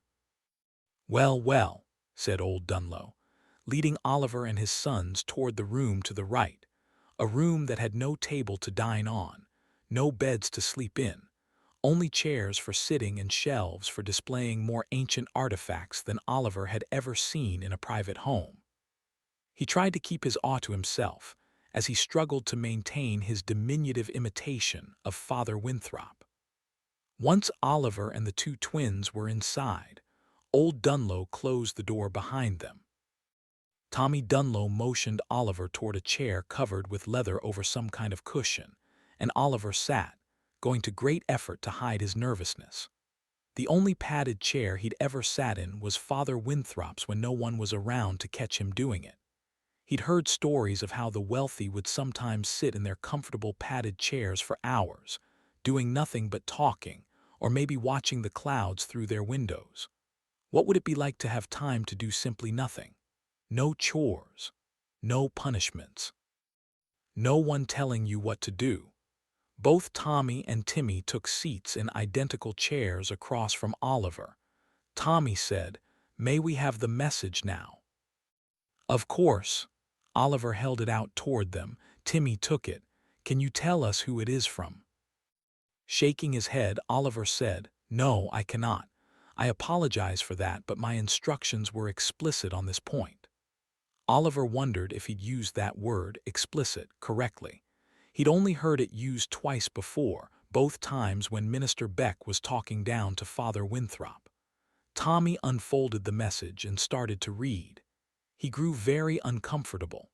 When he finished, he nudged his brother and silently passed the note over.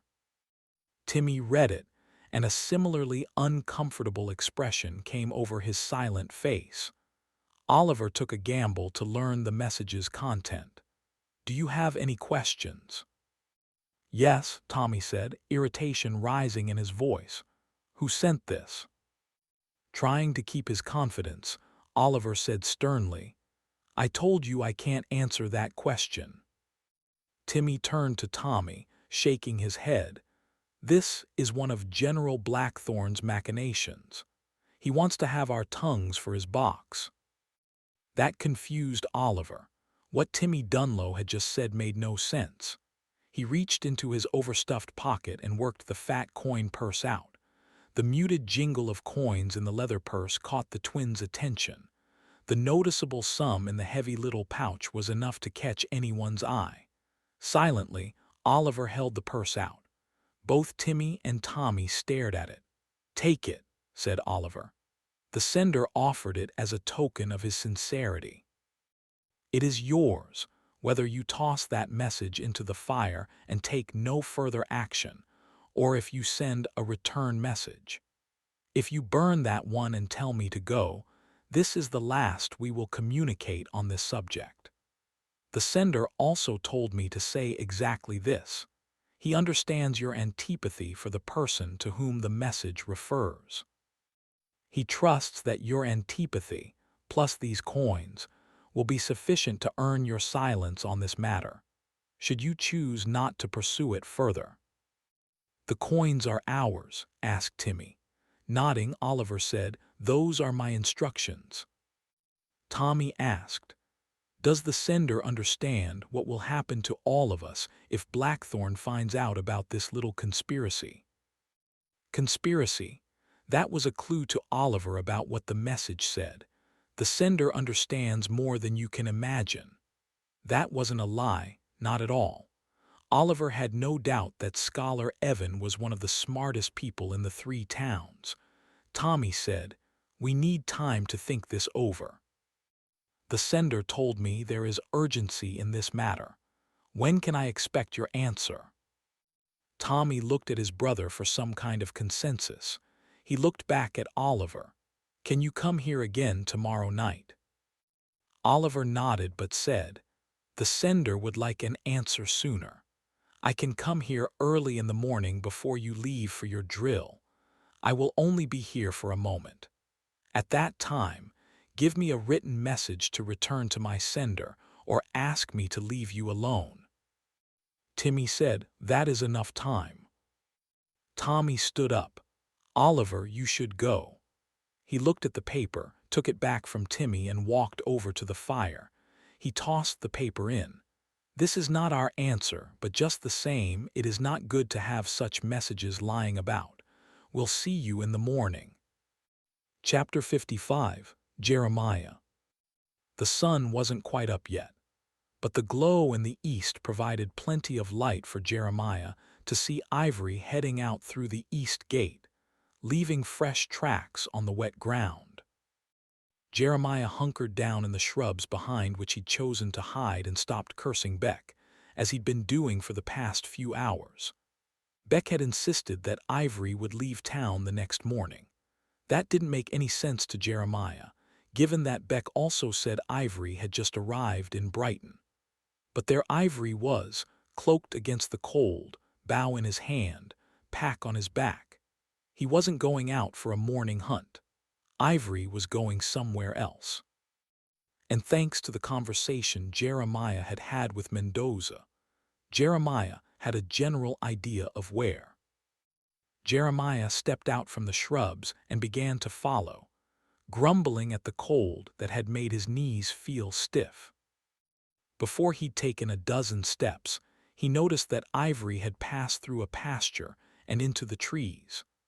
Jeremiah realized that Ivory's legs were already warm, and he'd already found a comfortable traveling pace. Jeremiah blew a gob of snot out of his nose and cursed, "Fast boys on young legs." At least Jeremiah had the wet ground and patches of snow in his favor. Ivory's trail would be easy enough to follow that staying close wouldn't be necessary at all. Chapter 56. Bray. The acrid smell of smoke licked Bray's nostrils as he stared into the gray morning. The smell of fire was never a good thing unless it was warming your bones or cooking your meal. He knew that better than anyone. He stared at the sleeping forms on the ground. Ella and William hadn't moved. He needed to wake them. He knelt down beside Ella, shaking her arm until she sprang upright. She reached for her sword, her eyes frantic and alert. "Demons?" she asked, panic rising in her voice. "Fire," he said. "Wake William, we have to go." Bray stared in all directions while Ella roused William. He tried to pinpoint the source of the smell. Judging by the wind, the fire was burning somewhere to the east. His first thought was that they'd camped near the soldiers. If that were the case, they'd need to get away and fast. "No talking," he whispered. "Follow me and stay close." They snuck down the hill, Bray steadying his sword. It was barely dawn, and neither the sun nor the moon had reached up to claim the day. A smoky fog crept through the forest, encircling the trees and obscuring Bray's view beyond 20 feet. He headed in the opposite direction of the smoke, weaving through thick tree trunks on the bottom of the hill, listening for sounds of danger. He expected the chatter of men or the ghastly shrieks of demons, but encountered neither. Maybe it was a forest fire. He'd seen several over the years. Occasionally, the soldiers would snuff out their fires poorly, leaving behind burning embers. If they were small and no one was nearby, Bray would put the fires out. If they were larger, he'd flee. Later on, he'd survey the damage, looking for fresh animal carcasses he could salvage. Not today. Not with blue shirts in the area. Bray moved in the opposite direction, deftly avoiding branches and leaves, anything that make noise. Ella and William ran behind him. The fog thickened the farther they went. Tendrils wove their way around the tree trunks, enveloping the forest like a low-hanging cloud. His heart skipped beats in his chest, propelling him faster. Bray wasn't afraid of bad weather, but the lack of visibility was unnerving. Abruptly, the footfalls behind him stopped. He spun around to see empty forest. "Ella, William," he hissed. Where had they gone? He heard a thin voice in the distance but couldn't pinpoint the location. He scanned the forest, his heart galloping, but all he made out were the vapor-encircled tree trunks. Ella and William had vanished. He had the sudden, sinking thought that someone had snatched them and slit their throats. He'd seen it happen before. Some of the settlers could be ruthless, especially when they were desperate and hungry. He'd gone a few more feet when he noticed a figure standing on the opposite side of a tree. He crept around the bark and raised his sword, prepared to lash out at whoever lurked there. It was Ella. Her eyes were wide and frantic, her lips quivered in fear. "William's run off," she hissed. "Where did you last see him?" Bray asked. She pointed, "That way." Bray scanned the forest, but couldn't see more than 10 feet. The fog was so thick it felt like nature was pulling them into the wild. They hurried in the direction William had disappeared, whispering urgently for him. The smell of fire intensified. Bray scoured in all directions.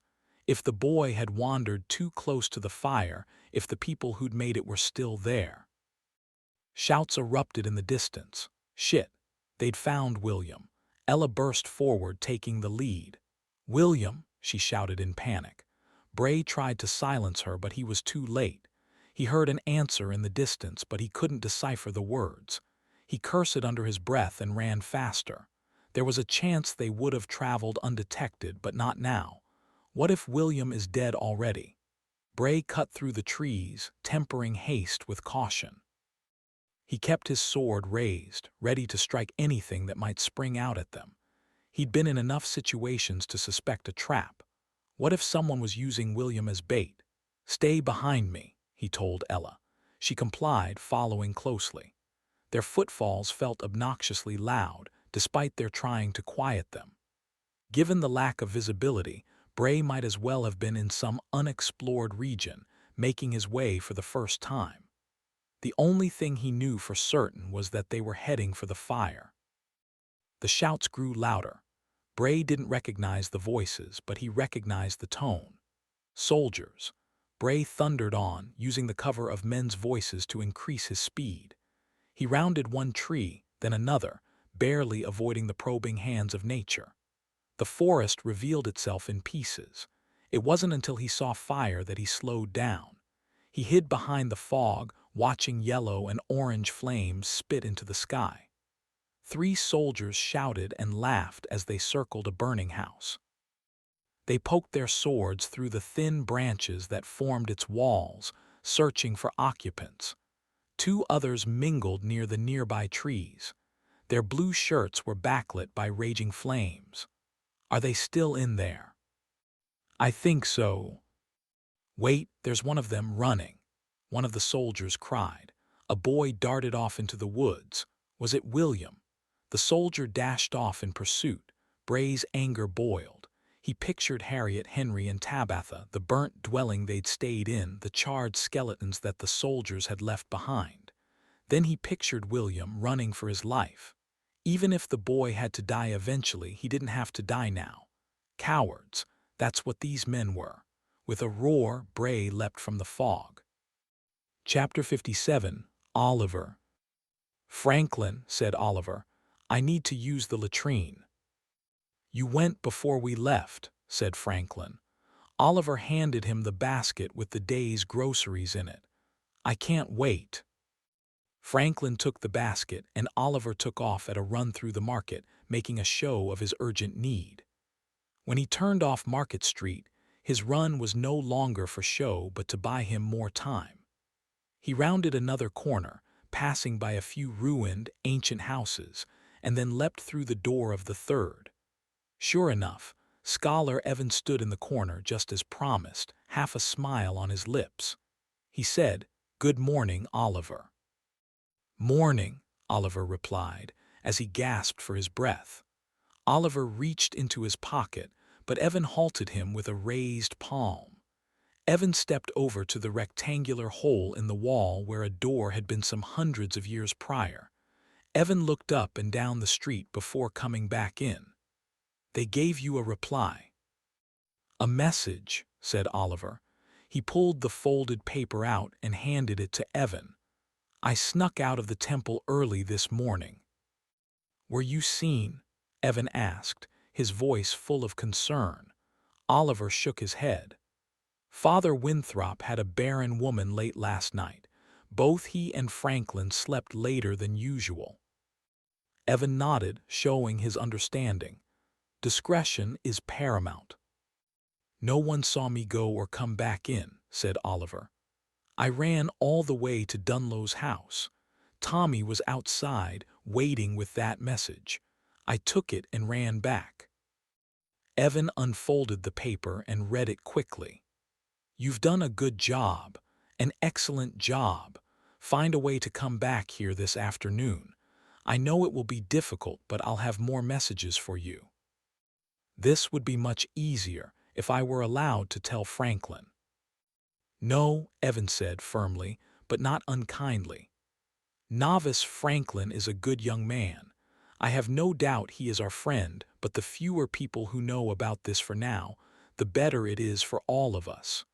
You must promise me not to tell him." Reluctantly nodding, Oliver said, "Okay." "This afternoon?" Evan asked. "I'll find a way." Evan gave Oliver a nod and a smile and then slipped out into the road. Oliver went back to the market and found Franklin. "Are you feeling okay?" Franklin asked, concerned. "With the early snow this year, people will start to get sick." Oliver rubbed his belly to keep up the pretense. "Something I ate, I think." Franklin handed him the shopping basket and led Oliver out of the market. "What do you have in here?" Oliver asked, moving a loaf of bread to the side to see what was in the bottom of the basket. "Honey," Franklin grinned. "A whole jar of it." Oliver spotted the large jar tucked among some half-wilted vegetables. He shook his head. "Father Winthrop doesn't like honey. Even I know that." Franklin said nothing but strode on ahead. Oliver caught up and said again, "Father Winthrop doesn't like honey. You know what happened last time. We put it on the table." "I forgot." Franklin looked down at Oliver with fake innocence. Oliver almost laughed. Franklin said, "I suppose we'll have to do something else with it." "I love honey," said Oliver, thinking of his empty stomach, though they'd eaten a meager breakfast just before leaving for the market. "I know," said Franklin. "Maybe if you eat enough of it, we can fatten you up a little.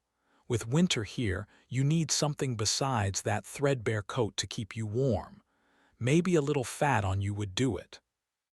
Oliver smiled, thinking Franklin was the best friend he'd ever had.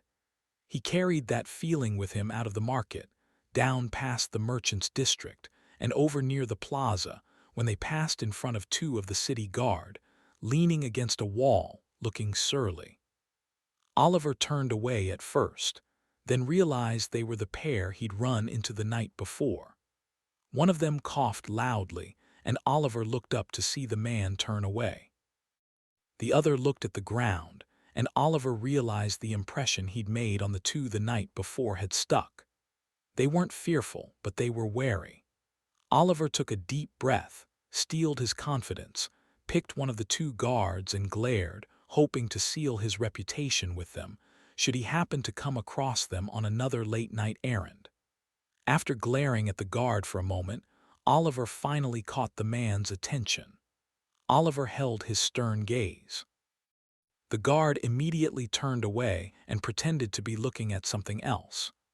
Oliver kept walking, his confidence growing with each step. Maybe he really was somebody. Once back at the temple, Franklin stored the morning's shopping in the kitchen and found some left-over bread in a cupboard from the morning meal. He said, "Father Winthrop won't be here for the midday meal." "We won't need to cook then?" Oliver asked. "No," said Franklin. "He didn't leave any instructions for us either." Franklin opened the jar of honey and sat it on a small table. He placed the bread beside it. "Eat up." "Really?" Oliver asked. He looked over his shoulder, a habit beaten into him by Father Winthrop. Every time Oliver had a thought about doing something he thought he ought not to do, he looked. "He's not here," said Franklin. "Eat what you want. We'll cook later." Oliver gorged himself on bread and honey until he felt like he could stuff no more into his mouth. After cleaning up the kitchen and hiding the remainder of the honey in a cupboard, he went back to the room he shared with Franklin. With no chores to do, he lay on his bed, and though he hadn't intended to, he quickly fell asleep. Chapter 58, Ivory. The air had grown still and left a blanket of clouds across the sky. With no wind to chill him, Ivory sat on an enormous slab of flat stone. He often stopped in this spot on the first day during his journey to the ancient city. He sometimes imagined the slab of stone was a tabletop that belonged to a giant who lived at the top of the mountain, in a time so long ago that even the ancient men didn't know of him. The slab of flat stone lay among a field of stones and boulders that covered a bowl-shaped formation at the head of the valley. To Ivory's left and right rose tall mountains, shrouded today by the low clouds. Behind him, maybe a half-mile up the slope, lay a crest that he had to cross over before making his way down into the forest on the other side. Ivory had spent a good part of the afternoon hiking up through snow on the valley floor that seemed to get deeper with each step. In the mountains, the snow always came earlier in the winter and melted later in the spring. But it wasn't quite winter yet, and he was only in the foothills. Up over the passes, it was likely to be very cold. He hoped the snow wasn't so deep so as to make the trails impassable. As he rested, he thought a lot about his short visit in Brighton. It bothered him that he wasn't sad over Muldoon's death. Ivory had cried when his mother died on the pyre. He'd cried when his uncle died. His uncle was more a father to him than Muldoon, though. Ivory and his uncle were two of a kind. Muldoon was, if anything, quite the opposite. A simple man who spoke in curt phrases and had a weakness for gambling and a propensity for losing. He was a hard man to like.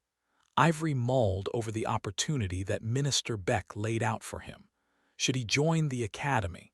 That was a dream come true for so many. To spend the rest of his life without the worry of digging in the dirt to plant seeds, hauling in loads of heavy grain at the harvest, or shoveling smelly dung out of pig pens. Now that was a life. He'd never have to pretend to hunt rabbits again. He'd never have to risk his life smuggling metals into Brighton to pay Muldoon's gambling debts. Of course, Muldoon wouldn't be incurring any more debts now. What worried Ivory, though, was that he'd lose his freedom, and that the academy could turn into a prison from which he'd never escape. Sure, he wouldn't be locked in, but it'd be a prison just the same. He'd slowly get saddled with responsibilities and guilt. He'd marry and have children, and then his choices would disappear entirely. He'd be a scholar, but he'd have to stand on the perimeter of the square twice a year and watch his beloved wife peel off her clothes and pray that she didn't get sent to the fire. He'd suffer the anguish that his children might burn, and he'd hear their screams and see their tears. How do parents bear it? He wondered. Concentrating on his thoughts, he ate the bread and jam he'd planned for his first day of the journey. Eventually, bored with going over the same thoughts again and again, he stared at the beauty of the dusted white forest. Up the mountain slopes, the boughs of tall evergreens sagged under wet snow. The valley floor was layered in white so smooth he imagined a single slip might send him sliding over its crunchy surface, and halfway back to Brighton. Only his single line of tracks marred the pristine white. Only. Ivory stopped chewing. He sat up straight and stared down into the valley. What's that? A bear. Way down the valley, far enough away that it would be invisible except for the contrast of brown bulk against white snow, something was coming, following his tracks through the snow. It was walking on its hind legs. That ruled out the possibility of its being a bear and left only one creature, a man, a very large man. None of the smugglers Ivory knew were large. They were all of average size. One of them was tall, but that man was too thin to be the man following the tracks. Still, if the man was bundled in layers of thick fur. Ivory shook his head. He was telling himself stories. He didn't know who that man was coming up from the valley. He didn't know why he was following in the tracks Ivory had left. He only knew one thing for sure: the follower might be dangerous and Ivory would have to lose him. The snow would make evasion difficult. The rock Ivory was sitting on had very little snow on it. The wind had whipped it clean. The stone was a light color, not much darker than the snow.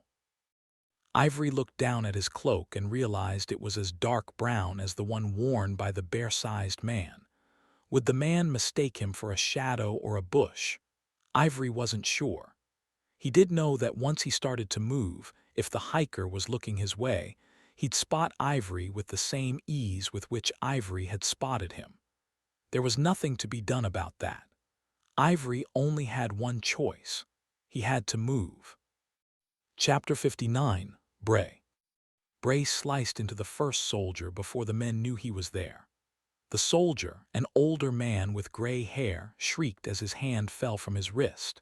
He dropped his sword to the dirt, grabbing at the wounded stump. Bray booted him in the chest, knocking him backward and into the fire. Then he leapt at another.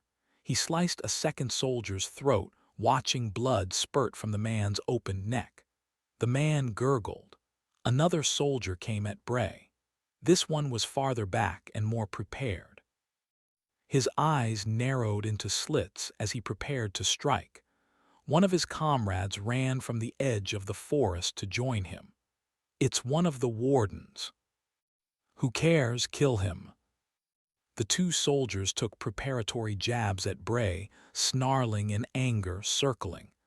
Bray heard a crackle behind him. In his peripheral vision, he saw Ella burst from the trees. "Forget about me. Go find William," he shouted. "They went that way." He heard the crackle of brush as she darted into the woods and followed the disappearing soldier. The two soldiers glared after her, considering pursuit, but Bray swung his sword, interrupting their decision. He clashed blades with the first man, his muscles heaving as he tried to push the man backward. But the man was heavier than Bray, and he pushed back with equal force. They struggled and fought for several seconds before the other leapt in, swinging his sword at Bray. Bray leapt back, narrowly avoiding the slice. "You'll be spiked for this," the larger man growled. "I'll see it done myself."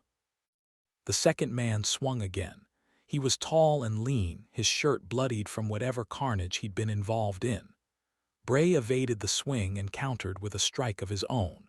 The blow struck the man's sword, knocking it from his grasp. Bray felt a stroke of satisfaction, but it didn't last. The larger man charged Bray. He knocked into the warden and toppled him backward, heaving him into a thick tree. Bray grunted from the impact, the breath exploding from his lungs. The soldier stepped back, raised his sword, and aimed for his head. Bray dodged, but not in time to avoid the tip of the blade. Pain seared through his ear. Wet blood ran down his face. Bray gritted his teeth. Channeling the pain into anger, the warden ripped himself from the tree and circled the men. The soldier he'd disarmed had reclaimed his weapon, and the large man stared at him with sadistic eyes. They pushed him backward, edging him toward the burning house. Flames filled the air with an oppressive combination of smoke and heat. Bray gagged and his eyes watered. In the distance, he heard sounds of commotion. Ella, William. There was no time to speculate. The large soldier ran at him. Bray sidestepped. At the same time, the tall soldier jabbed at the warden's midsection, catching him in the leg. Another jolt of pain tore through Bray's body as his calf was cut open. He cried out in frustration and anger. Had it not been for the disorientation of the fog, he would have bested these men already. He refused to die. He shouted and swung again. This time he caught the tall soldier in the upper arm. The man cried out as his skin tore open. Bray wrenched the blade back and forth, deepening the wound. Then he retracted his sword. Before the man could recover, Bray kicked him into the fire. The soldier roared in agony as the flames grabbed hold of him. Bray stepped back, his face dripping sweat. He wiped his face on his sleeve, nearly forgetting his nicked ear. Blood soiled his shirt. Adrenaline flowed through his body. The large man stood silent, his mouth agape. He gritted his teeth, trying to summon his courage, but Bray could sense he was scared. Without his comrades, the man was as weak-hearted as the rest of the townsfolk. He wasn't suited for battle, not without the swinging swords of his fellow men. Bray ran at the man, holding his sword at chest level. Instead of fighting, the man turned and ran into the trees. The warden ran after him, limping on his wounded leg, his anger as strong now as it had been minutes earlier. The torched house spit and crackled behind him. Bray chased the man until the heat on his back had dissipated.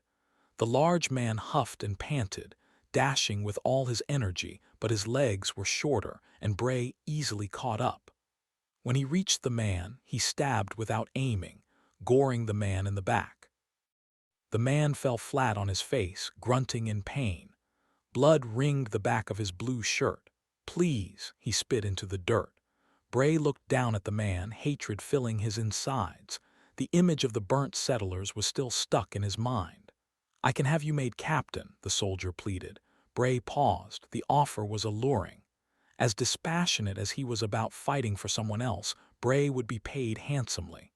"A minute ago you said I'd be spiked," Bray said through gritted teeth. I didn't mean. Soldier trailed off. Bray cocked his head for a moment. The man would die before he could make good on his word. With a shrug, he sliced off the man's head. Bray, a frantic voice called his name. Ella. Bray darted from the bloody scene, making his way toward the commotion. He ignored the pain in his face and his leg, repressing the anger that had consumed him before. The fog was still thick and unyielding. He needed to focus if he wanted to defeat whatever was out there. Demons, soldiers, whatever it was. The sounds of struggle seeped through the forest. Bray evaded branches and bramble, finally making his way to a clearing between the trees. Ella was screaming, watching in horror as one figure stabbed another. It was William, and he was hovering over a soldier, plunging his sword repeatedly into the man's chest. "I can't stop him," Ella cried. Bray approached William. The boy continued stabbing the lifeless body. Only when Bray was closer did he recognize the soldier's marred, bloodied face. It was Theodore Marks. "William," Ella said again, her voice wavering. It looked like she was afraid to go near him. Bray stamped the dirt. "William," he shouted with authority. This time the boy looked up. William's eyes were wide and rabid, his face was covered in blood. Bray held up his sword, prepared to use it if necessary. William stared at the warden for a long moment, as if trying to formulate a sentence but not quite conjuring the words. Then William dropped his sword. The weapon clanked to the ground. "It's over," Bray said, watching him intently. The boy looked between Ella and Bray. Then he walked over to his mother. He breathed heavily as if he'd forgotten how, then opened his arms and hugged her. Chapter 60, Ivory. Hiking up the sloping side of the bowl directly toward the crest was hard going. Usually when Ivory made his way up to the end of the valley, he zigzagged back and forth across the slope, stepping carefully over the rocks, some the size of a man's head, some the size of a pig. It made for difficult walking, and every step had to be taken with care. So far removed from town, a slip and a twist of an ankle could be a life-ending mistake. With the bear man coming up his path, though, Ivory didn't have the luxury of zigzags. He needed to be over the crest, down the long rocky slopes on the other side, and into the forest before his pursuer crested the slope behind him and spotted where he went in. If the bear-sized man had to search for his path into the forest, it would delay him and increase the chance that Ivory could escape. With any luck, more snow would come, covering Ivory's tracks and making him safe. Snow filled every crevice, and unfortunately, many of the rocks wore a thin glaze of frost from where the first of the snow had melted on the last of their summer warmth. The air was cold enough to refreeze it, making some of the rocks dangerous. By the time Ivory neared the crest, he wondered if his choice to come straight up had been wise at all. He was much more tired than when he zigzagged, and he wasn't sure that he'd saved any time, with having to stop for frequent breaks to catch his breath. He turned to gauge the bear man's progress and was astonished. Somehow, the bear man had crossed half the length of the snowy valley while Ivory was negotiating the rock field. Ivory grimaced and pushed on. He needed to make it to the crest. Why would somebody follow him? In all the times Ivory had taken this trail over the years, both with his uncle and on his own, he'd only seen another person a handful of times, and he'd never seen someone so close behind, following the same path. A new thought occurred to him. Was it possible the other traveler was someone who'd come across his path in the snow and had already been traveling in roughly the same direction? Was it possible it was someone seeking the company and safety of a traveling companion? Given the early snow, was that such a stretch? Ivory shook his head and grumbled to himself. He hated not knowing. He hated being fearful. Still, one of the most important lessons his uncle had taught him was to be careful. Given the mystery of the man behind him, Ivory pushed onward. Evasion was the most cautious path. When Ivory finally reached the crest, he looked down over the long, sloping rock field on the other side. His heart sank. It was covered in snow from the rocks along the crest all the way down to the trees far below. Ivory cursed the sun, and he cursed the wind that would leave one side of the crest relatively clear and the other snowy. Worst of all, he saw the tips of some of the rocks peeking out through the snow, meaning that not only would the snow show every step of his escape path to the bear man, but it wasn't deep enough that he could avoid the risk of twisting an ankle on the rocks underneath. In fact, he wasn't even sure it was safe to cross. Paralyzed by indecision, Ivory looked back again at his pursuer. He looked along the crest as it rose up to the mountain on the right and the one on the left. All paths were hard. All were dangerous. Chapter 61, Bray. Bray, Ella, and William made their way back to the burned house. Flames still licked at the structure, eating at the sticks and metal that had once comprised it. "Did anyone survive?" Ella asked, peering into the collapsed structure. "I don't think so," Bray answered, his voice somber. "They wouldn't have lived through the smoke or the fire." They stood in silence, staring at the yellow and orange flames. The dead bodies of the soldiers lay around the area like funeral decorations. One of them, a soldier Bray had kicked into the fire, was blackened, stuck to a piece of ancient metal. His skin was melted. Bray felt no pity. The soldiers had gotten what they deserved. He cocked his head, listening to the sounds of the forest. The fire crackled. After a moment, he searched the grounds for the dead soldiers' provisions. He rounded up several flasks of water and pouches of dried meats and berries. He opened his pack, made room, and dropped them inside. He hid the soldiers' swords where he could find them later if needed. Despite killing the soldiers, the forest was far from safe. There were bound to be others and demons, too, with the scent of burnt flesh ripe in the air. "We should get going," he said to Ella and William. He watched the boy as he said it, still suspicious of the boy's demeanor. Whether William had acted in defense or retribution or something else was impossible to ascertain. Ella wore a grave expression. "I wish this fog would clear," she said. "We'll find our way. It's not ideal, but it'll give us cover from the soldiers." Bray gave a last glance at the house. Something glinted from the side of the building, catching his eye. "Hold on," he said. He walked over next to the house in search of the object. The area was scattered with remnants of the dwelling. Wood, limbs, and scraps of ancient metal lined the forest floor. He walked to where he'd seen the object, pushing aside errant foliage until he found what he was looking for. It was a knife. Bray reached for the weapon, testing to see if it was hot. It wasn't. He picked it up. The handle was short, as if it had been smelted for a youth. A pit formed in his stomach.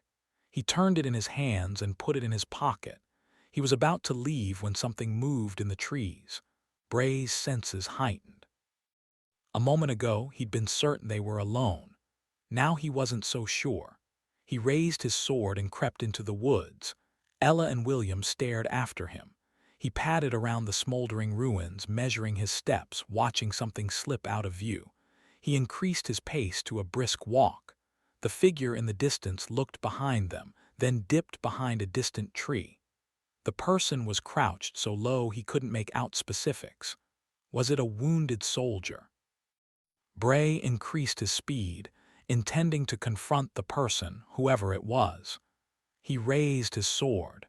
He wouldn't leave witnesses. He approached the place where the person had disappeared. Ella and William trailed nervously behind him, swords high. When he'd reached the tree, Bray took a wide berth around it, then raised his blade and prepared to strike. A gaunt, bloodied girl stared back at him. She clutched her chest in fear. Her face was covered in soot, her dark hair ratty and tangled. At her feet was the body of a mangled, dead boy. "Bray," Ella called from behind him. "Who is it?" Bray didn't answer. He lowered his sword, his eyes locked on the frightened girl. Despite her disheveled appearance, her face was hauntingly familiar. He looked over his shoulder at Ella. "Ella," said Bray, "I think we found your daughter." Chapter 62, Oliver. Oliver woke to Franklin's jostling him and whispering harsh words. Franklin shook his head. What did you do, Oliver? What did you do? Oliver was confused, waking up in the middle of the day. Nothing, he mumbled out of defensive habit. It wasn't me. Get up, hurry. Franklin stood up, pointing vaguely toward the temple's sanctuary, where Father Winthrop typically took visitors. Father Winthrop is grouchy and blaming you. Oliver sat up and rubbed at his bleary eyes. What's going on? Franklin ceased his near-frantic motions and looked down at Oliver. Did you sneak out last night? No, Oliver lied. I was here. This is where you left me when you went to fetch a woman for Father Winthrop, and here I am now. Don't you lie to me, Franklin told him, shaking his head. Don't you lie. Oliver looked down at his hands. Who's here? The city guard. Oliver felt a lump in his throat and had an urge to run out the door, out of the temple, and across the fields to the circle wall. He didn't want another beating. Get your shoes on, Franklin told him. How many times do you have to be told? How many times does Father Winthrop need to beat me? Oliver asked defiantly, finding some strength as he stood, at the same time, reaching up to the welts on his back. He had them all up and down his back, buttocks and legs. The last time Father Winthrop went after him was for sneaking half a loaf of bread. Winthrop had seemed to be past the limits of his short temper, and had found some kind of determination in his black maggot soul, a determination that if he only hit Oliver hard enough, often enough, he'd eventually win, turning Oliver obedient. It had taken a full week before Oliver was able to sit without pain after that. Some of the welts were still crusted in scabs where Father Winthrop's leather strap had torn the skin. Franklin helped Oliver to get his shoes tied. Oliver said, I need to go to the latrine. Shaking his head, Franklin said, You'll have to hold it. Father Winthrop wants you now. But Franklin shook his head again and half-dragged Oliver out into the hall. In a whisper he said, You better start thinking up something. What are they saying? Oliver asked in a quiet voice. I don't know all of it, he said. 2 of the guards came to the temple. They made me get Father Winthrop. Unfortunately, the hallway wasn't long enough for more to be said. Franklin and Oliver entered the sanctuary. Father Winthrop sat in his big, puffy chair up on the stage, where the pulpit usually stood during worship. After the last of the peasants left the temple after each sermon, Franklin and Oliver's first job was to move the pulpit aside and put the chair at the center of the stage. From there, Winthrop could sit like some kind of ancient king on his throne and accept his supplicants. The supplicants in the sanctuary, standing below Father Winthrop in front of the stage at that moment, were 2 of the city guards. Oliver's heart sank. It was the pair that had stopped him on the way to the Dunlow's house. One of them looked over, pointed at Oliver and said, That novice, right there. He's no novice, Winthrop thundered at the guard. He turned his dark gaze on Oliver and in a seething voice said, And he may never live to be one.